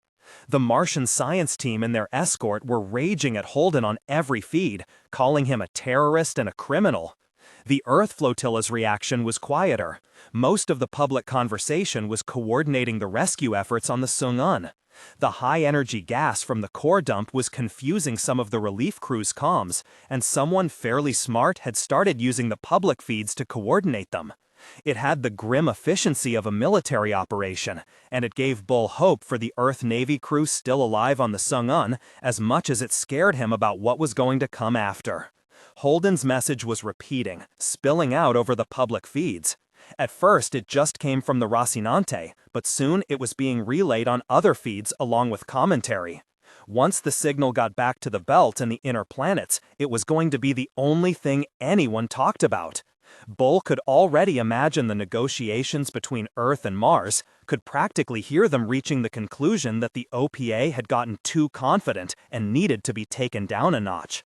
Someone on the behemoth put out a copy of Holden's message with the split circle emblem over it and a commentary track saying that it was about time that the belt take its place and demand the respect it deserved. Bull told Surge to find the feed and shut it down. After what felt like hours and probably wasn't more than 4 minutes, the lift reached the bridge, the doors opening silently before him and let Bull out. The bridge wasn't designed for battle. Instead of a real war machine system of multiple stations and controlled lines of command, the behemoth's bridge was built like the largest tugboat ever made, only with angels blowing golden trumpets adorning the walls. The stations, single stations with a rotating backup scheme, were manned by belters looking at each other and chatting. The security station was through a separate door and stood unmanned. The bridge crew were acting like children or civilians. Their expressions were bright and excited. People who didn't recognize danger when they saw it and assumed that whatever the crisis was, it would all work out in the end. Ashford and Paul were at the command station. Ashford was speaking into a camera, talking with someone on one of the other ships. Pa, scowling, strode toward Bull. Her eyes were narrow and her lips bloodless.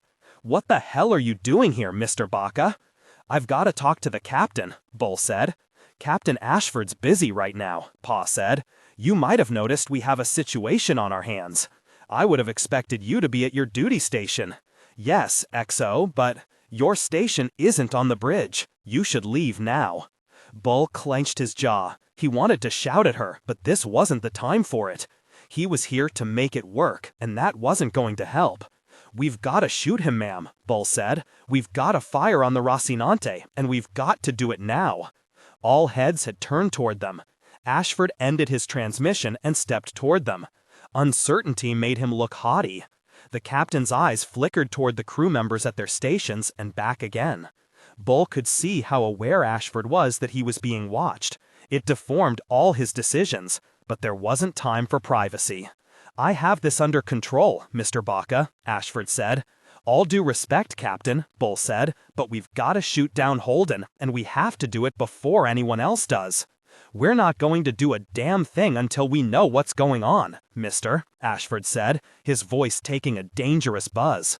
"I've sent back a request for clarification to Ceres to see whether the higher-ups authorized Holden's action, and I am monitoring the activity of the Earther fleet." The slip was telling. Not UN, Earther. Bull felt the blood in his neck. Ashford's casual racism and incompetence was about to get them all killed. He gritted his teeth, lowered his head, and raised his voice. "Sir, there's a calculation happening right now with Earth and Mars both.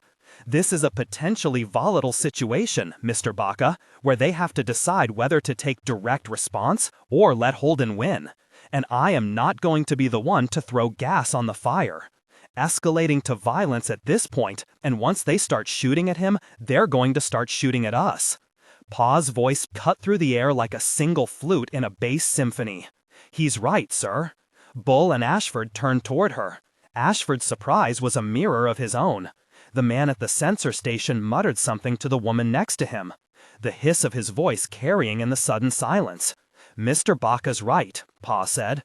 "Holden's identified himself as a representative of the OPA. He's taken violent action against the Earth forces. The opposing commanders will have to look on us as his backup." "Holden isn't a representative of the OPA," Ashford said. The bluster made him sound unsure. "You called Ceres," Bull said. "If you're not sure, they're not either." Ashford's face flushed red. "Holden hasn't had any official status with the OPA since Fred Johnson fired him over his handling of Ganymede." If there's a question, I can clarify with the other commanders that Holden doesn't speak for us, but no one's taking any action. The best thing is to wait and let things cool down." Pa looked down, then up again. It didn't matter that she'd humiliated Bull and Sam in front of the command staff. All that counted was doing this next part right. Bull wanted to reach out, touch her arm, lend her the courage to stand up to Ashford. It turned out she didn't need it. "Sir, If we don't take the initiative, someone else will, and then it's going to be too late for clarifications. Denials are fine if they're believed, but Holden and his crew were known to be working with us previously, and they're claiming to represent us now. We're 4 hours lagged to Ceres. We can't wait for answers. We have to make the division between us and Holden unequivocal.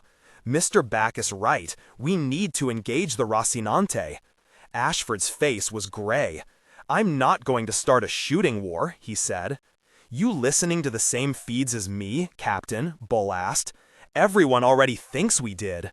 The Rocinante's one ship. We can take her out, Pa said. If we fight Earth or Mars, we'll lose. The truth lay on the floor between them. Ashford put a hand to his chin. His eyes were flickering back and forth like he was reading something that wasn't there. Every second he didn't respond, his cowardice showed through, and Bull could see that the man knew it, resented it. Ashford was responsible and didn't want the responsibility. He was more afraid of looking bad than of losing. Mr. Chen, Ashford said, get a tight beam to the Rocinante. Tell Captain Holden that it's an urgent matter. Yes, sir, the communications officer said. And then, a moment later, the Rocinante isn't accepting the connection, sir. Captain, the man at the sensor array said, the Rocinante's changing course. Where's she going? Ashford demanded, his gaze still locked on Bull. Toward us, sir? Ashford closed his eyes. Mr. Corley, he growled, power up the port missile array. Mr. Chen, I want tight beam connections to the Earth and Mars command ships, and I want them now. Bull let himself sag back, the sense of urgency giving way to relief and a kind of melancholy. One more time, Colonel Johnson. We dodged the bullet one more time. Weapons board is green, sir, the weapons officer said, her voice crisp and excited as a kid at an arcade. Lock target, Ashford said. Do I have those tight beams yet? We're acknowledged and pending, sir, Chen said. They know we want to talk. That'll do, Ashford said, and began pacing the bridge like an old-time captain on a wooden quarterdeck. His hands were clasped behind his back. We have lock, the weapons officer said. Then, the Rocinante's weapon systems are powering up. Ashford sank into his couch. His expression was sour. He'd been hoping, Bull realized, that it might be true, that the OP might be making a play to control the ring. The man was an idiot. Should we fire, sir? The weapons officer asked, the strain in her voice like a dog on a leash. She wanted to, badly. Bull didn't think better of her for it. He glanced at Pa, but she was making a point of not looking at him. Yes, Ashford said. Go ahead. Fire. One away, sir, the weapons officer said. I'm getting an error code, the operations officer said. We're getting feedback from the launcher. Bull's mouth tasted like a penny. If Holden had put a bomb on the behemoth too, their problems might only be starting. Is the missile out? Pa snapped. Tell me we don't have an armed torpedo stuck in the tube. Yes, sir, the weapons officer said. The missile is away. We have confirmation. The Rocinante is taking evasive maneuvers. Is she returning fire? Ashford said. No, sir, not yet, sir. I'm getting errors in the electrical grid, sir. I think something. Help Amos isolate the entire comm system from the power grid. Cut it out of the damn ship if you have to. She nodded again and then turned to Amos. Alex, Holden said. Monica started to say something to him, but he held up one finger to silence her, and she closed her mouth with a snap. Get us burning toward the behemoth. We're not really claiming the ring for the OPA, but as long as everyone thinks we are, they're the team least likely to shoot us. What can you tell me about what's going on? Monica said. Are we in danger here? Is this dangerous? Her usual smirk was gone. Open fear had replaced it. Strap in, Holden said. All of you, do it now.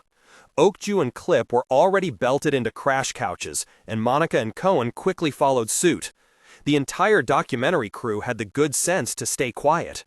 Cap, Alex said. His voice had taken on the almost sleepy tone he got when in a high-stress situation. The behemoth just lit us up with their targeting laser. Holden belted himself into the combat ops station and warmed it up. The Rossi began counting ships within their threat radius. It turned out to be all of them. The ship asked him if any should be marked as hostiles. Your guess is as good as mine, honey. Huh? Naomi asked. Alex said. Are you guys warming up the weapons? No, Holden said. Oh, I'm really sorry to hear that, Alex said. Weapon systems are coming online. Are we shooting at anyone? Not yet. Holden told the Rossi to mark anything that hit them with a targeting system as hostile, and was relieved when the system actually responded. The behemoth shifted to red on the display. Then, after a moment's thought, he told the ship to lump all the Martians and Earth ships into 2 groups. If they wound up fighting with one ship in a group, they'd be fighting them all. There were too many. The Rossi was caught between Fred Johnson's 2-kilometer-long OPA overcompensation and most of the remaining Martian Navy. And beyond the Martians, the Ring. Okay, he said, desperately trying to think of what to do now. They were as far from a hiding spot as it was possible to be in the solar system. It was a 2-month trip just to the nearest rock bigger than their ship. He doubted he could outrun 3 fleets and all their torpedoes for 2 months. Or 2 minutes, really, if it came to that. How's that radio coming? Down, Amos said. Easy enough to just pull the plug. Do we have any way to tell everyone that the broadcast wasn't us? I will happily signal full and complete surrender at this point, Holden said. Not without turning it back on, Amos replied. Everyone out there is probably trying to contact us, Holden said. The longer we don't answer, the worse this will look. What about the weapons? Warmed up, not shooting, Amos said, and not responding to us. Can we pull power on those too? We can, Amos said, looking pained. But damn, I sure don't want to. Fast mover, Naomi yelled. Holy shit, Alex said. The OPA just fired a torpedo at us. On Holden's panel, a yellow dot separated from the behemoth and shifted to orange as it took off at high G. Go evasive, Holden said. Naomi, can you blind it? No laser, she replied, her voice surprisingly calm now. And no radio. Countermeasures aren't responding. Fuck me, Amos said. Why did someone drag us all the way out here just to kill us? Could have done that at Ceres, saved us the trip. Alex, here's your course. Holden sent the pilot a vector that would take them right through the heart of the Martian fleet. As far as he knew, the Martians only wanted to arrest him. That sounded okay. Has the behemoth fired again? No, Naomi replied. They've gone dark. No active sensors, no drives. Kind of big and kind of close to be trying for sneaky, Alex said, without any real humor. Here comes the juice. While the couches pumped them full of drugs to keep the high G from killing them, apropos of nothing, Cohen said, "Fucking bitch." Before Holden could ask what he meant, Alex opened up the Rossi's throttle, and the ship took off like a racehorse feeling the spurs. The sudden acceleration slammed Holden into his couch hard enough to daze him for a second. The ship buzzed him back to his senses when a missile proximity alarm warned him the behemoth's torpedo was getting closer. Helpless to do anything about it, Holden watched the orange dot that meant all their deaths creeping ever closer to the fleeing Rocinante. He looked up at Naomi, and she was looking back, as helpless as he was, all her best tricks taken away when the comm array was powered down. The gravity dropped suddenly. Got an idea, Alex said over the comm. Then the ship jerked through several sharp maneuvers, and the gravity went away again. The Rocinante had added a new alarm to her song. A collision warning was sounding. Holden realized he'd never actually heard a collision alarm outside of drills. When do spaceships run into each other? He turned on the exterior cameras to a field of uniform black. For a second, he thought they were broken, but then Alex took control of them, panning out along the vast expanse of a Martian cruiser's skin. The target lock buzzer cut out, the missile losing them. Put this Martian heavy between us and the missile, Alex said, almost whispering it, as though the missile might hear if he spoke too loud. How close are we to them? Holden asked, his voice matching Alex's. About 10 meters, Alex said, pride in his voice. More or less. This is really gonna piss them off if the missile keeps coming, Amos said.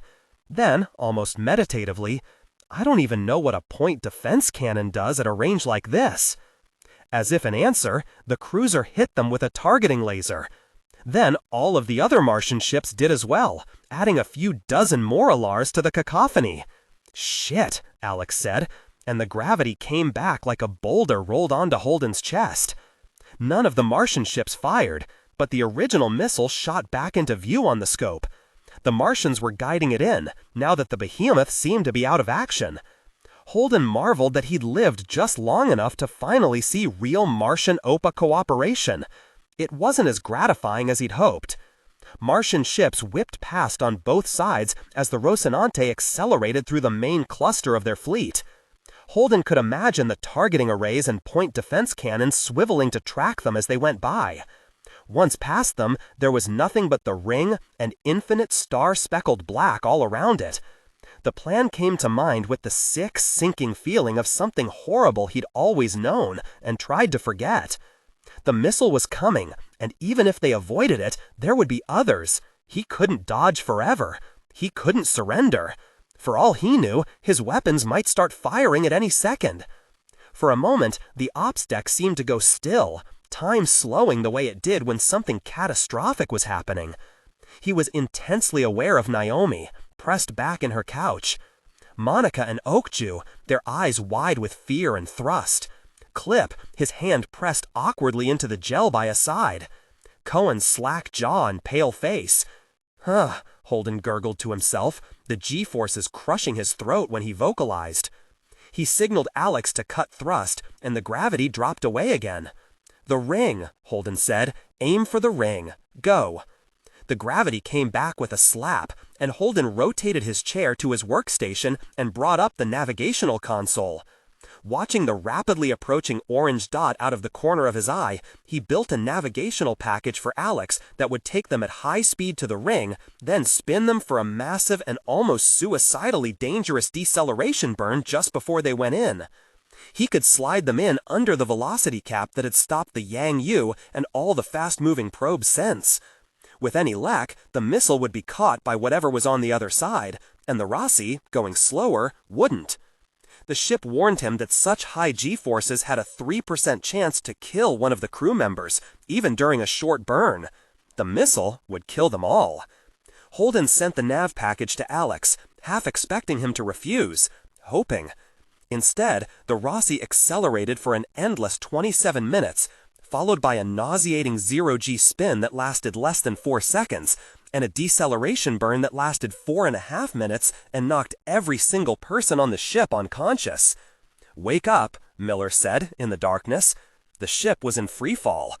Holden began coughing furiously as his lungs attempted to find their normal shape again after the punishing deceleration burn. Miller floated beside him. No one else seemed to be awake yet.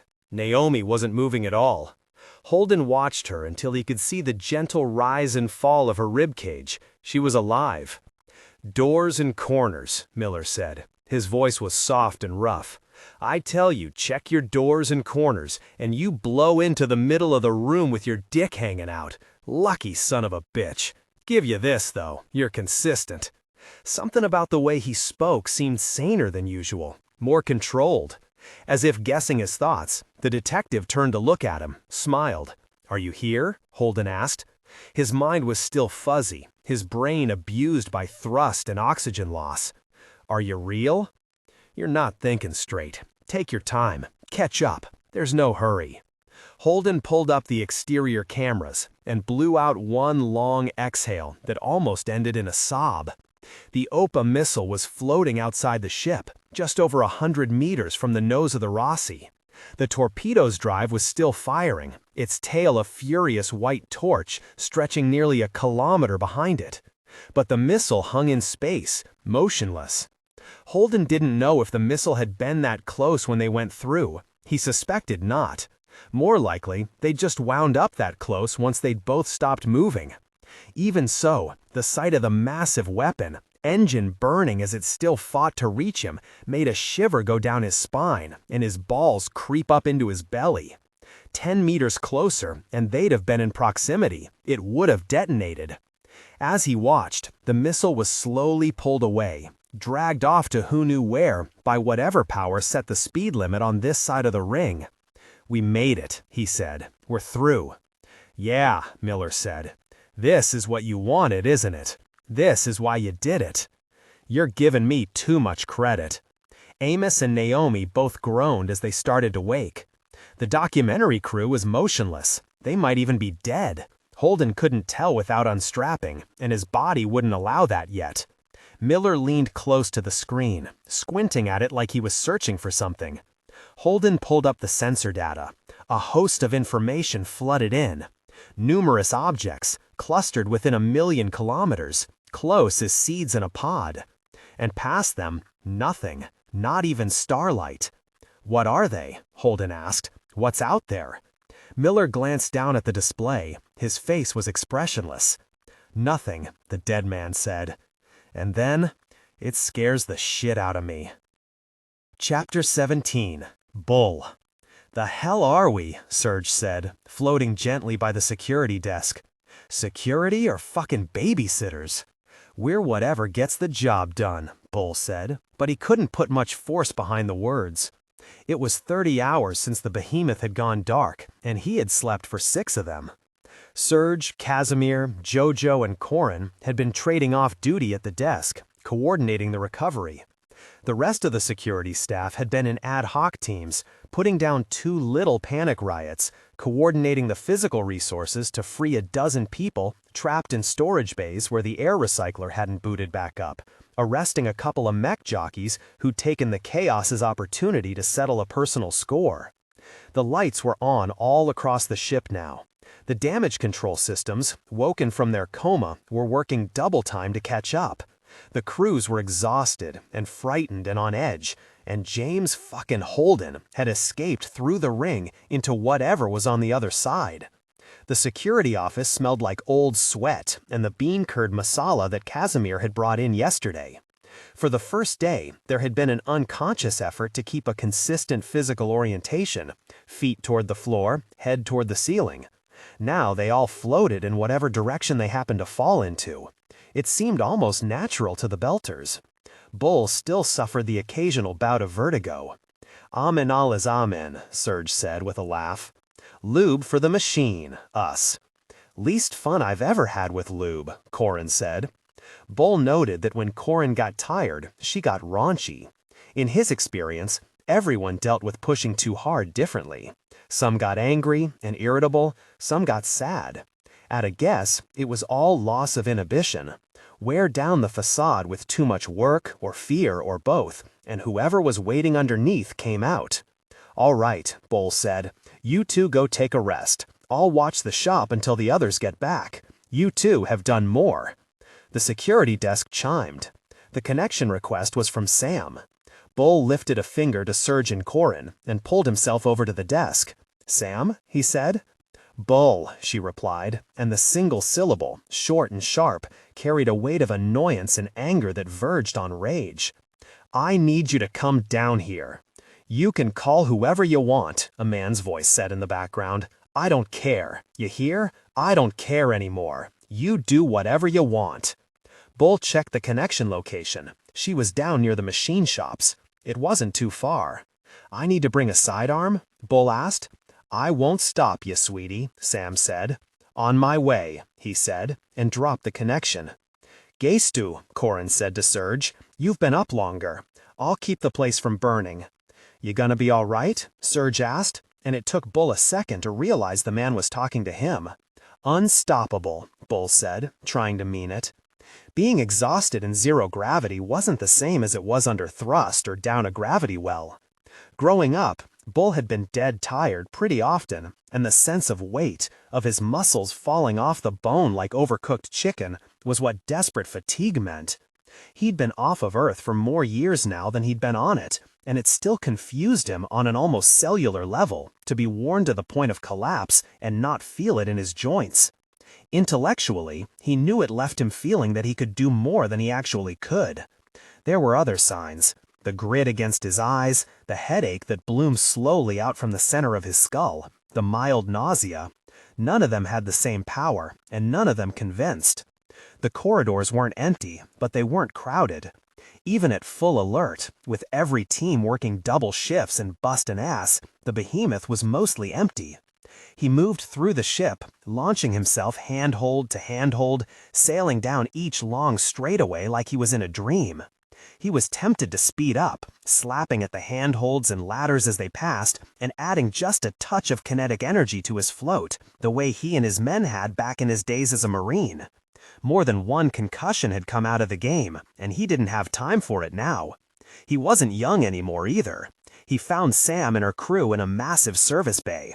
4 men in welding rigs floated near the wall, fixing lengths of conduit to the bulkhead with showers of sparks and lights brighter than staring at the sun. Sam floated nearby, her body at a 45-degree angle from the work. A young belter floated near her, his body at an angle that pointed his feet toward her. Bull understood it was an insult. "Bull," Sam said. The young man's face was a pale mask of rage. "This is Gareth. He's decided laying conduit's icky." "I'm an engineer," Gareth said, spitting out the words so violently it gave him a degree of spin. "Did 8 years on Tycho Station. I'm not going to get used like a fucking technician." The other welders didn't turn from their work, but Bull could see them all listening. He looked at Sam, and her face was closed. Bull couldn't tell if calling him in for help had been hard for her, or if it was part of how she expected him to make things right to her after the thing with Pa. That it had been the shortest detention on record didn't pull the sting of being caught up in his political struggles. Either way, she'd escalated the problem to him, and so it was his now. Bull took a deep breath. "So, what are we working on here?" he asked, less because he cared than that it would give him a few extra seconds to think, and his brain wasn't at its best. "I've got a major line faulting out," Sam said. "I can take 3 days and diagnose the whole thing, or I can take 20 hours and put up a workaround. And the conduits for the workaround? Is." Bull lifted his fist in the belter's equivalent of a nod, and then turned his attention to the boy. Gareth was young, and he was tired, and he was an OPA belter, which meant he'd never been through any kind of real military indoctrination. Bull had to figure Sam had yelled at him enough before she'd called for backup. "All right then," Bull said. "Asta hey bullshit is," the man said, his educated grammar fracturing. "I understand," Bull said. "You can go. Just help me get your rig on first." Gareth blinked. Bull thought he saw the ghost of a smile in the corners of Sam's bloodshot eyes, but that could have meant anything. Pleasure at the weariness in Bull's voice, or at Gareth's confusion. Or maybe she'd understood what Bull was doing, then she thought he was really clever. "I talked to the guys on the other ships some," Bull said. "Earth or Mars. Someone will be sending a ship back. I'll see if I can't get you a ride as far as Ceres anyway." Gareth's mouth opened and closed like a goldfish. Sam pushed off, hooking the welder's rig with one hand, pulling it close to speed up the turn, and then extending her arm to slow it. Bull took it from her and started pulling on the straps. "You know how to do this?" Sam asked. "Good enough to hang conduit," Bull said. "Security can lose you?" "Shift's done," Bull said. "I was just heading for my bunk, but this needs doing. I can do it." "All right then," Sam said.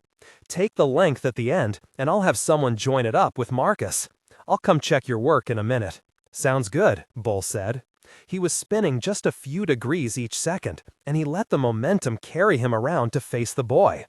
The rage was still there, but it was sinking under a layer of embarrassment.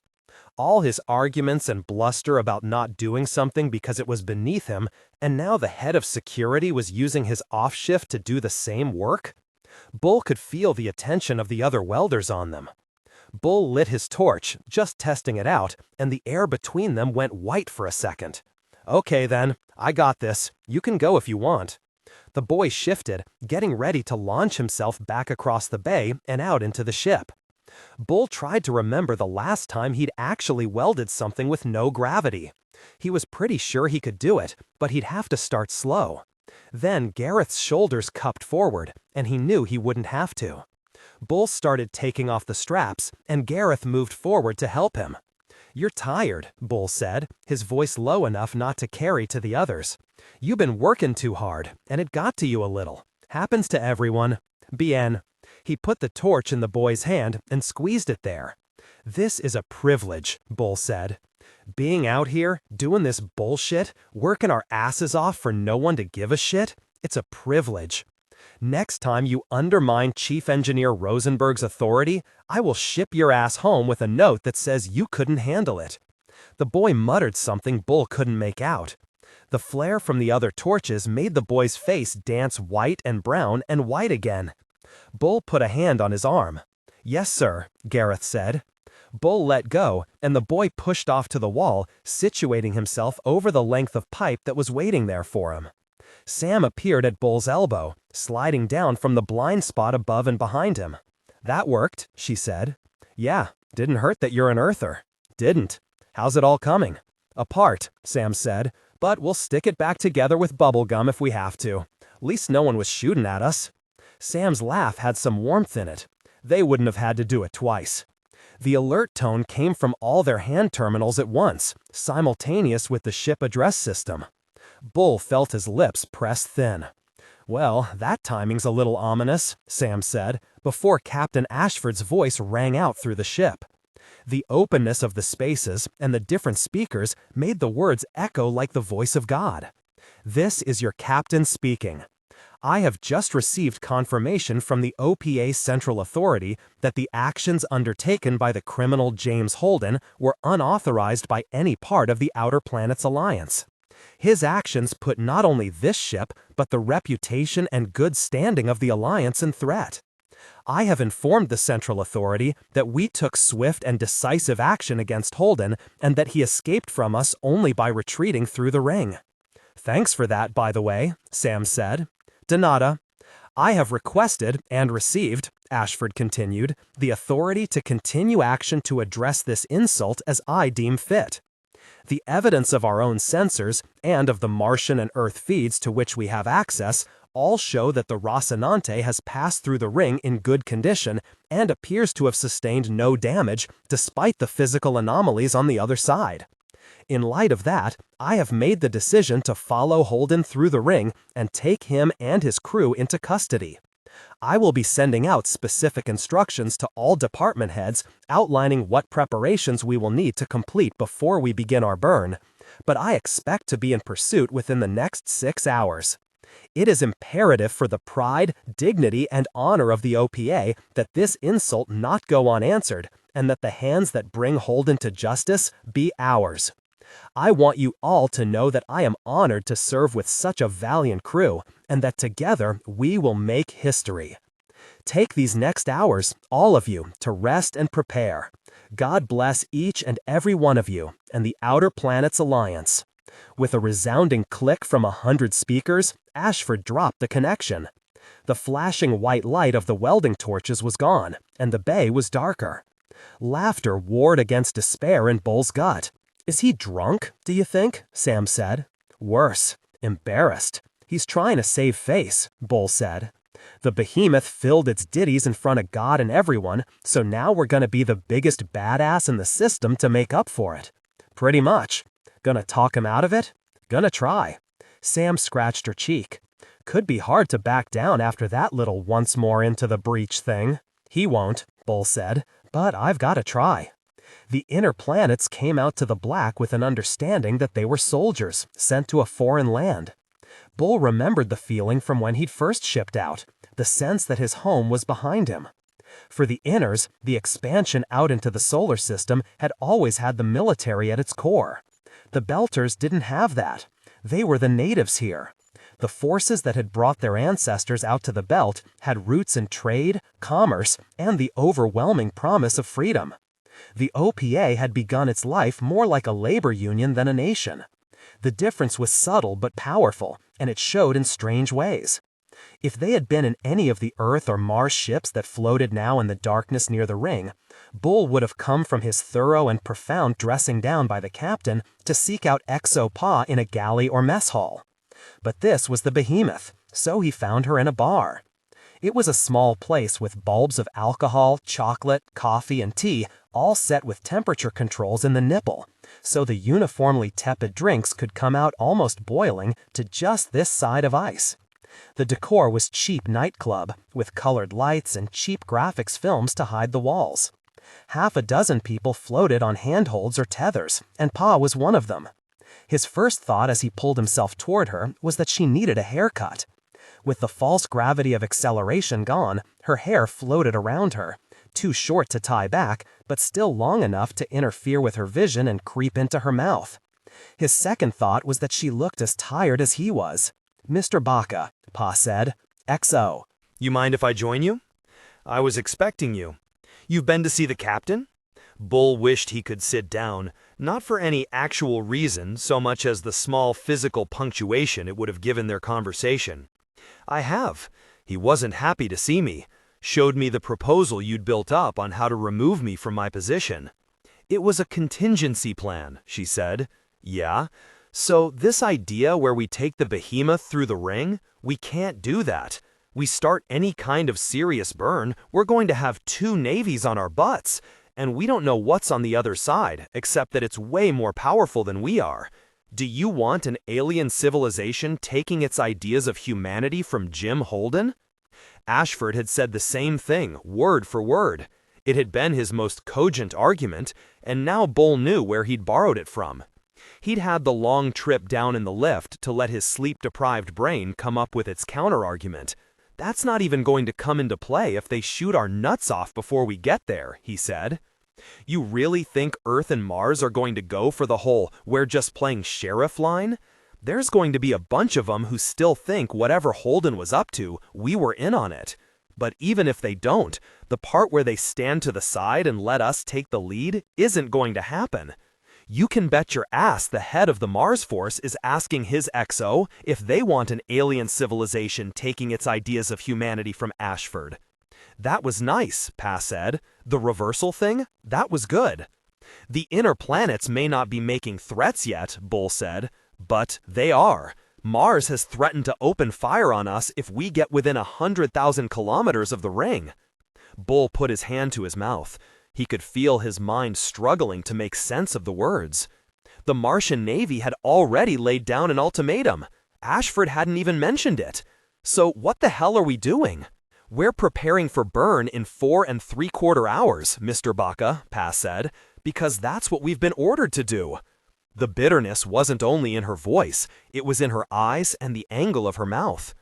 Sympathy and outrage battled in Bull's mind, and underneath them a rising panic. He was too tired to be having this conversation, too tired to be doing what had to get done. It had stripped away all the protections that would have made him hesitate to speak. If he could have gotten just one good cycle's rest, maybe he could have found another way. But this was the hand he'd been dealt, so it was the hand he'd play. You don't agree with him, Bull said. If it was your call, you wouldn't do it. Pa took a long pull at her bulb, the flexible foil buckling under the suction. Bull was pretty sure she wasn't drinking for the taste, and the urge to get some whiskey for himself came on him like an unexpected blow. It doesn't matter what I would or wouldn't do, Pa said. It's not my command, so it's not my decision. Unless something happens to the captain, Bull said, then it would be. Pa went still. The sound of the music, the shifting patterns of lights, all of it seemed to recede. They were in their own small universe together. Pa thumbed on the bulb's magnet and stuck it to the wall beside her. There are still hours before the burn starts, and then travel time.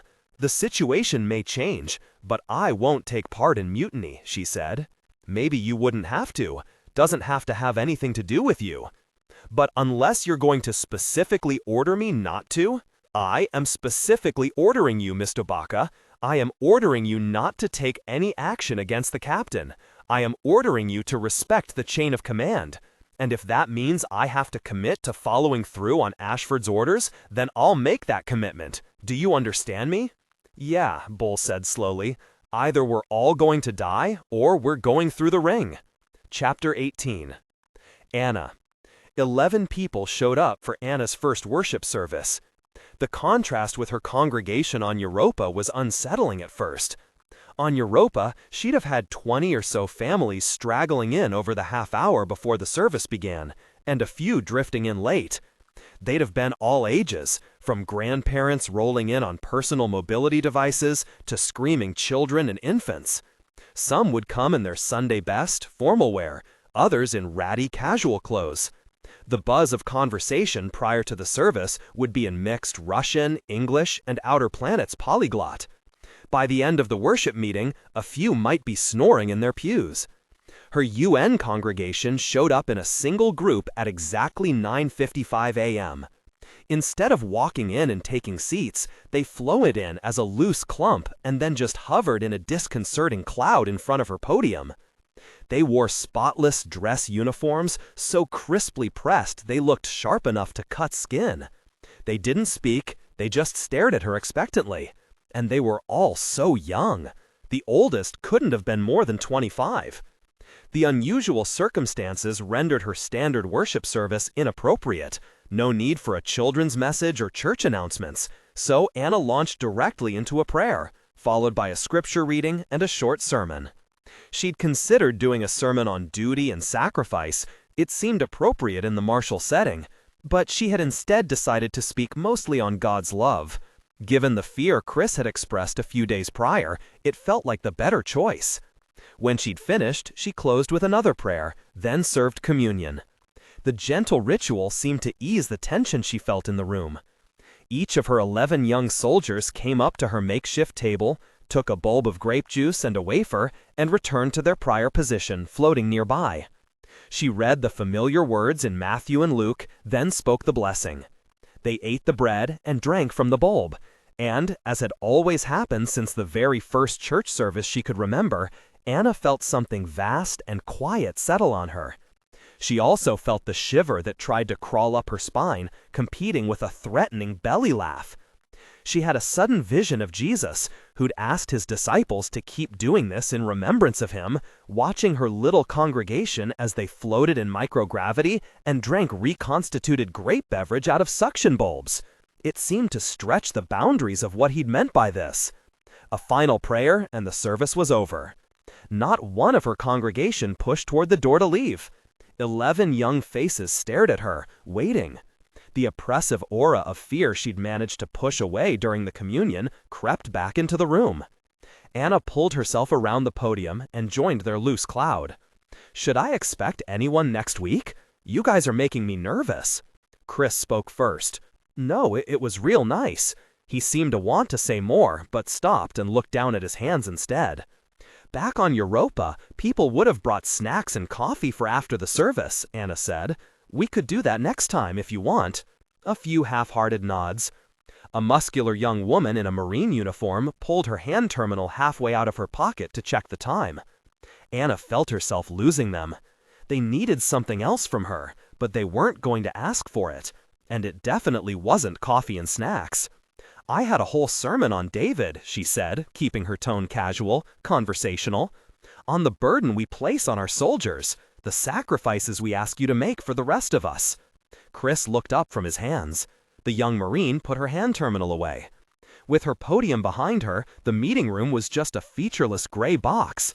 The little knot of soldiers floated in front of her, and suddenly the perspective shifted, and she was above them, falling toward them. She blinked rapidly to break up the scene and swallowed to get the lemony taste of nausea out of her throat. "David?" a young man with brown hair and dark skin said.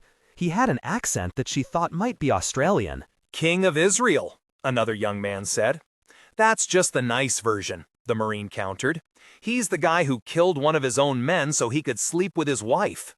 He fought for his country and his faith," Anna cut in, using the teacher's voice she used in Bible classes for teenagers, the one that made sure everyone knew she was the voice of authority. "That's the part I care about right now. Before he was a king, he was a soldier, often unappreciated by those he served. He put his body over and over again between danger and those he'd sworn to protect, even when his leaders were unworthy of him." A few more nods. No one looking at hand terminals. She felt herself getting them all back. "And we've been asking that of our soldiers since the beginning of time," she continued. "Everyone here gave up something to be here. Often we're unworthy of you, and you do it anyway." "So why didn't you?" Chris asked. "You know, do the David sermon?" "Because I'm scared," Anna said, taking Chris's hand with her left and the hand of the Australian boy with her right. Without anyone saying anything, the loose cloud became a circle of held hands. "I'm so afraid. And I don't want to talk about soldiers and sacrifice. I want to talk about God watching me. caring about what happens to me. And I thought maybe other people would too. More nods. Chris said, when the skinnies blew that ship, I thought we were all dead. No shit, the Marine said. She gave Anna an embarrassed look. Sorry, ma'am. It's okay. They say they didn't, another woman said. They shot at Holden. Yeah, and then their whole ship mysteriously turned off. If the dusters hadn't pinged Holden, he'd have flown off scot-free. They're gonna follow him, the young Marine said. Dusters say they'll smoke them if they go in. Fuck the dusters, the Australian said. We'll grease every one of them if they start anything. Okay, Anna cut in, keeping her voice gentle. Dusters are Martians. They prefer Martians. And calling people from the outer planet skinnies is also rude. Epithets like that are an attempt to dehumanize a group so that you won't feel as bad about killing them. The Marine snorted and looked away. And, Anna continued, fighting out here is the last thing we should be doing. Am I right? Yeah, Chris said. If we fight out here, we'll all die. No support, no reinforcements, nothing to hide behind. 3 armed fleets and nothing bigger than a stray hydrogen atom for cover. This is what we call the kill box. The silence stretched for a moment. Then the Australian sighed and said, yeah, and something may come out of the ring. Saying the thing out loud and then acknowledging it drained the tension out of the air. With everyone floating in microgravity, no one could slump. But shoulders and foreheads relaxed. There were a few sad smiles.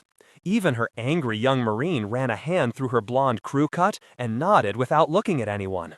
Let's do this again next week, Anna said while she still had them. We can celebrate communion, then maybe just chat for a while. And in the meantime, my door is always open. Please call me if you need to talk. The group began to break up, heading for the door.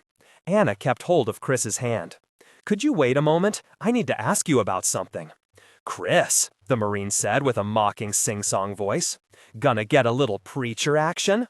That's not funny, Anna said, using the full weight of her teacher voice. The Marine had the grace to blush. Sorry, ma'am. You may leave, Anna said, and her Marine dead. Chris, do you remember the young woman who was in the officers' mess that first time we met? He shrugged. There were lots of people coming and going. This one had long dark hair. She looked very sad. She was wearing civilian clothes. Oh, Chris said with a grin, the cute one. Yeah, I remember her. Do you know her? No, just a civvy contractor, fixing the plumbing, I'd guess. We have a couple ships full of them in the fleet. Why? That was a good question. She honestly wasn't sure why the angry young woman weighed on her mind so much over the last few days. But something about her stuck in Anna's memory like a burr in her clothing. She'd feel irritated and antsy, and suddenly the girl's face would pop into her mind. The anger, the sense of threat she'd radiated. The proximity of that encounter to the sudden hostilities and damaged ships and people shooting at each other. There was nothing that tied them all together, but Anna couldn't shake the feeling that they were connected. I'm worried about her, Anna finally said. At least it wasn't a lie. Chris was tinkering with his hand terminal. After a few seconds, he said, Melba Coe, electrochemical engineer. She'll probably be on and off the ship here and all the way home. Maybe you'll run into her. Great, Anna said, wondering if she actually wanted that to happen. You know what sucks? Tilly asked. Before Anna could say anything, Tilly said, This sucks. She didn't have to elaborate. They were floating together near a table in the civilian commissary. A small plastic box was attached to the table with magnetic feet. Inside it was a variety of tubes, filled with protein and carbohydrate pastes in an array of colors and flavors. Next to the box sat 2 bulbs. Anna's held tea, Tilly's coffee. The officers' mess, with its polite waiters, custom-cooked meals, and open bar, was a distant memory. Tilly hadn't had an alcoholic drink in several days. Neither of them had eaten anything that required chewing in as long. The oat and raisin isn't bad. I think it might actually have real honey in it, Anna said, holding up one of the white plastic squeeze packs. Tilly was no stranger to space travel. Her husband owned estates on every major rock in the solar system. But Anna suspected she'd never eaten food out of a plastic tube in her entire life before this. Any pilot who had the poor planning to put Tilly's ship at null G during one of her meals was probably fired at the next port. Tilly picked up a packet of the oat mush, wrinkled her lip at it, and flicked it away with her fingers. It sat spinning next to her like a miniature helicopter. "Annie," Tilly said, "if I wanted to suck vile fluids out of a flaccid and indifferent tube, I'd have stayed on Earth with my husband." At some point, Anna had become Annie to Tilly, and her objection to this nickname hadn't fazed Tilly at all. "You have to eat, eventually. Who knows how long we'll be out here?" "Not much longer, if I have anything to say about it," said a booming voice from behind Anna. If she'd been touching the floor, she would have jumped, but floating in the air, all she managed was an undignified jerk and squeak. "Sorry to startle you," Commanders continued, sliding into her field of view. "But I had hoped we might speak." He was scuffing across the floor wearing the magnetic booties the Navy had handed out. Anna had tried them, but drifting free while your feet remained pinned to the floor had given her an uncomfortable underwater sensation that made her even sicker than just floating around did. She never used them. Cortez nodded to Tilly, his too white smile beaming at her in his nut-brown face. Without asking if he could join them, he used the menu screen on the table to order himself a soda water. Tilly smiled back. It was the fake, "I don't really see you" smile she used on people who carried her luggage or waited on her table. Their mutual contempt established, Tilly sipped her coffee and ignored his presence. Cortez placed one large hand on Anna's shoulder and said, "Dr. Volovadovaz, I am putting together a coalition of the important civilian counselors on this ship to make a request of the captain, and I'd like your support." Anna admired the absolute sincerity Cortez managed to pack into a sentence that was almost entirely composed of flattery. Cortez was here because he was the spiritual advisor to the UN Secretary General. Anna was here because the United Methodist Council could spare her, and her home happened to be on the way. If she was on any list of important counselors, then the bar was set pretty low. "I'm happy to talk about it, Dr. Cortez," Anna said, then reached for her tea bulb. It gave her an excuse to extricate her arm from his grip. "How can I help?" "First, I have to commend you on your initiative in arranging worship services for the women and men on the ship. I'm ashamed I didn't think of it first, but I'm happy to follow your lead. We're already arranging for similar meetings with leaders of the various faiths on board." Anna felt a blush come up, even though she suspected that everything Cortez said was manipulative. He was so good, he could get the response he wanted even when you knew exactly what he was up to. Anna couldn't help but admire it a little. "I'm sure the sailors appreciate it. But there is other work we can be doing," Cortez said. "Greater work, and that's what I came to ask you about." Tilly turned back to the table and gave Cortez a sharp look. "What are you up to, Hank?" Cortez ignored her. "Anna, may I call you Anna?" "Here it comes, Annie," Tilly said. "Annie?" "No," Anna cut in. "Anna is fine. Please call me Anna." Cortez nodded his big white and brown head at her, blinding her with his smile. "Thank you, Anna. What I want to ask you to do is sign a petition I'm circulating and add your voice to ours." "Ours? You know that the behemoth has begun to burn toward the ring?" "I'd heard. We're asking the captain to accompany it." Anna blinked twice, then opened her mouth to speak and found nothing to say. She closed it with a snap when she realized both Cortez and Tilly were staring at her. Go into the ring? Holden had made it inside, and it looked like he was still alive. But actually entering the ring had never been part of the mission plan, at least not for the civilian contingent. No one had any idea what the structures were that waited beyond the ring, or what changes passing through the wormhole might make on humans, or even if the ring would stay open. It might have a preset mass limit, or a limited power supply, or anything. It might just slam shut after enough ships had gone through. It might slam shut with half a ship going through. Anna pictured the prince cut in half, the two pieces drifting in space a billion light-years apart, humans spilling into vacuum from both sides. "We're also asking the Martians to come with us," Cortez continued. "Now hear me out. If we join together in this—" "Yes," Anna said before she knew she was going to say it. She didn't know why Cortez was pushing for it, and she didn't care. Maybe it was to get votes in the Earth elections. Maybe it was a way for Cortez to exert control over the military commanders. Maybe he felt it was his calling. They hadn't come here as explorers, not really. They'd come here to be seen by the people back at home who were watching. It was why they'd had so many protests and dramas on the way out. Once, this had been about the spectacle, but now things had changed, and this was the answer to the fear she'd seen at church. The immediate danger wasn't the ring, at least not right now. It was humans taking their anxiety out on the nearest enemy they could actually see, each other. If the OPE went ahead with its plan to follow Holden into the ring, and the UN and Martian forces joined together, no one would have any reason to shoot anyone else. They'd be what they'd started out as again. They'd be a joint task force exploring the most important discovery in human history. If they stayed, they were 3 angry fleets trying to keep one another from getting an advantage. The whole thing spilled into Anna's mind, feeling very much like relief. "Yes," she said again, "I'll sign it. The things we need to know, the things we need to learn and take back with us to all those frightened people back home, that's where we'll learn them, not here, on the other side. Thank you for asking me, Dr. Cortez. Hank. Please call me Hank." "Oh," Tilly said, her coffee bulb floating forgotten in the air in front of her.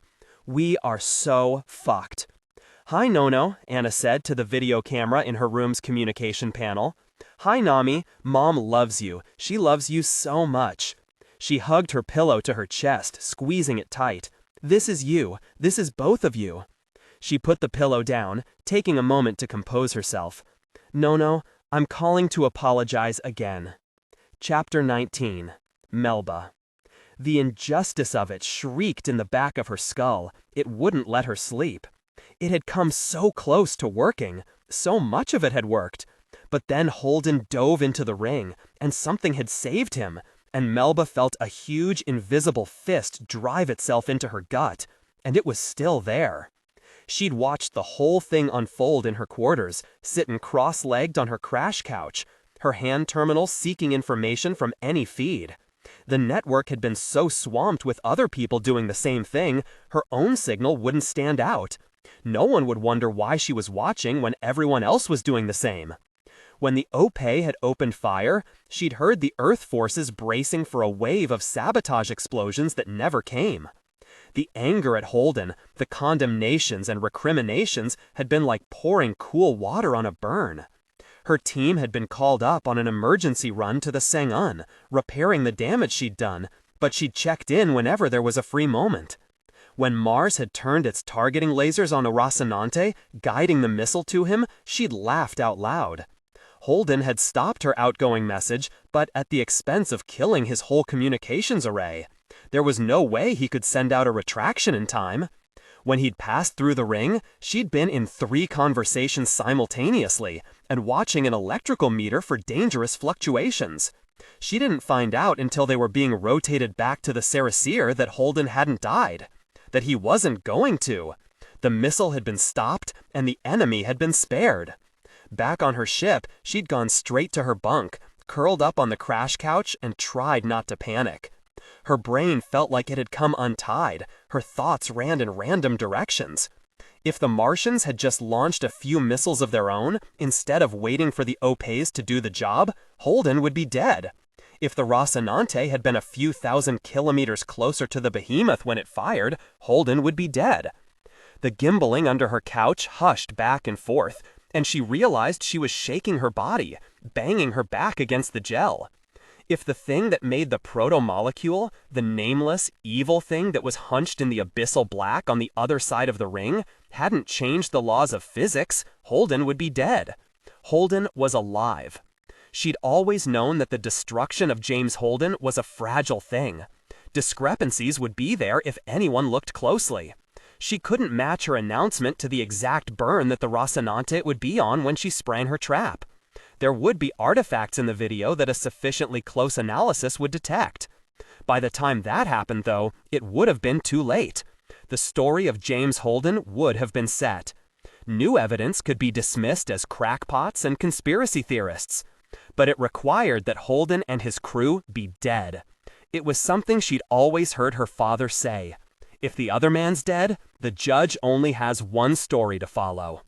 When he put his communication array back together, the investigation would begin. She'd be caught. They'd find out it was her. And the thought had the copper taste of fear. They'd find Ren. They'd know she killed him. Her father would know. Word would reach him in his cell that she had beaten Ren to death, and that would be worse than anything. Not that she'd done it, Melba thought, that she'd been caught doing it. The sound came from her door, 3 hard thumps, and she screamed to spite herself. Her heart was racing, the blood tapping at the inside of her throat, banging at her ribs. "Miss Ko?" Soledad's voice came. "You in there? I need to talk. If you've—" Hearing fear in someone else's voice felt like vertigo. Melba got to her feet. Either the pilot was repositioning the ship or she was just unsteady. She couldn't tell which. She looked in her mirror, and the woman looking out could almost have been a normal person woken from a deep sleep. "Just a minute," she said, running her fingers through her hair, pressing the dark locks against her scalp. Her face felt clammy. Nothing to be done. She opened the door.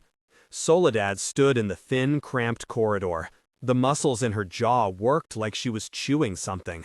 Her wide eyes skittered over Melba, away and back, away and back. "I'm sorry, Miss Ko, but I can't do it. I can't go there. They can fire me, but I can't go." Melba reached out and put her hand on the woman's arm. The touch seemed to startle them both. "All right," she said. "It'll be all right. Where can't you go?" The ship shifted. That one wasn't her imagination, because Soleil moved too. "The prince," she said. I don't want to volunteer." "Volunteer for what?" Melba asked. She felt like she was coaxing the girl back from some sort of mental break. There was enough self-awareness left in her to appreciate the irony. "Didn't you get the message? It's from the contract supervisor." Melba looked back over her shoulder. Her hand terminal was on the crash couch, a green and red band on the screen showing that there was a priority message waiting. She raised a finger, keeping Soledad out of the room and away from the locker, and grabbed the terminal. The message had come through 10 hours before, marked urgent and must reply. Melba wondered how long she'd been lying in her couch, lost in her panic fugue. She thumbed the message accept. A stream of tight legal script poured onto the screen, brash as a shout. Danis General Contracting, owners and operators of half the civilian support craft in the fleet, including the Cerisier, was invoking the Exceptional Actions Clause of the Standard Contract. Each functional team would choose a designated volunteer for temporary duty on the UNN Thomas Prince. The remuneration would remain at the standard level until completion of the contract, when any hazard bonuses or exemptions would be assessed. Melba had to read the words 3 times to understand them. "I can't go in there," Soledad was saying, somewhere away to her left. The voice had taken on an irritating whine. "My father, I told you about him. You understand. Your sister was there too. You have to tell Bob or Stanny to do it. I can't. They were going after Holden. They were going through the ring after Holden." Her panic didn't fall away so much as click into focus. "None of you are going," Melba said. "This one's mine." The official transfer was the easiest thing she'd done since she came aboard. She sent a message to the contracts officer with her ID number and a short message saying that she'd accept transfer to the Prince. 2 minutes later, she had her orders. 3 hours to finish her affairs on the Cerisier, then into the transport and gone. It was intended, she knew, as a time to meet with her team, make the transition easy. She had other fish to fry. Filling a locker with industrial sealant was one thing. The foam was made to apply quickly and remain malleable for a few seconds before the yellow mush dimmed to gold and set. The excess could be cut away with a sharp knife for the next hour. After that, nothing would move it except the right kind of solvent, and even that was an ugly, arduous process.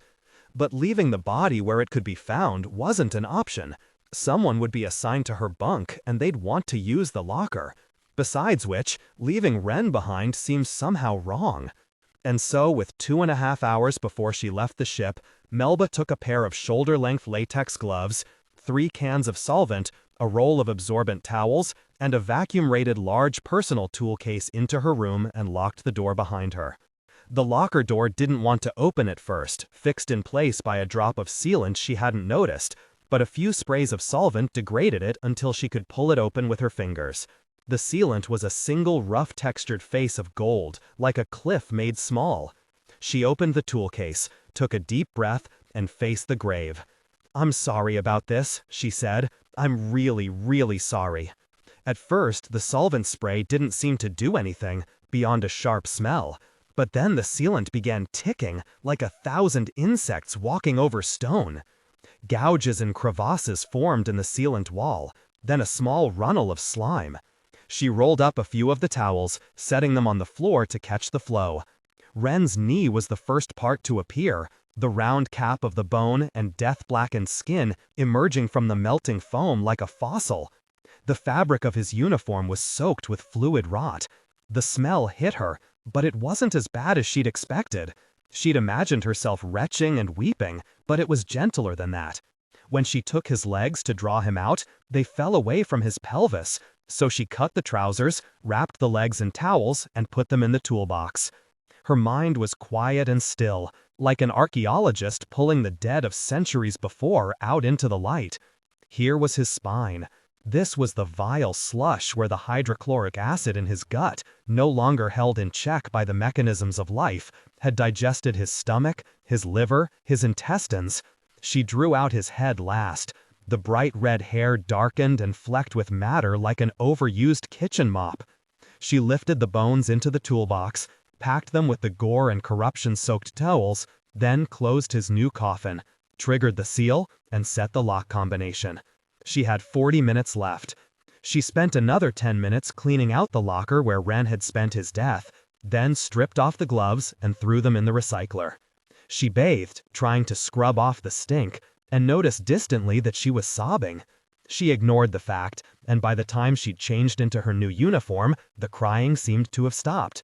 She picked up the last of her things, threw them in a pack, put her still wet hair in a ponytail, and hauled Ren to the loading bay where the other supplies would be taken across to the prince. It didn't allow her time to say her goodbyes to Soledad or Stanny or Bob. She was sorry for that, but it was a burden she could bear. There were about 30 of them, all told, men and women she'd seen around the ship, heard their names once or twice, nodded to in the galley or on the exercise machines. Once they reached the prince, they were all brought into a small white conference room, with benches that bolted to the floor like pews. They were already under thrust, already moving for the ring and whatever was on the other side. While the overly enthusiastic yeoman prattled on about the Thomas Prince, she glanced at the faces around her. An old man with a scruffy white beard and ice-blue eyes. A stocky blonde woman who was probably younger than she was, with poorly applied eyeliner and a grim look about the jowls. They'd all come here of their own free will, or free will as bounded by the terms of their work contracts. They were all going through the ring, into the mouth of whatever was on the other side.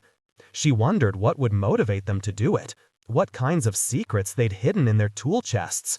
"You will need to keep your identification cards with you at all times," the yeoman was saying, holding up a white plastic card on a lanyard.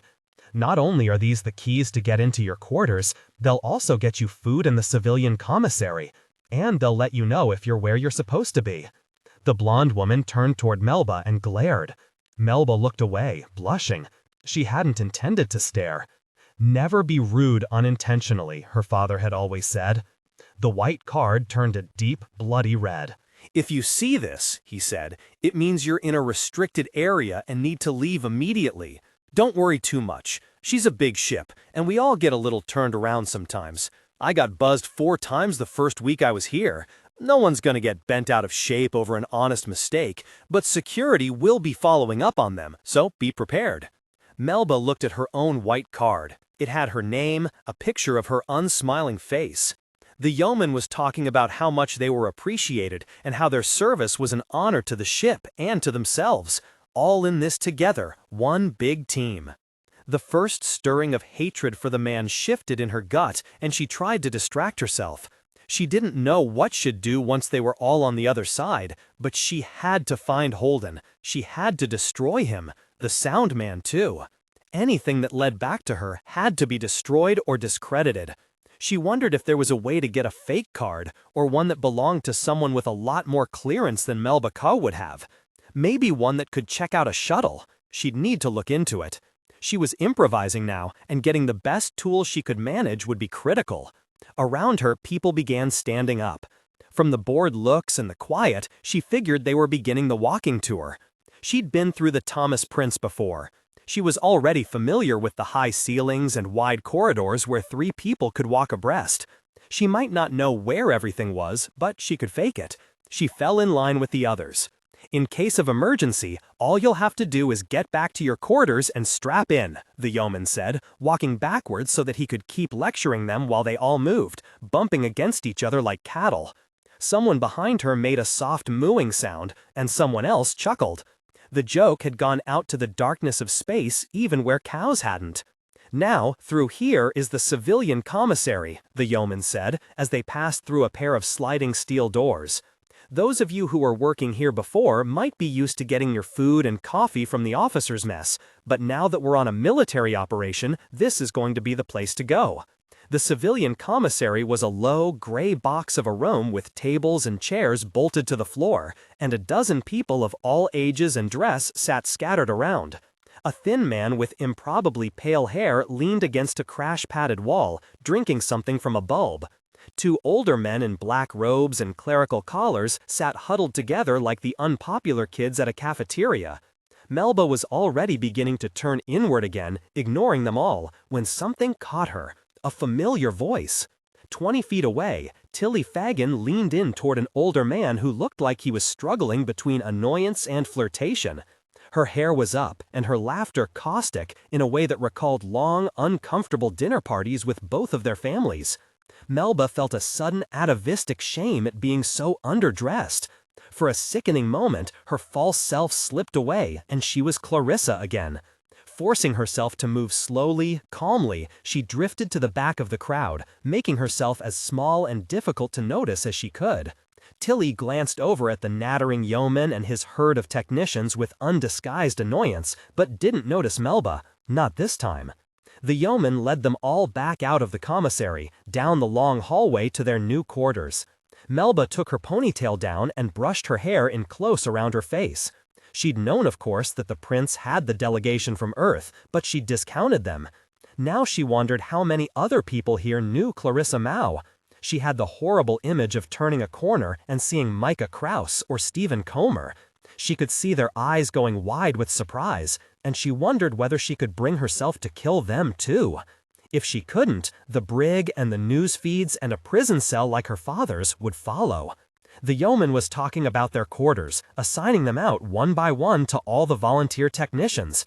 They were tiny, but the need for each person to have a crash couch in case of emergency meant they wouldn't be hot bunking. She could stay in there, bribe one of the others to bring her food. Except, holed up like a rat, tracking and killing Holden became exponentially more difficult. There had to be a way. The yeoman called her name, and she realized it wasn't the first time. "Here," she said. "Sorry." She scuttled into her room, the door recognizing her white card and unlocking for her, then closing once she was inside. She stood for a long moment, scratching her arm. The room was bright and clean, and as unlike the Cerisier as Nepal was from Colombia. "You came to improvise," she said, and her voice sounded like it came from someone else. "Well, here you are. Start improvising." Chapter 20, Holden. Instead of putting him at ease, the weeks and months of interviews had given Holden a new persona, a version of himself that stood in front of a camera and answered questions, that explained things and told stories in ways entertaining enough to keep the focus on himself. It wasn't the sort of thing that he'd have expected to have any practical application.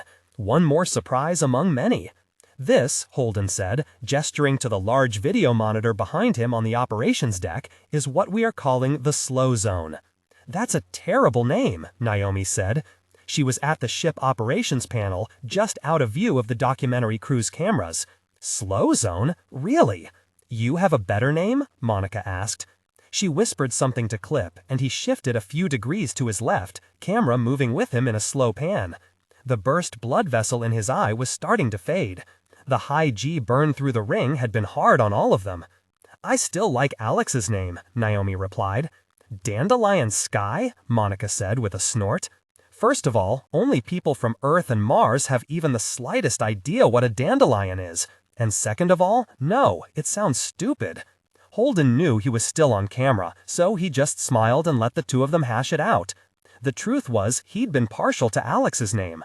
Where they sat, looking out, it did sort of look like being at the center of a dandelion, the sky filled with fragile-looking structures in an enormous sphere around them. Can we finish this? Monica asked, shooting the comment at Naomi without looking at her. Sorry I interrupted, Naomi replied, not looking sorry at all. She winked at Holden, and he grinned back. And 3, 2, Monica pointed at him. The slow zone, based on the sensor data we're able to get, is approximately 1 million kilometers across. Holden pointed at the 3D representation on the screen behind him. There are no visible stars, so the location of the zone is impossible to determine. The boundary is made up of 1,373 individual rings, evenly spaced into a sphere. So far, the only one we've been able to find is the one we came through. The fleets we traveled out with are still visible on the other side, though the ring seems to distort visual and sensor data, making readings through it unreliable. Holden tapped on the monitor, and the center of the image enlarged rapidly. We're calling this ring station, for lack of a better term. It appears to be a solid sphere of a metallic substance, measuring about 5 kilometers in diameter. Around it is a slow-moving ring of other objects, including all of the probes we fired into the slow zone, and the belter ship Yaqui. The torpedo that chased us through the ring is headed toward the station in a trajectory that seems to indicate it will become part of the garbage ring too. Another tap, and the central sphere took up the entire screen. We're calling it a station pretty much only because it sits at the center of the slow zone, and we're making the entirely unfounded assumption that some sort of control station for the gates would be located there.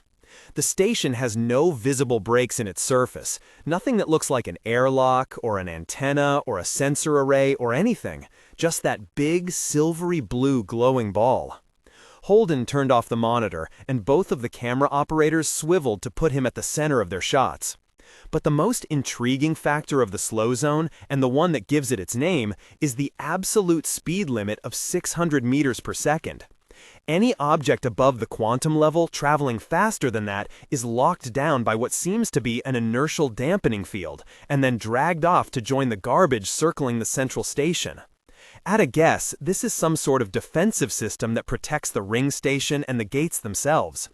Light and radar still work normally, but radiation, made up of larger particles like alpha and beta radiation, does not exist inside the slow zone. At least outside the ship, that is. Whatever controls the speeds here only seems concerned by the exterior of the objects, not the interior. We've done radiation and object speed tests inside the ship, and so far everything works as normal. But the last probe we fired was immediately grabbed by the field and is now making its way down to the garbage ring. The lack of alpha and beta radiation leads me to believe that there's a thin cloud of loose electrons and helium nuclei orbiting that station as part of the garbage ring. "Can you tell us what your plan is now?" Monica said from off-camera. Cohen pointed his mic at her, then back at Holden. "Our plan now is to remain motionless, avoid attracting the ring station's attention, and keep studying the slow zone using what instruments we have. We can't leave until we repair the comm array and let everyone outside know that we aren't psychotic murderers bent on claiming the ring for ourselves." "Great," Monica said, giving him the thumbs up. Clip and Oakdew moved around the room getting shots to cut in later. They shot the instrument panels, the monitor behind Holden, even Naomi lounging in her ops station crash couch. She smiled sweetly and flipped them off. "How's everyone doing after the burn?" Holden asked, Clip's blood-pinked eye still drawing his attention. Cohen touched his side and grimaced. "Got a rib that I think just slid back into place this morning. I've never been on a ship doing maneuvers that violent before. It gave me a little more respect for the Navy." Holden pushed off the bulkhead and drifted over to Naomi. In a low voice, he said, "Speaking of the Navy, how's that comm array coming along? I'd really love to start protesting my innocence before someone figures out a way to lob a slow-moving torpedo in here after us." She blew out an exasperated breath at him and started tugging on her hair like she did when she was lost in a complex problem. That little Trojan horse that keeps grabbing control? Every time I wipe and reboot, it finds its way back in. I've got comms totally isolated from the other systems, and it's still getting in. And the weapons? They keep on powering up, but they never fire, so there has to be some connection. Yes, Naomi said, and waited. Holden felt a self-conscious discomfort. That doesn't tell you anything you didn't know. No. Holden pulled himself down into the crash couch next to hers and buckled in. He was trying to play it cool, but the truth was, the longer they went without presenting a defense, or at least a denial to the fleets outside, the more risk there was that someone would find a way to destroy the Rossi, slow zone or not. The fact that Naomi couldn't figure it out only added to the worry. If whoever was doing this was clever enough to outsmart Naomi with an engineering problem, they were in a lot of trouble. "What's the next plan?" he asked, trying to keep the impatience out of his voice. Naomi heard it anyway. "We're taking a break from it," she said. "I've got Alex doing radar sweeps of all the other rings that make up the boundary of the slow zone, just to see if one is different in some way. And I've got Amos fixing that light bulb in the head. There's nothing else to do, and I wanted him out of my hair while I come up with another way to attack this comm problem." "What can I do to help?" Holden asked. He'd already gone through every other system on the ship 3 times looking for malicious and hidden programs. He hadn't found any, and he couldn't think of anything else that might be useful. "You're doing it," Naomi said, subtly moving her head toward Monica without actually looking at her. "I feel like I've got the shit job here." "Oh, please," Naomi said with a grin. "You love the attention." The deck hatch slid open with a bang, and Amos came up the crew ladder. "Motherfucker!" he yelled as the hatch closed behind him. "What?" Holden started, but Amos kept yelling. "When I peeled that twitchy power circuit open in the head, I found this little bastard hiding in the LED housing, sucking off a juice." Amos threw something, and Holden barely managed to catch it before it hit him in the face. It looked like a small transmitter with power leads coming off one end. He held it up to Naomi, and her face darkened. "That's it," she said, reaching out to take it from Holden. "You're fucking right, that's it," Amos bellowed. "Someone hid that in the head, and it's been loading the software hijacker onto our system every time we boot up." "Someone with access to the ship's head," Naomi said, looking at Holden, but he'd already gone past that and was unbuckling his restraints. "Are you armed?" Holden asked Amos. The big mechanic pulled a large caliber pistol out of his pocket and held it against his thigh. In the microgravity, it would shove Amos around if he fired it, but surrounded by bulkheads, that wouldn't be too much of a problem. "Hey," Monica said, her face shifting from confusion to fear. "One of you hijacked my comm array," Holden said. "One of you is working for whoever is doing this to us. Whoever it is should really just tell me now." "You forgot to threaten us," Cohen said. He sounded almost ill. "No, I didn't." Naomi had unbuckled her harness as well, and was floating next to him now. She tapped a wall panel and said, "Alex, get down here." "Look," Monica said, patting the air with her hands, "you're making a mistake blaming us for this." Clip and Oakju moved behind her, pulling Cohen to them. The documentary crew formed a small circle facing outward, unconsciously creating a defensive perimeter. More Pleistocene-age behavior that humans still carried with them.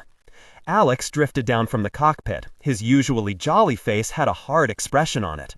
He was carrying a heavy wrench. "Tell me who did it," Holden repeated. "I swear by everything holy that I will space the whole damn lot of you to protect this ship if I have to." "It wasn't us," Monica said, the fear on her face draining the bland video star prettiness away, making her look older, gaunt.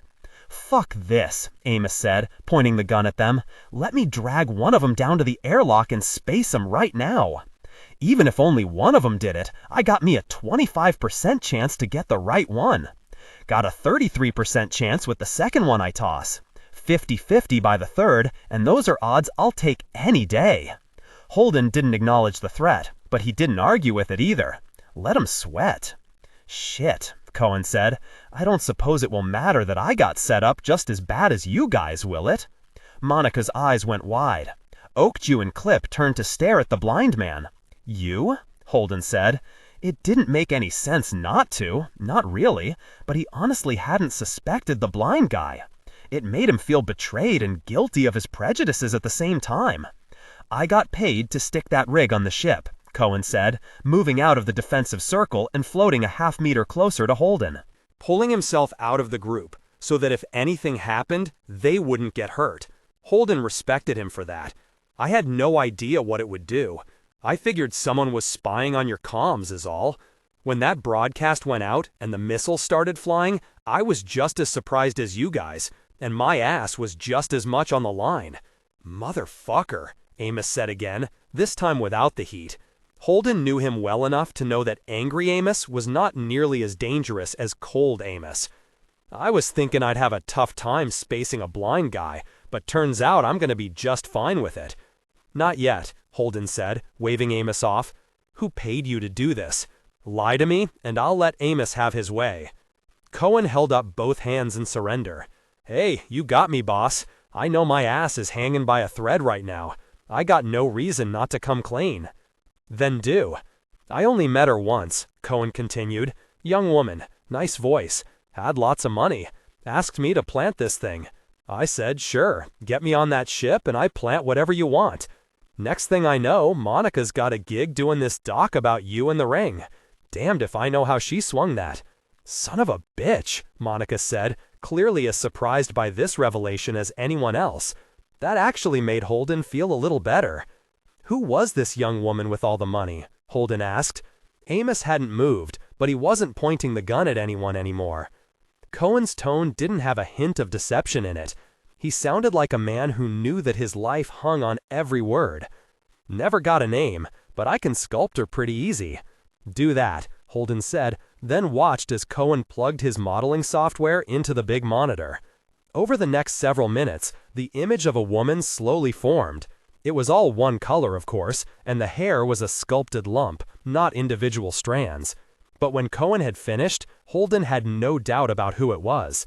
She was changed, but not so much that he couldn't recognize the dead girl, Julie Mao. The ship was quiet. Monica and her 2 camera operators had been confined to the crew decks again, and last time Holden had checked, they were together in the galley, not talking. Cohen's betrayal had taken them by surprise as well, and they were still working through it. Cohen himself was in the airlock. It was the closest thing they had to a brig. Holden had to assume the man was quietly panicking. Alex was back in the cockpit.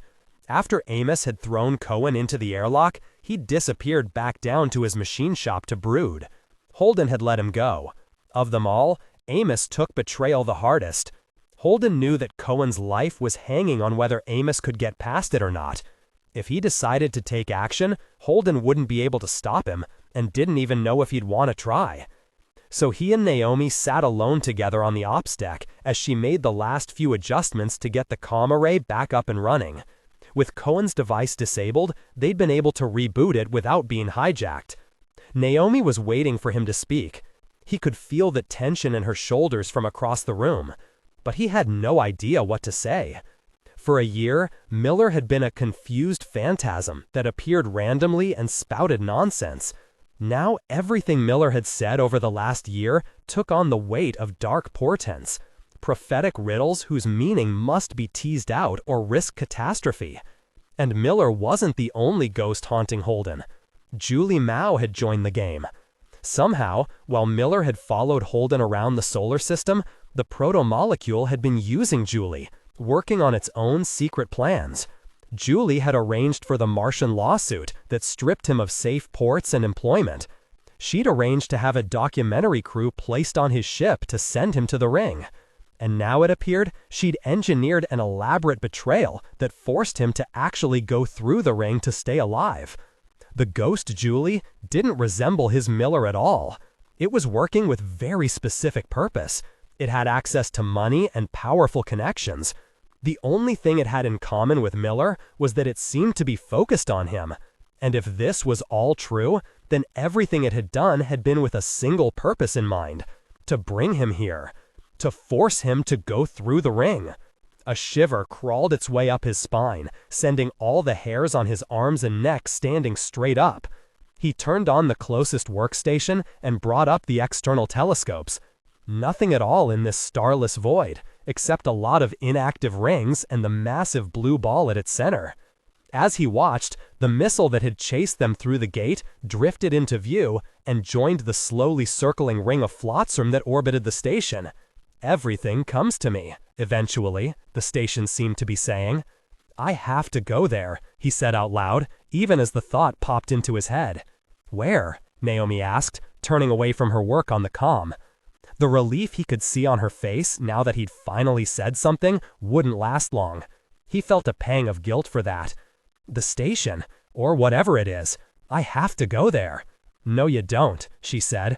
"Everything that's happened over the last year has been to bring me here, now." Holden rubbed his face with both hands, itching his eyes and hiding from Naomi's scrutiny at the same time. "And that thing is the only place in here. There's nothing else. No other open gates, no planets, no other ships. Nothing." "Jim," Naomi said, a warning in her voice, "this thing where you always have to be the guy who goes, 'I'll never know why the proto-molecule is talking to me until I get there, face to face.' Eros, Ganymede, the Agatha King," Naomi continued, "you always think you have to go." Holden stopped rubbing his face and looked at her. She stared back, beautiful and angry and sad. He felt his throat threaten to close up, so he said, "Am I wrong? Tell me I'm wrong, and we'll think of something else. Tell me how all of what's happened means something else, and I'm just not seeing it." "No," she said again, meaning something else this time. "Okay," he sighed. "Okay then. It's getting old being the one who stays behind." "You're not staying behind," Holden said. "You're keeping the crew alive while I do something really stupid. It's why we're an awesome team. You're the captain now. That's a shit job and you know it." Chapter 21. Bull. In the last hours before they shot the ring, a kind of calm descended on the behemoth. In the halls and galleries, people talked, but their voices were controlled, quiet, brittle. The independent feeds, always a problem, were pretty subdued. The complaints coming to the security desk fell to nothing. Bull kept an eye on the places people could get liquored up and stupid, but there were no flare-ups. The traffic going through the comm laser back toward Tycho Station and all points sunward spiked to 6 times its usual bandwidth. A lot of people on the ship wanted to say something to someone, a kid, a sister, a dad, a lover, before they passed through the signal warping circumference and into whatever was on the other side. Bull had thought about doing it too. He'd logged into the family group feed for the first time in months and let the minutia of the extended Baca family wash over him. One cousin was engaged, another one was divorcing, and they were trading notes and worldviews. His aunt on Earth was having trouble with her hip, but since she was on basic, she was on a waiting list to get a doctor to look at it. His brother had dropped a note to say that he'd gotten a job on Luna, but he didn't say what it was or anything about it. Bull listened to the voices of the family he never saw except on a screen, the lives that didn't intersect his own. The love he felt for them surprised him and kept him from putting his own report among them. It would only scare them, and they wouldn't understand it. He could already hear his cousins telling him to jump ship, get on something that wasn't going through. By the time the message got there, he'd already have gone anyway. Instead, he recorded a private video for Fred Johnson, and all he said in it was, "After this, you owe me one." With an hour to go before they passed through, Bull put the whole ship on battle-ready status. Everyone in their couches, one per, no sharing. All tools and personal items secured. All carts in their stations and locked down, the bulkheads closed between major sections so that if something happened, they'd only lose air one deck at a time. He got a few complaints, but they were mostly just grousing. They made the transit slowly, the thrust gravity hardly more than a tendency for things to drift toward the floor. Bull couldn't say whether that was a technical decision on Sam's part meant to keep them from moving too quickly in the uncanny reduced speed beyond the ring, or Ashford giving the Earth and Mars ships the time to catch up so that they'd all be passing through at more or less the same time. Only, if it was that, it wouldn't have been Ashford. That kind of diplomatic thinking was Pa. Probably it was just that the main drive couldn't go slow enough, and this was as fast as the maneuvering thrusters could move them. Bull wasn't that worried about the Earth forces. They'd been the ones to broker the deal, and they had civilians on board. Mars, on the other hand, might call itself a science mission, but its escort was explicitly military. And until Earth stepped in, they'd been willing to poke holes in the behemoth until the air ran out. Too many people with too many agendas, and everyone was worried that the other guy would shoot them in the back. Of all the ways to go and meet the godlike alien, whatever they were, that built the protomolecule, this was the stupidest, the most dangerous, and, for Bull's money, the most human. The transit actually took a measurable amount of time, the great bulk of the behemoth sulking through the ring in a few seconds. An eerie, fluting groan passed through the ship, and Bull, in his crash couch at the security office waiting for the next disaster, felt the goose flesh on his arms and neck. He flipped through the security monitors like a dad walking through the house to see if the windows were all locked, all the kids safely in their beds. Memories of the Arrows feed tugged at the back of his mind. Black whorls of filament covering the corridors, the bodies of the innocent and the guilty alike warping, falling apart, and becoming something else without actually dying in between. The blue firefly glow that no one had yet explained. With every new monitor, he expected to see the behemoth in that same light, and every time he didn't, his dread moved on to the one still to come. He moved to the external sensor feed, the luminous blue object in the center of a sphere of anomalies that the computers interpreted as being approximately the same size as the ring. Gates to God knows where. "I don't know what the hell we're doing here," he said under his breath. "A chat amen, brother," Serge said, pale-faced, from his desk. A connect request popped on Bull's hand terminal, the alert red of senior staff. With dread growing at the back of his throat, Bull accepted it. Sam appeared on the screen.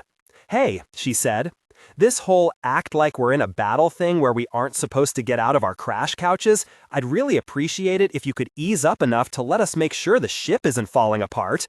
"You getting alerts?" "No," Sam admitted, "but we just sailed the behemoth into a region of space with different, laws of physics and stuff. Makes me want to take a peek." "We got 8 ships coming in right behind us," Bull said. "Hold tight until we see how that shakes down." Sam smiled in a way that expressed her annoyance with him perfectly. "You can get the teensiest bit paternalistic sometimes, Bull. You know that?" A new alert popped up by Sam's face. A high-priority message was coming into the comm array. From the Rocinante. "Sam, I got something here. I'll get back to you." "I'll be sitting here in my couch, doing nothing," she said. He flipped over to the incoming message. It was a broadcast. A belter woman, with black hair pulled back from her face in a style that gave Bull the impression she'd been welding something before she'd begun the broadcast and would be again as soon as she was finished, looked into the camera. "Nagata, executive officer of the Rocinante. I want to make it very clear that the previous broadcast claiming our ownership of the ring was a fake. Our communications array was hijacked and we were locked out of it.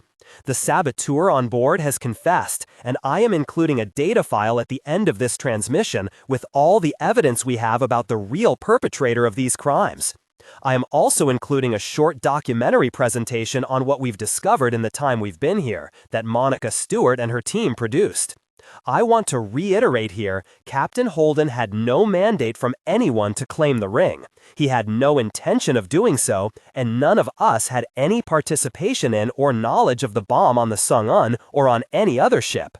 We were here solely as transport and support for a documentary team and pose no intentional threat whatsoever to any other vessel." Serge grunted, unconvinced. "You think they fragged him? Keep Jim Holden from grabbing the camera?" "Fragged him or tied him up," Bull said. It was a joke, but there was something in it. Why wasn't the Rocinante's captain the one making the announcement? "We will not surrender our ship," the belter said, "but we will invite inspectors aboard to verify what we've reported, with the following conditions. First, the inspectors will have to comply with basic safety." 5 more communication alerts popped up, all from different ships, all broadcast. If they were flying into the teeth of a vast and malefic alien intelligence, by God, they were going to go down squabbling. Unacceptable. We demand the immediate surrender of the Tachi and all accompanying. What confirmation you can provide that James Holden at once for interrogation. If your claims are verified, we will. Message repeats. Please confirm and clarify EVA activity. Rocinante. Who have you got out there and where are they going? Bull pulled up the sensor array and began a careful sweep of the area around Holden's ship. It took him half a minute to find it. A single EVA suit burning away from the ship and heading for the blue glowing structure in the center of the sphere. He said something obscene. 5 minutes later, the XO of the Rocinante spoke again to confirm Bull's worst suspicions. This is Naomi Nagata, she said, executive officer and acting captain of the Rocinante. Captain Holden is not presently available to take questions, meet with any representatives, or surrender himself into anybody's custody. He is. She looked down.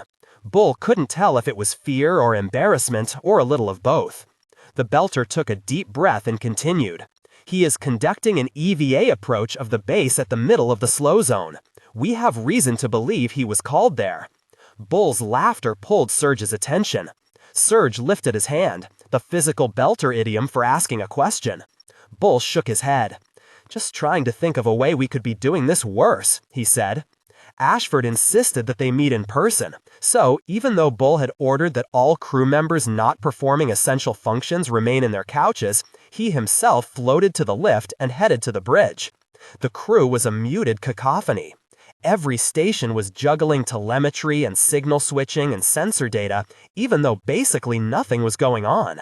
It was just that the excitement demanded that everything be busy and serious and fraught. The excitement or else the fear. The monitors were set to a tactical display. Earth in blue, Mars in red, the behemoth in orange, and the artifact at the center of the sphere in a deep forest green. The debris ring was marked in white. And 2 dots of gold. One for the Rocinante, well ahead of the other ships, and another for her captain. The scale was so small, Bull could see the shapes of the larger ships, boxy and awkward in the way that structures built for vacuum could be. The universe shrunk down to a knot smaller than the sun and still unthinkably vast. And in that bubble of darkness, mystery, and dread, 2 matched dots, one blue, the other red, moving steadily toward the little gold Holden. Marine skiffs, hardly more than a wide couch strapped on the end of a fusion drive. Bull had ridden on boats like them so long ago, it seemed like a different lifetime. But if he closed his eyes, he could still feel the rattle of the thrusters transferred through the shell of his armor. Some things he would never forget. How long, Ashford said, until you can put together a matching force? Bull rubbed his palm against his chin, shrugged. How long it'd take to get back to Tycho? Ashford's face went red. I'm not interested in your sense of humor, Mr. Baca. Earth and Mars have both launched interception teams against the outlaw James Holden. If we don't have a force of our own out there, we look weak. We're here to make sure the OPA remains the equal of the inner planets, and we're going to do that whatever it takes. Am I clear? You're clear, sir. So how long would it take? Bull looked at Pa. Her face was carefully blank. She knew the answer as well as he did, but she wasn't going to say it. Leaving the shit job for the Earther? Well, all right. It can't be done, Bull said. Each one of those skiffs is carrying half a dozen Marines in full battle dress, powered armor. Maybe Goliath class for the Martians, Reaver class for the Earthers. Either way, I don't have anything in that league. And the soldiers inside those suits have trained for exactly this kind of combat every day for years. I've got a bunch of plumbers with rifles I could put on a shuttle. The bridge went quiet. Ashford crossed his arms. Plumbers with rifles? Is that how you see us, Mr. Baca? I don't question the bravery or commitment of anyone on this crew, Bull said. I believe that any team we sent over there would be willing to lay down their lives for the cause. Of course, that would only take about 15 seconds, and I won't send our people into that. The implication floated in the air as gently as they did. You're the captain. You can make the order, but you'll own the consequences. And they'll know the Earther told you what would happen. Pa's eyes were narrow and looked away. Thank you, Mr. Baca, Ashford said. You're dismissed. Bull saluted, turned, and launched himself for the left. Behind him, the bridge crew started talking again, but not as loud. Probably they'd all get reamed once Bull was gone just because they'd been in the room when Ashford got embarrassed. The chances were slim that they'd be sending anyone to the thing. Nucleus, base, whatever it was. Bull couldn't think of a way to do any better than that, so that would count for a win. On the way back to his station, he looked over the data file the Rocinante had sent out. The saboteur seemed legitimate enough. Bull had seen enough faked confessions to recognize the signs, and this didn't have them. After that, though, the whole damn thing turned into a fairy tale. A mysterious woman who manipulated governments and civilians, who was willing to kill dozens of people and risk thousands in order to do what? Put James Holden through the ring, where he was going now? The image the prisoner had built looked like it had been carved from ice. No one had added color. Bull put on an even olive flesh tone and brown hair, and the face didn't look familiar. Juliette Mao, they said. She hadn't been the first person infected with the protomolecule, but everyone before her had gotten thrown in an autoclave one way or the other. She'd been the seed crystal that Eros had used to make itself, to make the ring. So who was to say she couldn't be wandering around hiring traitors and placing bombs? The problem with living with miracles was that they made everything seem plausible. An alien weapon had been lurking in orbit around Saturn for billions of years. It had eaten thousands of people, hijacking the mechanisms of their bodies for its own ends. It had built a wormhole gate into a kind of haunted sphere. So why not the rest? If all that was possible, everything was. Bull didn't buy it.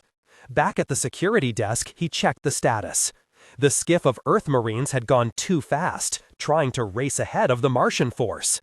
The slow zone had caught them, and the skiff was drifting off toward the ring of debris. Chances were that all the men in it were dead. The Martian skiff was still on track, but Holden would reach the structure before they got to him. It was too bad in a way. The Martians had been the trigger-happy ones all along. Chances of someone getting to question Holden were looking pretty long. Bull sucked his teeth, half-formed ideas shifting in the back of his mind. Holden wasn't getting interrogated, but that didn't mean no one would. He checked his security codes. Ashford hadn't blocked him from using the comm laser. Protocol would have been to discuss this with Ashford or at least Pa, but they had their hands full right now anyway. And if it worked, it would be hard for them to object. They'd have a bargaining chip. The Rocinante's XO appeared on the screen. "What can I do for you, Behemoth?" "Carlos Baca here. I'm security chief. Wanted to talk about maybe taking a problem off your hands." She hoisted her eyebrows, her head shaking like she was trying to stay awake. She had a smart face. "I've got a lot of problems right now," she said. "Which one were you thinking about?" "You got a bunch of civvies on your ship, one of them under arrest. Mars is still saying you're flying their ship. Earth is wondering whether you blew the shit out of one of theirs. I can take custody of your prisoner and give the rest of them a safer place than you can. Last I checked, the OPA was the only one that's actually shot at us so far," she said. She had a good smile.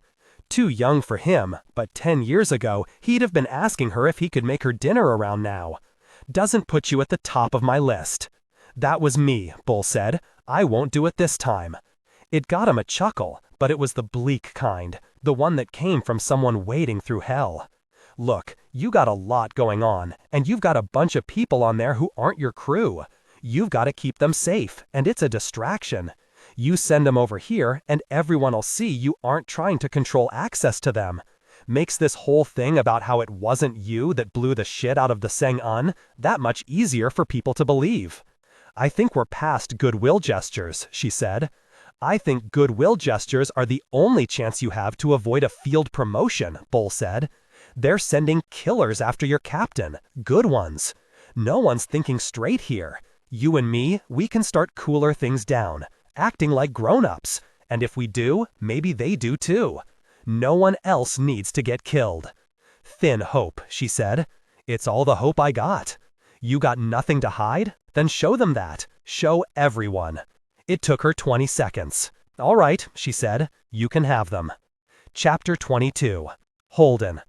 "Wow," Holden said to himself. I really don't want to do this. The sound echoed in his helmet, competing only with the faint hiss of his radio. I tried to talk you out of it, Naomi replied, her voice somehow managing to be intimate, even flattened and distorted by his suit's small speakers. Sorry, I didn't think you were listening. Ah, she said, irony. Holden tore his eyes away from the slowly growing sphere that was his destination and spat around to look for the Rocinante behind him. She wasn't visible until Alex fired a maneuvering thruster, and a gossamer cone of steam reflected some of the sphere's blue glow. His suit told him that the Rossi was over 30,000 kilometers away, more than twice as far as any two people on Earth could ever be from each other, and receding. And here he was, in a suit of vacuum armor, wearing a disposable EVA pack that had about 5 minutes of thrust in it. He'd burned 1 minute accelerating toward the sphere. He'd burn another slowing down when he got there. That left enough to fly back to the Rossi when he was done. Optimism expressed as conservation of Delta V. Ships from the 3 fleets had begun coming through the gate even before he'd started his trip. The Rossi was now protected from them only by the absolute speed limit of the slow zone. She was drifting off at just under that limit to put as much space between her and the fleets as possible. They had a sphere 1,000,000 kilometers in diameter to play with, even without going beyond the area marked by the gates. The gates had close to 50,000 kilometers of empty space between them, but the idea of flying out of the slow zone and into that starless void beyond made Holden's skin crawl. He and Naomi had agreed it would be a maneuver of last resort. As long as no one could fire a ballistic weapon, the Rossi should be plenty safe with 500 quadrillion square kilometers to move around in. Holden spun back around, using 2 quarter-second blasts from his EVA pack and took a range reading to the sphere. He was still hours away. The minute-long burst he fired from the pack to start his journey had accelerated him to a slow crawl, astronomically speaking, and the Rossi that come to a relative stop before releasing him. He'd never have had enough juice in the EVA pack to stop himself if the ship had flung him out at the slow zone's maximum speed. Ahead, in the middle of all that starless black, the blue sphere waited. It had waited for 2 billion years for someone to come through his particular gate, if the researchers were right about how long ago Phoebe had been captured by Saturn. But lately, the strangeness surrounding the protomolecule and the ring left Holden with the disquieting feeling that maybe all of the assumptions they'd made about its origins and purpose were wrong. Protogen had named the protomolecule and decided it was a tool that could redefine what it meant to be human. Jules Pierre Mao had treated it like a weapon. It killed humans, therefore it was a weapon. But radiation kills humans, and a medical X-ray machine wasn't intended as a weapon. Holden was starting to feel like they were all monkeys playing with a microwave. Push a button, a light comes on inside, so it's a light. Push a different button and stick your hand inside, it burns you, so it's a weapon. Learn to open and close the door, it's a place to hide things. Never grasping what it actually did, and maybe not even having the framework necessary to figure it out. No monkey ever reheated a frozen burrito. So here the monkeys were, poking the shiny box and making guesses about what it did. Holden could tell himself that in his case the box was asking to be poked, but even that was making a lot of assumptions. Miller looked human, had been human once, so it was easy to think of him as having human motivations. Miller wanted to communicate. He wanted Holden to know or do something. But it was just as likely, more likely maybe, that Holden was anthropomorphizing something far stranger. He imagined himself landing on the station, and Miller saying, "James Holden, you and only you in the universe have the correct chemical composition to make a perfect wormhole fuel," then stuffing him into a machine to be processed. "Everything okay?" Naomi asked in response to his chuckle. "Still just thinking about how incredibly stupid this is. Why didn't I let you talk me out of it? It looks like you did, but it took a couple of hours for it to process. Want us to come get you?" "No. If I bail out now, I'll never have the balls to try it again," Holden said. "How's it look out there?" The fleets came through with about 24 ships, mostly heavies. Alex has figured out the math on doing short torpedo burns to get one up to the speed limit but not over, which means everyone on those other ships are doing the same thing. So far, no one has fired at us. Maybe your protestations of my innocence worked. Maybe, she said. There were a couple of small ships detaching from the fleet on an intercept course with you. The Rossi is calling them landing skiffs. Shit, they're sending the Marines after me? They've burned up to the speed limit, but the Rossi says you make station fall before they catch you. But just before. Damn, Holden said. I really hope there's a door. They lost the UN ship. The other is Martian, so maybe they brought Bobby. She can make sure the others are nice to you. No, Holden said with a sigh. No, these'll be the ones that are still mad at me. Knowing the Marines were following made the back of his neck itch. Being in a spacesuit just added that to his already lengthy list of problems. On the good news level, Monica's team is getting evacuated to the Behemoth. You never did like her. Not much, no. Why not? Her job is digging up old things, Naomi said, the lightness of her tone almost covering her anxieties. And digging up old things leads to messes like this one. When Holden was 9, Rufus, the family Labrador, died. He'd already been an adult dog when Holden was born, so Holden had only ever known Rufus as a big, black, slobbering bundle of love. He'd taken some of his first steps clutching the dog's fur in one stubby fist. He'd run around their Montana farm, not much bigger than a toddler, with Rufus as his only babysitter. Holden had loved the dog with the simple intensity only children and dogs share.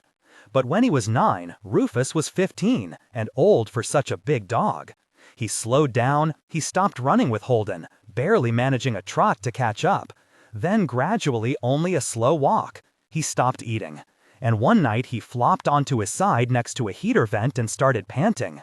Mother Elise had told him that Rufus probably wouldn't last the night, and even if he did, they'd have to call the vet in the morning. Holden had tearfully sworn to stay by the dog's side. For the first couple of hours, he held Rufus's head on his lap and cried, as Rufus struggled to breathe and occasionally gave one half-hearted thump of his tail. By the third, against his will and every good thought he'd had about himself, Holden was bored. It was a lesson he'd never forgotten, that humans only have so much emotional energy. No matter how intense the situation or how powerful the feelings, it was impossible to maintain a heightened emotional state forever. Eventually, you'd just get tired and want it to end. For the first hours drifting toward the glowing blue station, Holden had felt awe at the immensity of empty, starless space around him. He'd felt fear of what the proto-molecule might want from him, fear of the Marines following him, fear that he'd made the wrong choice and that he'd arrive at the station to find nothing at all. Most of all, fear that he'd never see Naomi or his crew again. But after 4 hours of being alone in his spacesuit, even the fear burned out. He just wanted it all to be over with. With the infinite and unbroken black all around him, and the only visible spot of light coming from the blue sphere directly ahead, it was easy to feel like he was in some vast tunnel, slowly moving toward the exit.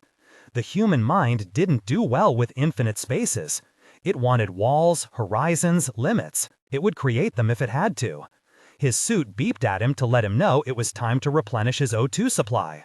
He pulled a spare bottle out of the webbing clipped to his EVA pack and attached it to the suit's nipple. The gauge on his HUD climbed back up to 4 hours and stopped.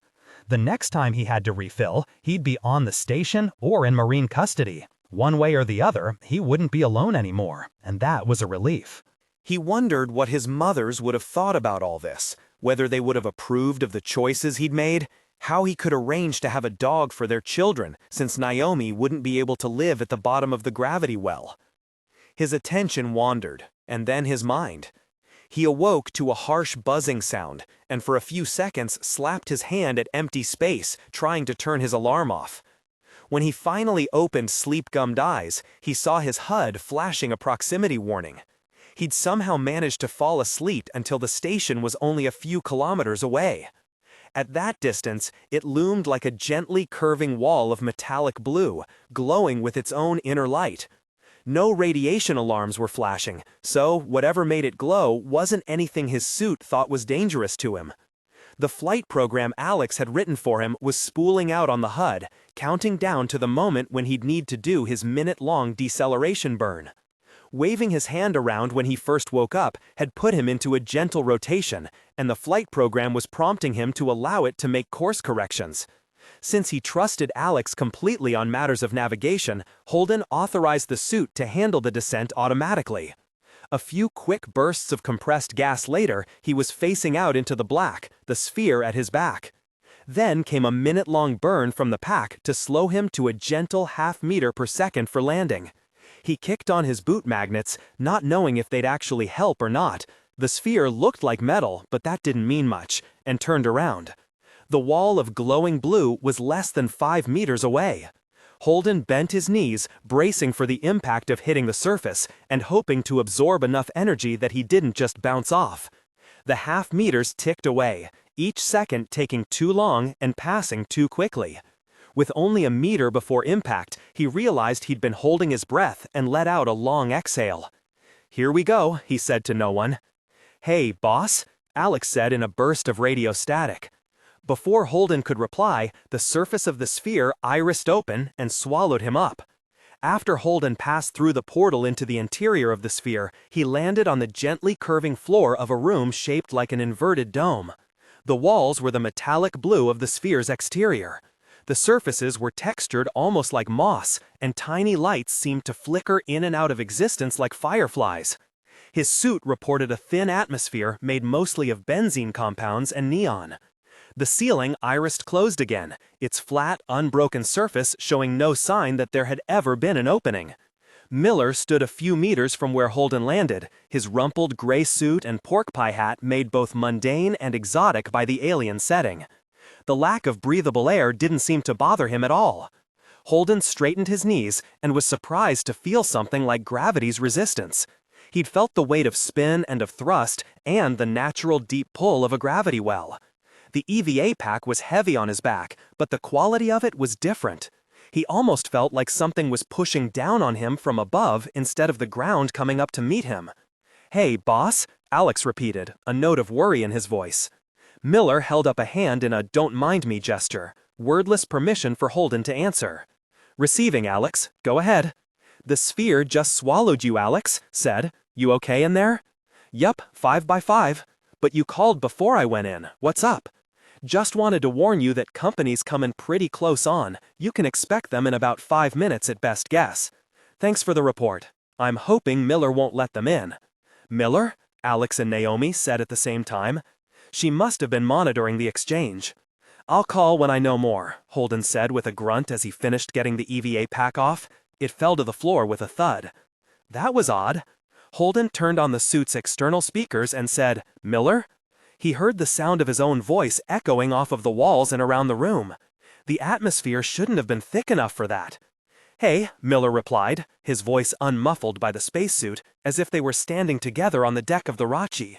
He nodded slowly, his sad basset hound face twisting into something resembling a smile. "There are others coming. They yours?" "Not mine, no," Holden replied. "That would be the skiff full of Martian recon marines that are coming to arrest me. Or maybe just shoot me. It's complicated." "You've been making friends without me," Miller said, his tone sardonic and amused. "How are you doing?" Holden asked. "You seem more coherent than usual." Miller gave a short Belter shrug. "How you mean? Usually when we talk, it's like only half the signal's getting through." The old detective's eyebrows rose in surprise. "You've seen me before?" "On and off, for the last year or so." "Well, that's pretty disturbing," Miller said. "If they're planning to shoot you, we'd better get going." Miller seemed to flicker out of existence, reappearing at the edge of the moss-like walls. Holden followed, his body fighting with the nauseating sense of being weightless and heavy at the same time. When he drew close, he could see the spirals within the moss on the walls. He'd seen something like this before where the proto-molecule had been, but this was lush by comparison, complex and rich and deep. A vast ripple seemed to pass over the wall, like a stone thrown in a pond, and despite having his own isolated air supply, Holden smelled something like orange peels and rain. "Hey," Miller said. "Sorry," Holden said. "What? We better get going?" the dead man said. He gestured toward what looked like a fold of the strange moss, but when Holden came close, he saw a fissure behind it. The hole looked soft as flesh at the edges, and it glistened with something. It wept. Where are we going? Deeper, Miller said. Since we're here, there's something we should probably do. I have to tell you though, you got a lot of balls. For what? Holden said, and his hand slid against the wall. A layer of slime stuck to the fingers of his suit. Coming here. You told me to, Holden said. You brought me. Depending on what you mean by this. Miller's head lifted like a dog catching an unfamiliar scent on the wind. Your friends are here. We should go. He moved off at a faster walk toward the far wall of the room. The Marines, Holden said. Could you stop them? No, Miller said. I don't protect anything. I can tell the station they're a threat. There'd be consequences, though. Holden felt a punch of dread in his gut. That sounds bad. It wouldn't be good. Come on, if we're gonna do this, we need to stay ahead of them. The halls and passages widened and narrowed, meeting and falling away from each other like blood vessels of some massive organism. Holden's suit light seemed almost lost in the vast darkness, and the blue firefly flickers came in waves and vanished again. Along the way, they passed more of the metallic blue insect-like constructs. What are these? Holden asked, pointing to an especially large and dangerous-looking model as they passed it. Whatever they need to be, Miller replied, without turning around. Oh, great. So we're back to inscrutable, are we?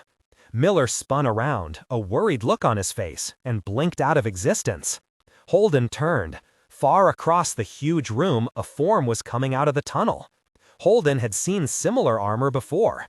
A Martian Marine's powered armor was made of equal parts efficiency and threat. There was no escaping it. Anyone in those suits could run him down without trying. Holden switched his suit to an open frequency. Hey, I'm right here. Let's talk about this, he said, then started to walk toward the group. As one, all 8 Marines raised their right arms and opened fire. Holden braced himself for death, even while part of his mind knew that he shouldn't have time to brace for death. At the distance they were, the rounds from their high-velocity guns would be hitting in a fraction of a second. He'd be dead long before the sound of the shots reached him. He heard the rapid and deafening buzzsaw sound of the guns firing, but nothing hit him. A diffuse cloud of gray formed in front of the Marines. When the firing finally stopped, the cloud drifted away toward the walls of the room. Bullets! They'd stopped centimeters from the gun barrels and were now being drawn away just like the objects outside the station.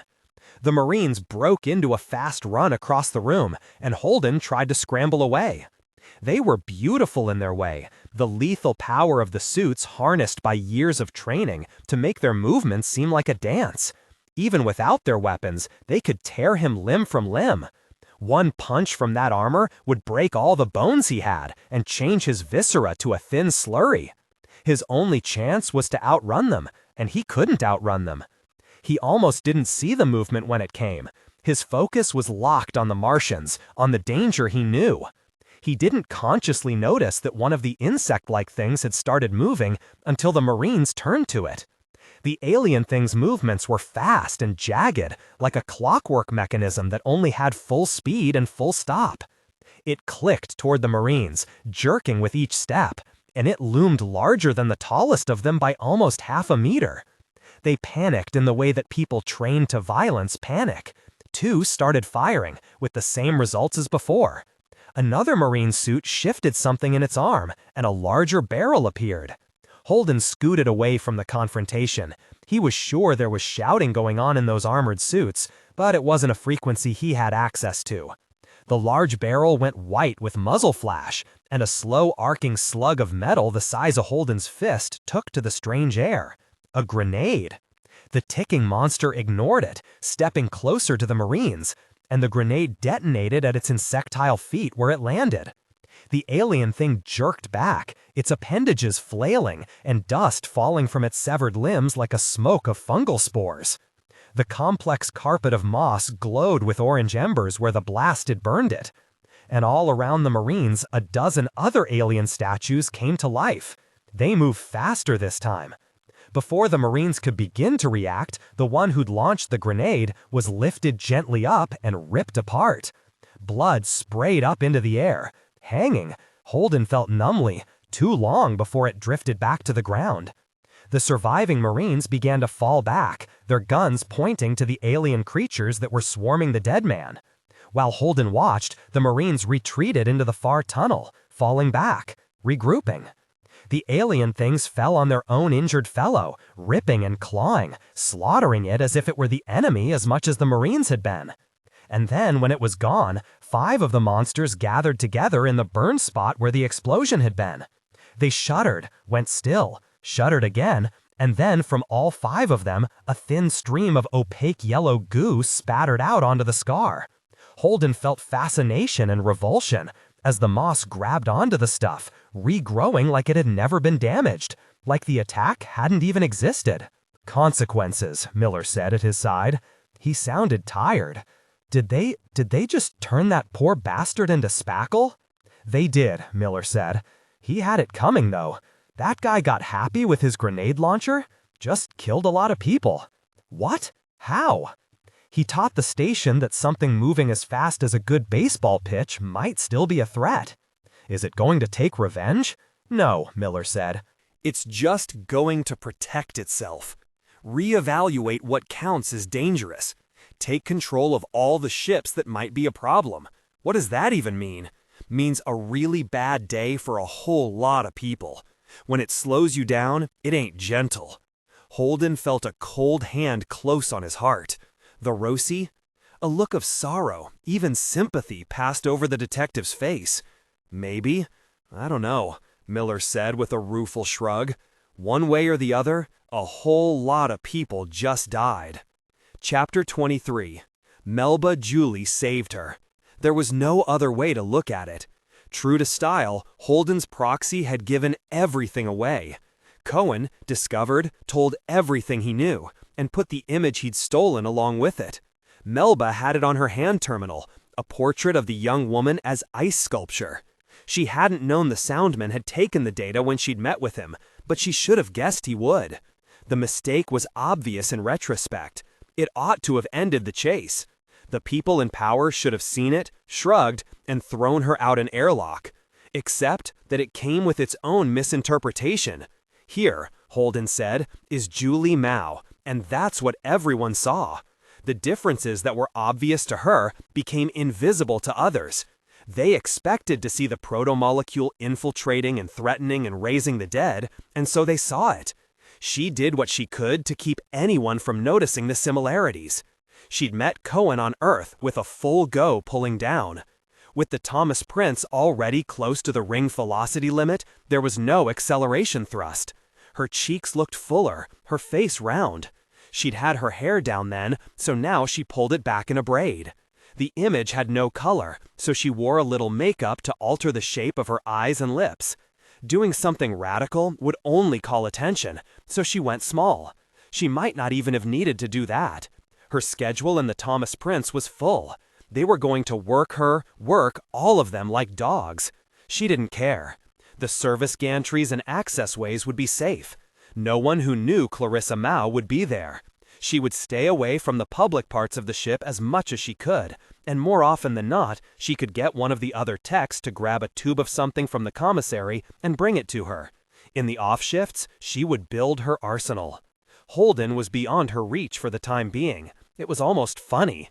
She'd gone to so much effort to make him seem like an unrepentant megalomaniac, and then left to his own devices, he named himself de facto ambassador of the whole human race. Julie had fooled him too. With any luck at all, he'd die in a firefight or get killed by the protomolecule. Her work had narrowed to destroying the evidence of Holden's innocence. It wouldn't be hard. The Rocinante had begun its life as an escort corvette on the battleship Doniger.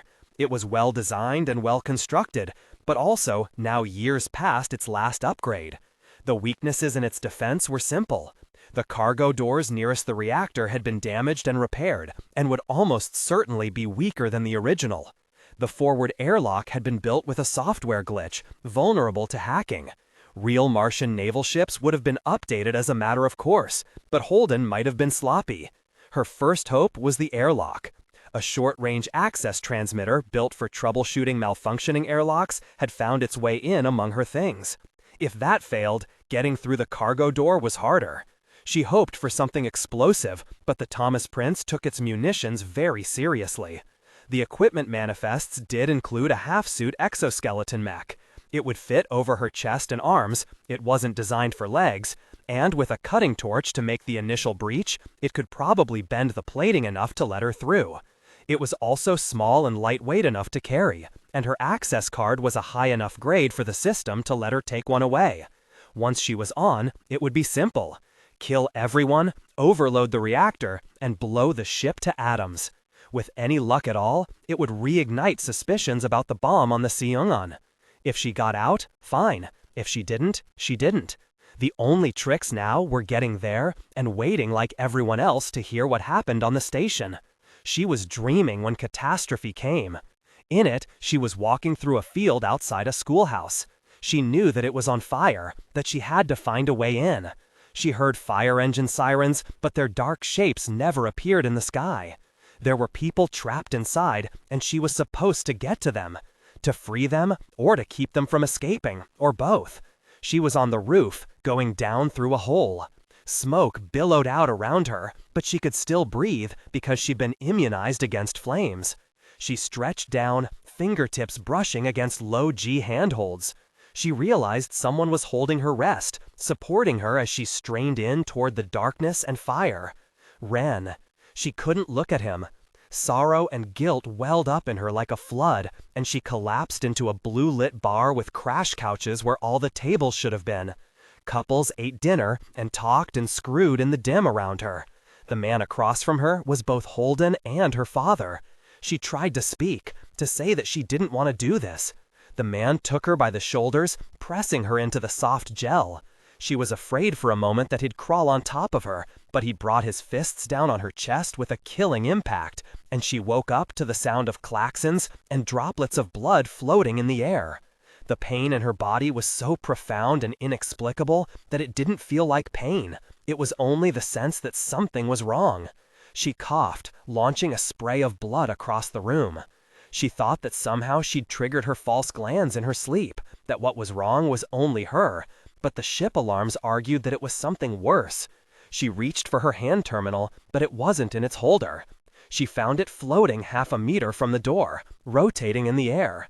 A star-shaped fracture in the resin case showed where it had hit something hard enough to break. The network access displayed a bright red bar. No status, system down. Melba pulled herself to the door and cycled it open. The dead woman floating in the corridor had her arms out before her, her hair splayed around her like someone drowned. The left side of her face was oddly shaped, softer and rounder and bluer than it should have been. Her eyes were half open, the whites the bright red of burst vessels. Melba pushed past the corpse. Farther down the corridor, a sphere of blood the size of a soccer ball floated slowly toward the air intake, with no sign where it had come from. In the wider corridors toward the middle of the ship, things were worse. Bodies floated at every door, in every passageway. Everything not bolted down floated now by the walls, thrown toward the bow. The soft gray walls were covered with dents, where hand terminals and tools and heads had struck them. The air smelled like blood, and something else, deeper and more intimate. Outside the commissary, 3 soldiers were using sealant foam to stick the dead to the walls, keeping them out of the way. In gravity, they would have been stacking bodies like cordwood. "You all right?" one of them said. It took Melba a second to realize that the woman was speaking to her. "I'm okay," Melba said. "What happened?"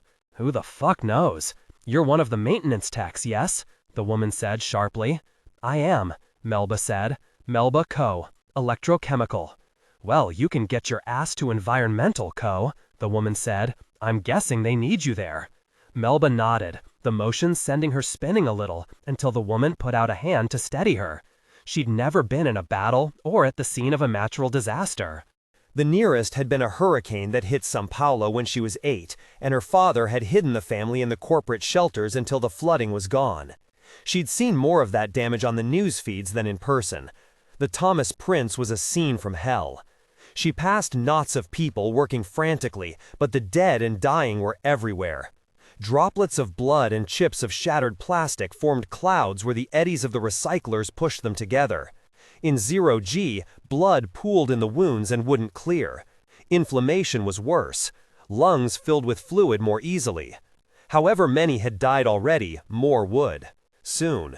If she hadn't been in her crash couch, she'd have been thrown into a wall at 600 meters per second, just like all the others. No, that couldn't be right. No one would have survived that. She hadn't spent much of her time on environmental decks.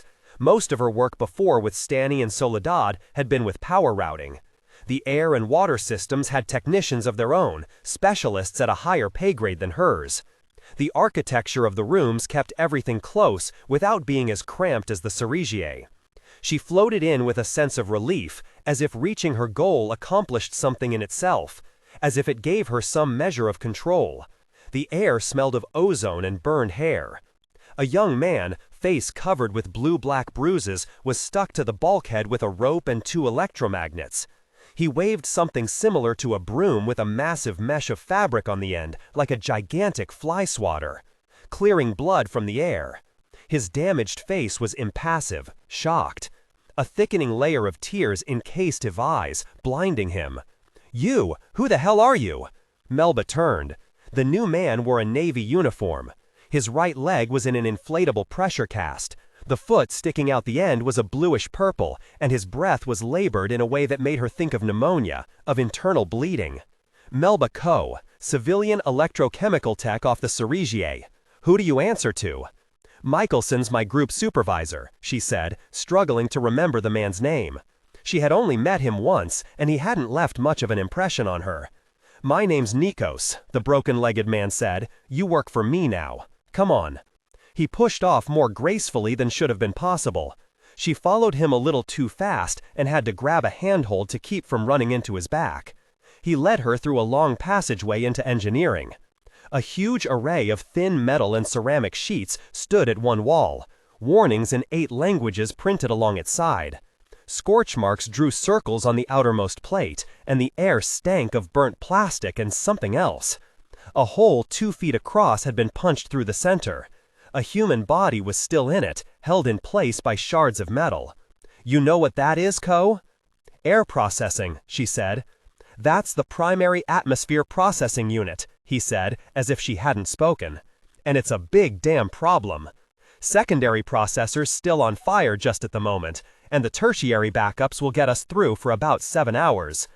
Everyone on my team is busted or dead, so you're about to rebuild this one. Understand?" "I can't do that," she thought. "I'm not really an electrochemical technician. I don't know how to do this." "I'll get my tools." "Don't let me stop you," he said.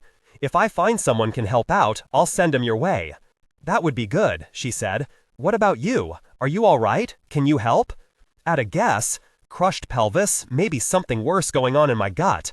Keep passing out a little," he said with a grin.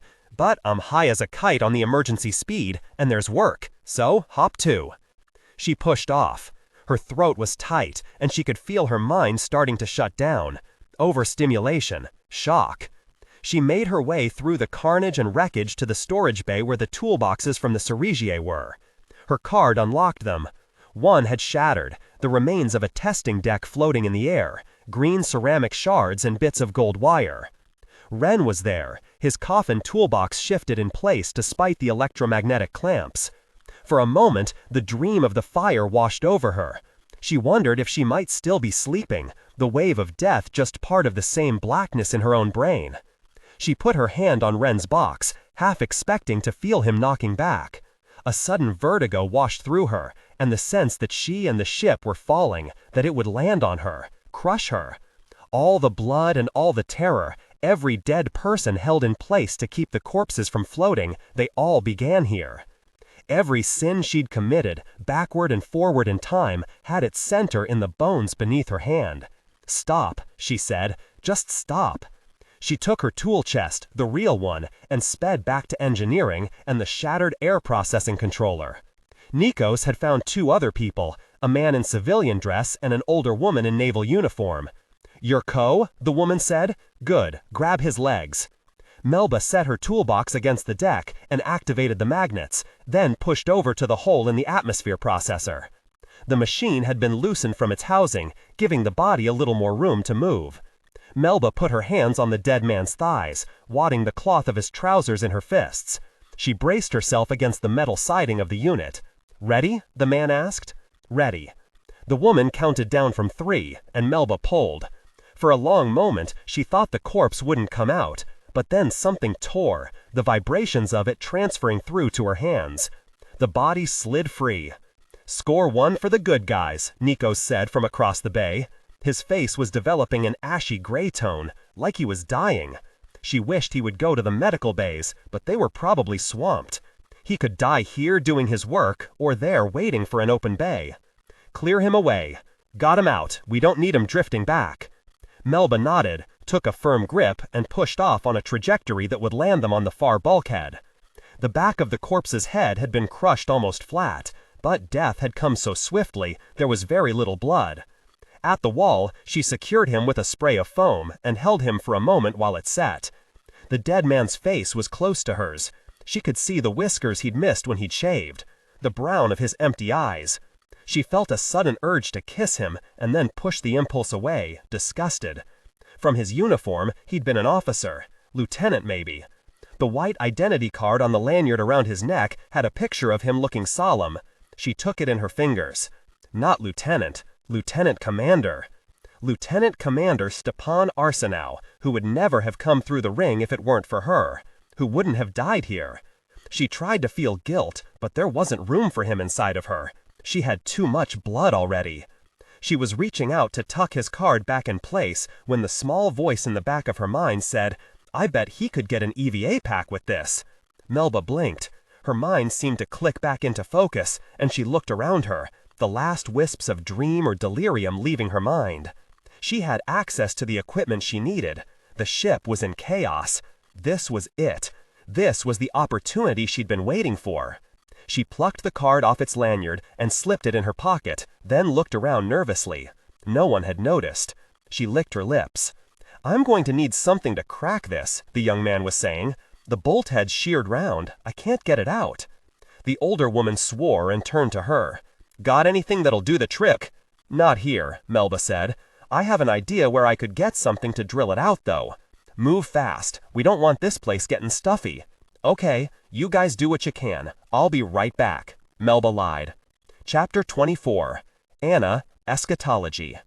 Eschatology had always been Anna's least favorite study of theology. When asked about Armageddon, she'd tell her parishioners that God himself had been pretty circumspect on the topic, so it didn't do much good to worry about it. Have faith that God will do what's best, and avoiding his vengeance against the wicked should be the least compelling reason for worship. But the truth was that she'd always had a deeply held disagreement with most futurist and millennialist interpretations. Not the theology itself necessarily, since their guess at what the end times prophecies really meant was as good as anyone else's. Her disagreement was primarily with the level of glee over the destruction of the wicked that sometimes crept into the teachings. This was especially true in some millennialist sects that filled their literature with paintings of Armageddon, pictures of terrified people running away from some formless fiery doom that burned their world down behind them, while smug worshippers, of the correct religion of course, watched from safety as God got with the smiting. Anna couldn't understand how anyone could see such a depiction as anything but tragic. She wished she could show them the Thomas Prince. She'd been reading when it happened. Her hand terminal had been propped on her chest with a pillow behind it, her hands behind her head. A 3-tone alarm had sounded a high G alert, but it was late to the party. She was already being mashed into her crash couch so hard that she could feel the plastic of the base right through 20 centimeters of impact gel. It seemed to last forever, but it was probably just a few seconds. Her hand terminal had skidded down her chest, suddenly heavier than Nami the last time she'd picked her daughter up. It left a black and blue trail of bruises up her breastbone and slammed into her chin hard enough to split the skin. The pillow mashed into her abdomen like a 10-kilo sandbag, filling her mouth with the taste of stomach acid. But worst of all was the pain in her shoulders. Both arms had snapped back flat against the bed, temporarily dislocating them. When the endless seconds of deceleration were over, both joints popped back into place with a pain even worse than when they'd come out. The gel of the couch, stressed beyond its design specifications, hadn't gripped her the way it was meant to. Instead, it rebounded back into its prior shape and launched her in slow motion toward the ceiling of her cabin. Trying to put her hands in front of her sent bolts of agony through her shoulders, so she drifted up and hit the ceiling with her face. Her chin left a smear of blood on the fabric-covered foam. Anna was a gentle person. She'd never in her life been in a fight. She'd never been in a major accident. The worst pain she'd ever felt before was childbirth, and the endorphins that had followed had mostly erased it from her memory. To suddenly be so hurt in so many different places at once left her dazed and with a sort of directionless anger. It wasn't fair that a person could be hurt so much. She wanted to yell at the crash couch that had betrayed her by letting this happen, and she wanted to punch the ceiling for hitting her in the face, even though she'd never thrown a punch in her life and could barely move her arms. When she could finally move without feeling lightheaded, she went looking for help and found that the corridor outside her room was worse. Just a few meters from her door, a young man had been crushed. He looked as though a malevolent giant had stomped on him and then ground him under its heel. The boy was not only smashed, but torn and twisted in ways that barely left him recognizable as a human. His blood splashed the floor and walls and drifted around his corpse in red balls like grisly Christmas ornaments. Anna yelled for help. Someone yelled back in a voice filled with liquid and pain. Someone from farther down the corridor. Anna carefully pushed off the door jamb of her room and drifted toward the voice. 2 rooms down, another man was half in and half out of his crash couch. He must have been in the process of getting out of bed when the deceleration happened, and everything from his pelvis down was twisted and broken. His upper torso still lay on the bed, arms waving feebly at her, his face a mask of pain. "Help me," he said, and then coughed up a glob of blood and mucus that drifted away in a red and green ball. Anna drifted up high enough to push the comm panel on the wall without using her shoulder. It was dead. All the lights were the ones she'd been told came on in emergency power failures. Nothing else seemed to be working. "Help me," the man said again. His voice was weaker and filled with even more of a liquid rasp. Anna recognized him as Alonso Guzman, a famous poet from the UN's South American region, a favorite of the Secretary General, someone had told her. "I will," Anna said, not even trying to stop the tears that suddenly blinded her. She wiped her eyes on her shoulder and said, "Let me find someone. I've hurt my arms, but I'll find someone." The man began weeping softly. Anna pushed back into the corridor with her toes, drifting past the carnage to find someone who wasn't hurt. This was the part the millennialists never put in their paintings. They loved scenes of righteous, godly vengeance on sinful mankind. They loved to show God's chosen people safe from harm, watching with happy faces as they were proved right to the world. But they never showed the aftermath. They never showed weeping humans, crushed and dying in pools of their own fluids. Young men smashed into piles of red flesh. A young woman cut in half because she was passing through a hatchway when catastrophe hit. This was Armageddon. This is what it looked like. Blood and torn flesh and cries for help. Anna reached an intersection of corridors and ran out of strength. Her body hurt too badly to continue. And in all 4 directions, the corridor floors and walls were covered with the aftermath of violent death. It was too much. Anna drifted in the empty space for a few minutes, and then she gently floated to the wall and stuck to it. Movement. The ship was moving now, very slow, but enough to push her to the wall. She pushed away from it and floated again, not still accelerating then. She recognized that her interest in the relative movements of the ship was just her mind trying to find a distraction from the scene around her, and started crying again. The idea that she might never come home from this trip crashed in on her. For the first time since coming to the ring, she saw a future in which she never held Nami again, never smelled her hair, never kissed Nano, or climbed into a warm bed beside her and held her close. The pain of those things being ripped away from her was worse than anything physical she'd suffered. She didn't wipe away the tears that came, and they blinded her. That was fine. There was nothing here she wanted to see. When something grabbed her from behind and spun her around, she tensed, waiting for some new horror to reveal itself. It was Tilly. "Oh, thank God," the woman said, hugging Anna tight enough to send new waves of pain through her shoulders. "I went to your room and there was blood on the walls and you weren't there and someone was dead right outside your door." Unable to hug back, Anna just put her cheek against Tilly's for a moment. Tilly pushed her out to arm's length but didn't let go. "Are you okay?" She was looking at the gash on Anna's chin. "My face is fine, just a little cut, but my arms are hurt. I can barely move them. We need to get help. Alonso Guzman's in his room and he's hurt, really hurt. Do you know what happened?" "I haven't met anyone yet who knows," Tilly said, rotating Anna first one way, then the other, looking her over critically. "Move your hands.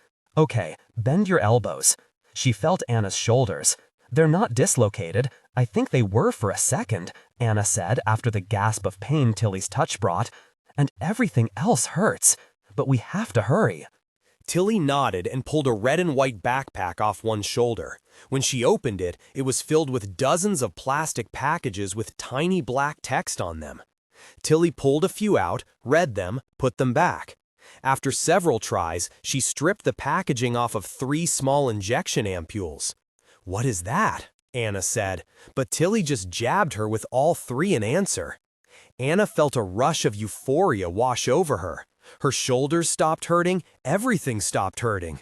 Even her fear about never seeing her family again seemed a distant and minor problem.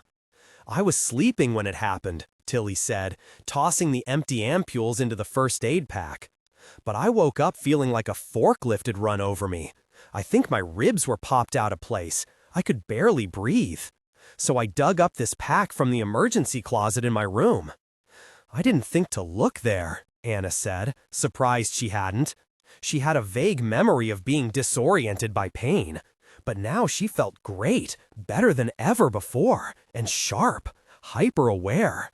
Stupid not to think of the emergency supplies, this being, after all, an emergency.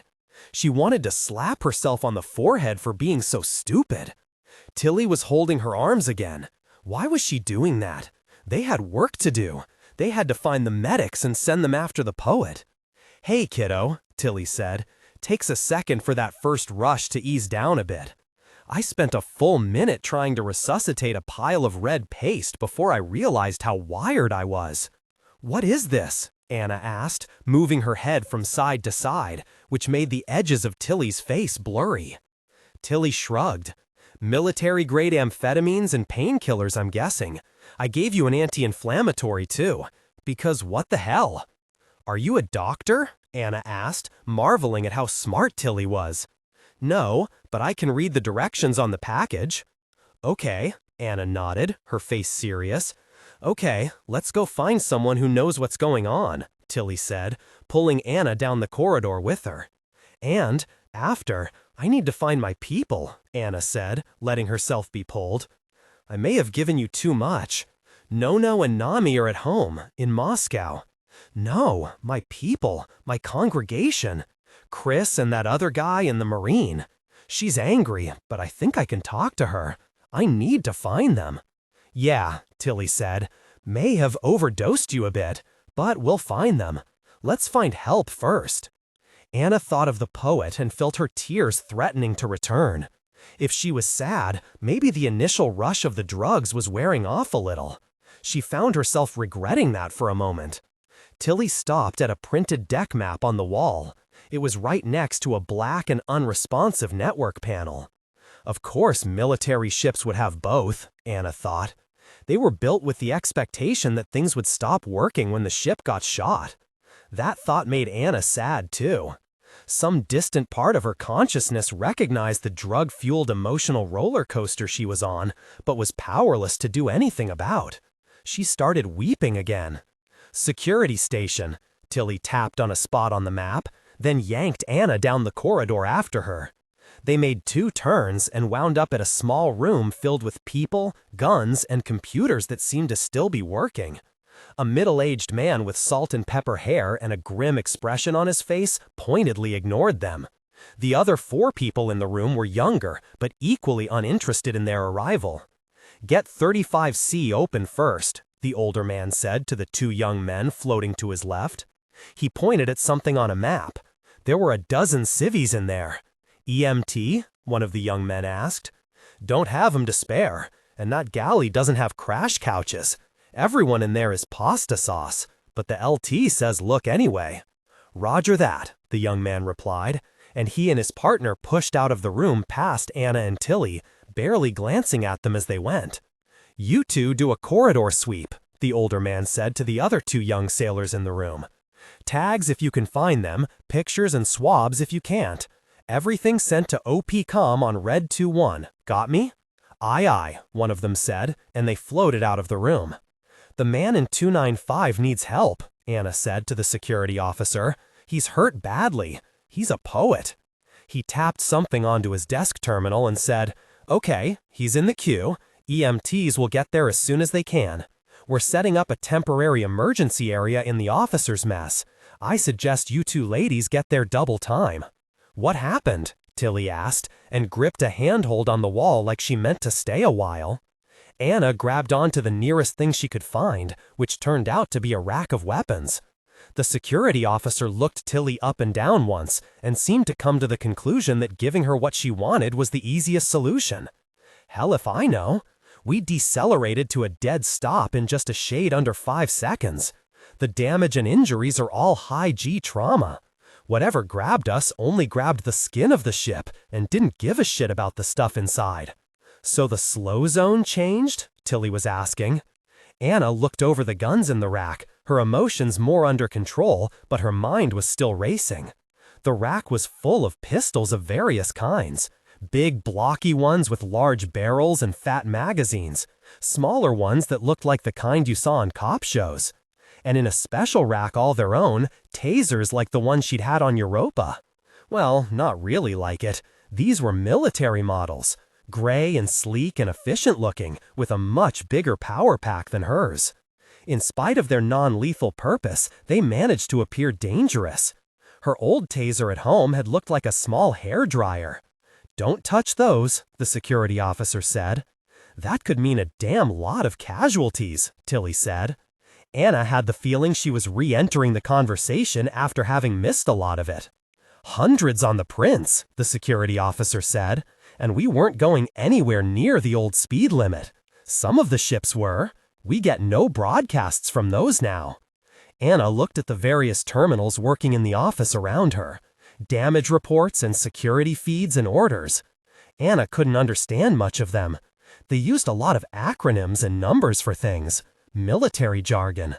One small monitor was displaying pictures of people. Anna recognized James Holden in one, then another version of him with a patchy beard. Wanted posters? But she didn't recognize any of the other people until the sculpture of the girl that Naomi, Holden's second in command, had blamed for the attack. Maybe it was the space girl, Anna said before she'd realized she was going to.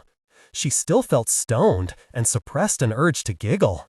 The security officer and Tilly were both staring at her. Anna pointed at the screen. Julie Mao, the girl from Eros, the one the Rocinante blamed. Maybe she did this. Both the security officer and Tilly turned to look at the screen. A few seconds later, the image of Julie, the space girl, disappeared and was replaced by someone Anna didn't recognize. Someone's going to get James Holden in an interrogation room for a few hours, and then we'll have a much better idea of where to put the blame. Tilly just laughed. Is that who they blamed? She said when she'd finished. That isn't Julie Mao, and there's no way Claire's out here. Claire? Anna and the officer said at the same time. That's Claire, Clarissa Mao, Julie's little sister. She's living on Luna with her mother last I heard, but that's definitely not Julie. Are you sure? Anna said.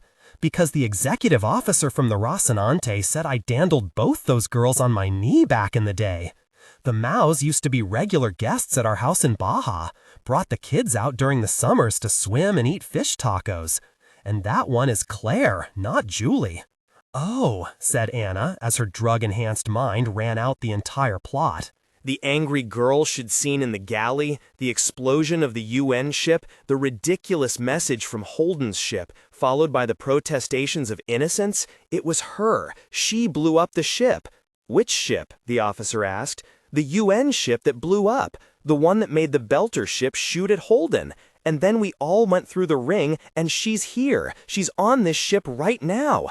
I saw her in the galley, and I knew there was something wrong with her. She scared me, but I should have said something, but I didn't, because why would I?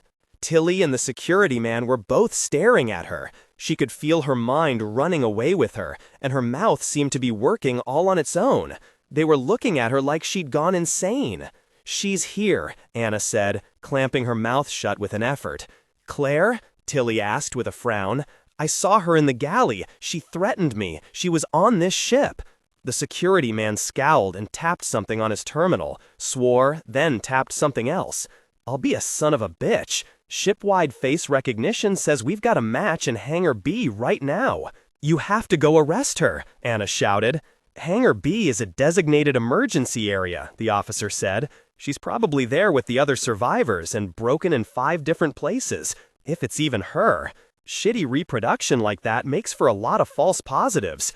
You have software that could have found her at any time? Tilly asked in disbelief. You didn't check? Ma'am, we don't ask how high when James fucking Holden says jump, the officer growled back. There's an airlock in there, Anna said, stabbing her hand at the display. She could leave. She could go anywhere. Like where? The officer replied. As if on cue, a green airlock cycling alarm appeared on the display. We have to go get her, Anna said, pulling on Tilly's arm. You have to go to the officer's mess, the security man said. I'll send people to pick her up for questioning as soon as we stop bleeding. Don't worry about it. We've got plenty enough to sort out now. That one. A young man floated into the room. The left half of his face was covered in blood. Need the EMTs to 6 Alpha, sir. We've got 10 civvies. I'll see who I can pry free, the officer said. Do we know anything about the condition of the injured? Bones sticking out, but they're not dead. Anna pulled Tilly into the corridor. We can't wait. She's dangerous. She's already killed people when she blew up the other ship. You're stoned, Tilly said, pulling her arm free and drifting across the corridor to bump into the wall. You're not acting rationally. What are you going to do even if Clarissa Mao is on this ship and has become some sort of terrorist? She blew up a ship. Gonna hit her with your Bible? Anna pulled the taser halfway out of her pocket. Tilly sucked in a whistling breath through her teeth. You stole that? Are you insane? She asked in a loud whisper. I'm going to go find her, Anna replied, the drugs singing in her blood having focused down to a fine point. She felt like if she could stop this Claire person, she could save herself from losing her family forever. She recognized this idea as utterly irrational and gave in to its power anyway. I have to talk to her. You're going to get killed, Tilly said. She looked like she might start crying. You told security. You did your part. Let it go. You're a minister, not a cop. I'll need an EVA pack. Do you know where they keep those? Are they near the airlocks? You're insane, Tilly said. I can't be part of this. It's okay, Anna said. I'll be back. Chapter 25. Holden, Naomi, Holden said again. Come in, please, please respond.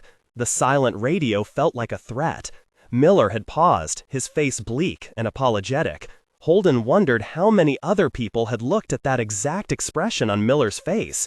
It seemed designed to go with words like, there's been an accident, and the DNA matches your son's. Holden could feel his hands trembling. It didn't matter. Rocinante, Naomi, come in.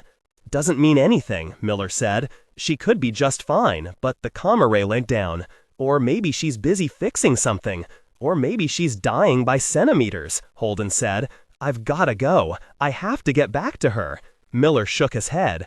It's a longer trip back out than it was getting here. You can't go as fast anymore. By the time you get back, she'll have figured out whatever needed figuring. Or she'll be dead. Miller didn't say.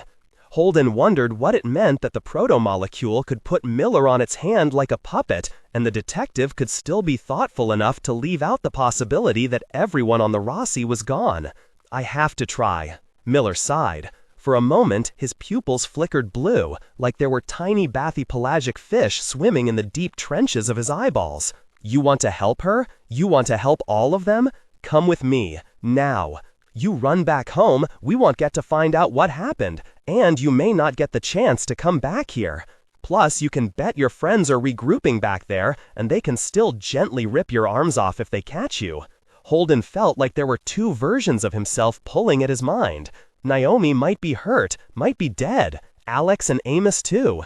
He had to be there for them. But there was also a small, quiet part of himself that knew Miller was right. It was too late. You can tell the station that there are people on those ships, he said. You can ask it to help them. I can tell a rock that it ought to be Secretary General. Doesn't mean it's gonna listen. All this? Miller waved his hands at the dark walls.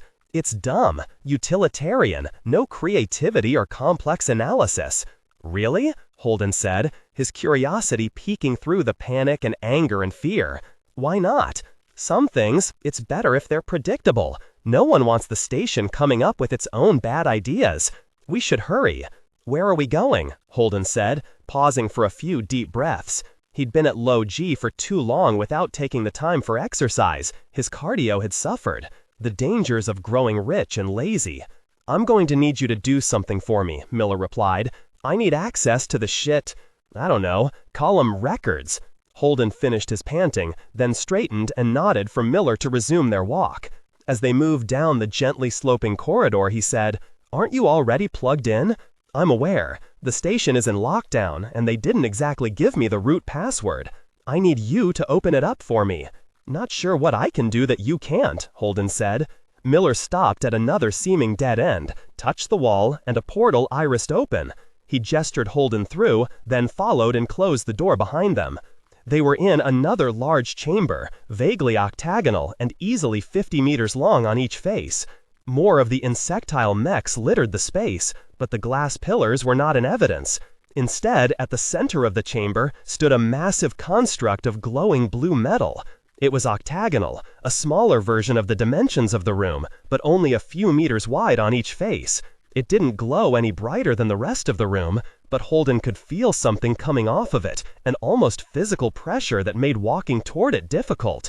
His suit said that the atmosphere had changed, that it was rich with complex organic chemicals and nitrogen. Sometimes, having a body at all means you've got a certain level of status. If you aren't pretty damn trusted, you don't get to walk around in the fallen world. The fallen world? Miller shuddered and leaned his hand against the wall. It was a profoundly human gesture of distress. The glowing moss of the wall didn't respond at all. Miller's lips were beginning to turn black. Fallen world. The substrate. Matter. Are you all right? Holden asked. Miller nodded, but he looked like he was about to vomit. There's times I start knowing things that are too big for my head. It's better in here, but there're gonna be some questions that don't fit in me. Just thinking with all this crap connected to the back of my head is a full contact sport, and if I get too much, I'm pretty sure they'll, call it reboot me. I mean, sure, consciousness is an illusion and blah blah blah, but I'd rather not go there if we can help it. I don't know how much the next one would remember. Holden stopped walking, then turned and gave Miller a hard shove. Both of them staggered backward. You seem pretty real to me. Miller held up his finger. Seem. Good verb. You ever wondered why I leave as soon as anyone else shows up? I'm special? Yeah, I wouldn't go that far. Fine, Holden said. I'll bite. Why doesn't anyone else see you? I'm not sure we've got time for this, but Miller took off his hat and scratched his head. So your brain has 100 billion brain cells and about 500 trillion synapses. Will this be on the test?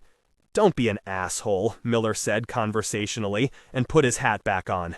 And that shit is custom grown. No two brains are exactly alike. Guess how much processing power it takes to really model even one human brain? More than every human computer ever built put together, and that's before we even start getting to the crap that goes on inside the cells. Okay, now picture those synapses as buttons on a keyboard, 500 trillion buttons, and say that a brain, looking at something and thinking, that's a flower, punches a couple billion of those keys in just the right pattern, except it ain't near that easy. It isn't just a flower, it's a pile of associations. Smells, the way a stem feels in your fingers, the flower you gave your mom once, the flower you gave your girl, a flower you stepped on by accident and it made you sad. And being sad brings on a whole pile of other associations. I get it, Holden said, holding up his hands in surrender. It's complicated. Now picture you need to push exactly the right buttons to make someone think of a person, hear them speaking, remember the clothes they wore and the way they smelled, and how they would sometimes take off their hat to scratch their head. Wait, Holden said, are there bits of proto-molecule in my brain? Not exactly. You may have noticed I'm non-local. What the hell does that even mean? Well, Miller said, now you're asking me to explain microwaves to a monkey. That's a metaphor I've never actually spoken aloud. If you're aiming for not creeping me the hell out, you need more practice. So, yeah, the most complex simulation in the history of your solar system is running right now so that we can pretend I'm here in the same room with you. The correct response is being flattered. Also, doing what the fuck I need you to do. That would be touching that big thing in the middle of the room. Holden looked at the construct again, felt the almost subliminal pressure coming off of it. Why? Because, said Miller, lecturing to a stupid child, the place is in lockdown. It's not accepting remote connections without a level of authorization I don't have. And I do? You're not making a remote connection, you're actually here, in the substrate. In some quarters, that's kind of a big deal. But I just walked in here. You had some help. I calmed some of the security down to get you this far. So you let the Marines in too? Unlocked is unlocked. Come on. The closer Holden got to the octagon, the harder it was to approach. It wasn't just fear, though the dread swam at the back of his throat and all down his spine. It was physically difficult, like pushing against a magnetic field.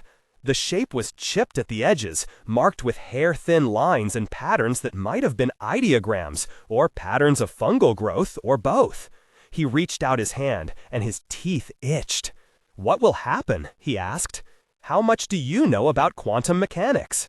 "How much do you?" Holden replied. "A lot, turns out," Miller said with a lopsided grin. "Do now, anyway. I'm not gonna burst into flames or something, right?" Miller gave a small belter shrug with his hands.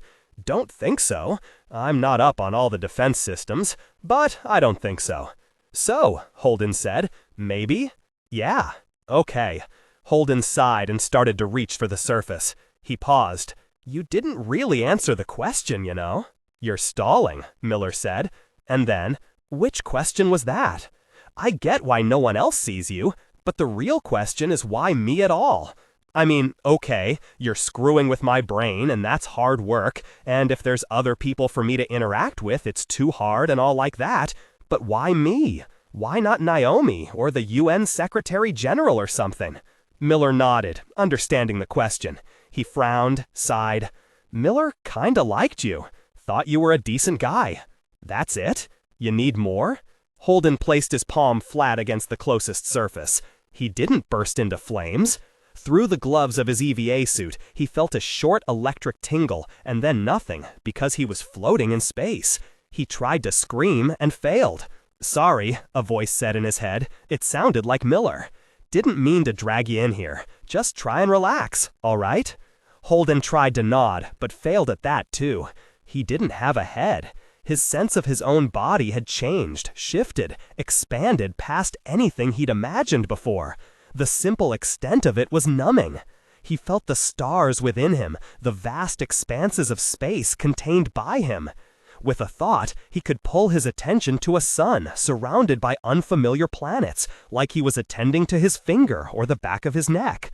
The lights all tasted different, smelled different. He wanted to close his eyes against the flood of sensation, but he couldn't. He didn't have anything so simple as eyes. He had become immeasurably large and rich and strange. Thousands of voices, millions, billions, lifted in chorus, and he was their song. And at his center, a place where all the threads of his being came together. He recognized the station not by how it looked, but by the deep throb of its heartbeat, the power of 1,000,000 suns contained, channeled. Here was the nexus that sat between the worlds, the miracle of knowledge and power that gave him heaven, his Babel. And a star went out. It wasn't especially unique. It wasn't beautiful. A few voices out of quadrillions went silent, and if the great chorus of his being was lessened by them, it wasn't perceptible. Still, a ripple passed through him. The colors of his consciousness swirled and darkened. Concern, curiosity, alarm, even delight. Something new had happened for the first time in millennia. Another star flickered and failed. Another few voices went silent. Now, slowly and instantly both, everything changed. He felt the great debate raging in him as a fever, an illness. He had been beyond anything like a threat for so long that all the reflexes of survival had weakened, atrophied. Holden felt a fear that he knew belonged to him, the man trapped within the machine, because his larger self couldn't remember to feel it. The vast parliament swirled, thoughts and opinions, analysis and poetry blending together and breaking apart. It was beautiful as sunlight on oil, and terrifying. 3 suns failed, and now Holden felt himself growing smaller. It was still very little, almost nothing, a white spot on the back of his hand, a sore that wouldn't heal. The plague was still only a symptom, but it was one his vast self couldn't ignore. From the station at his core, he reached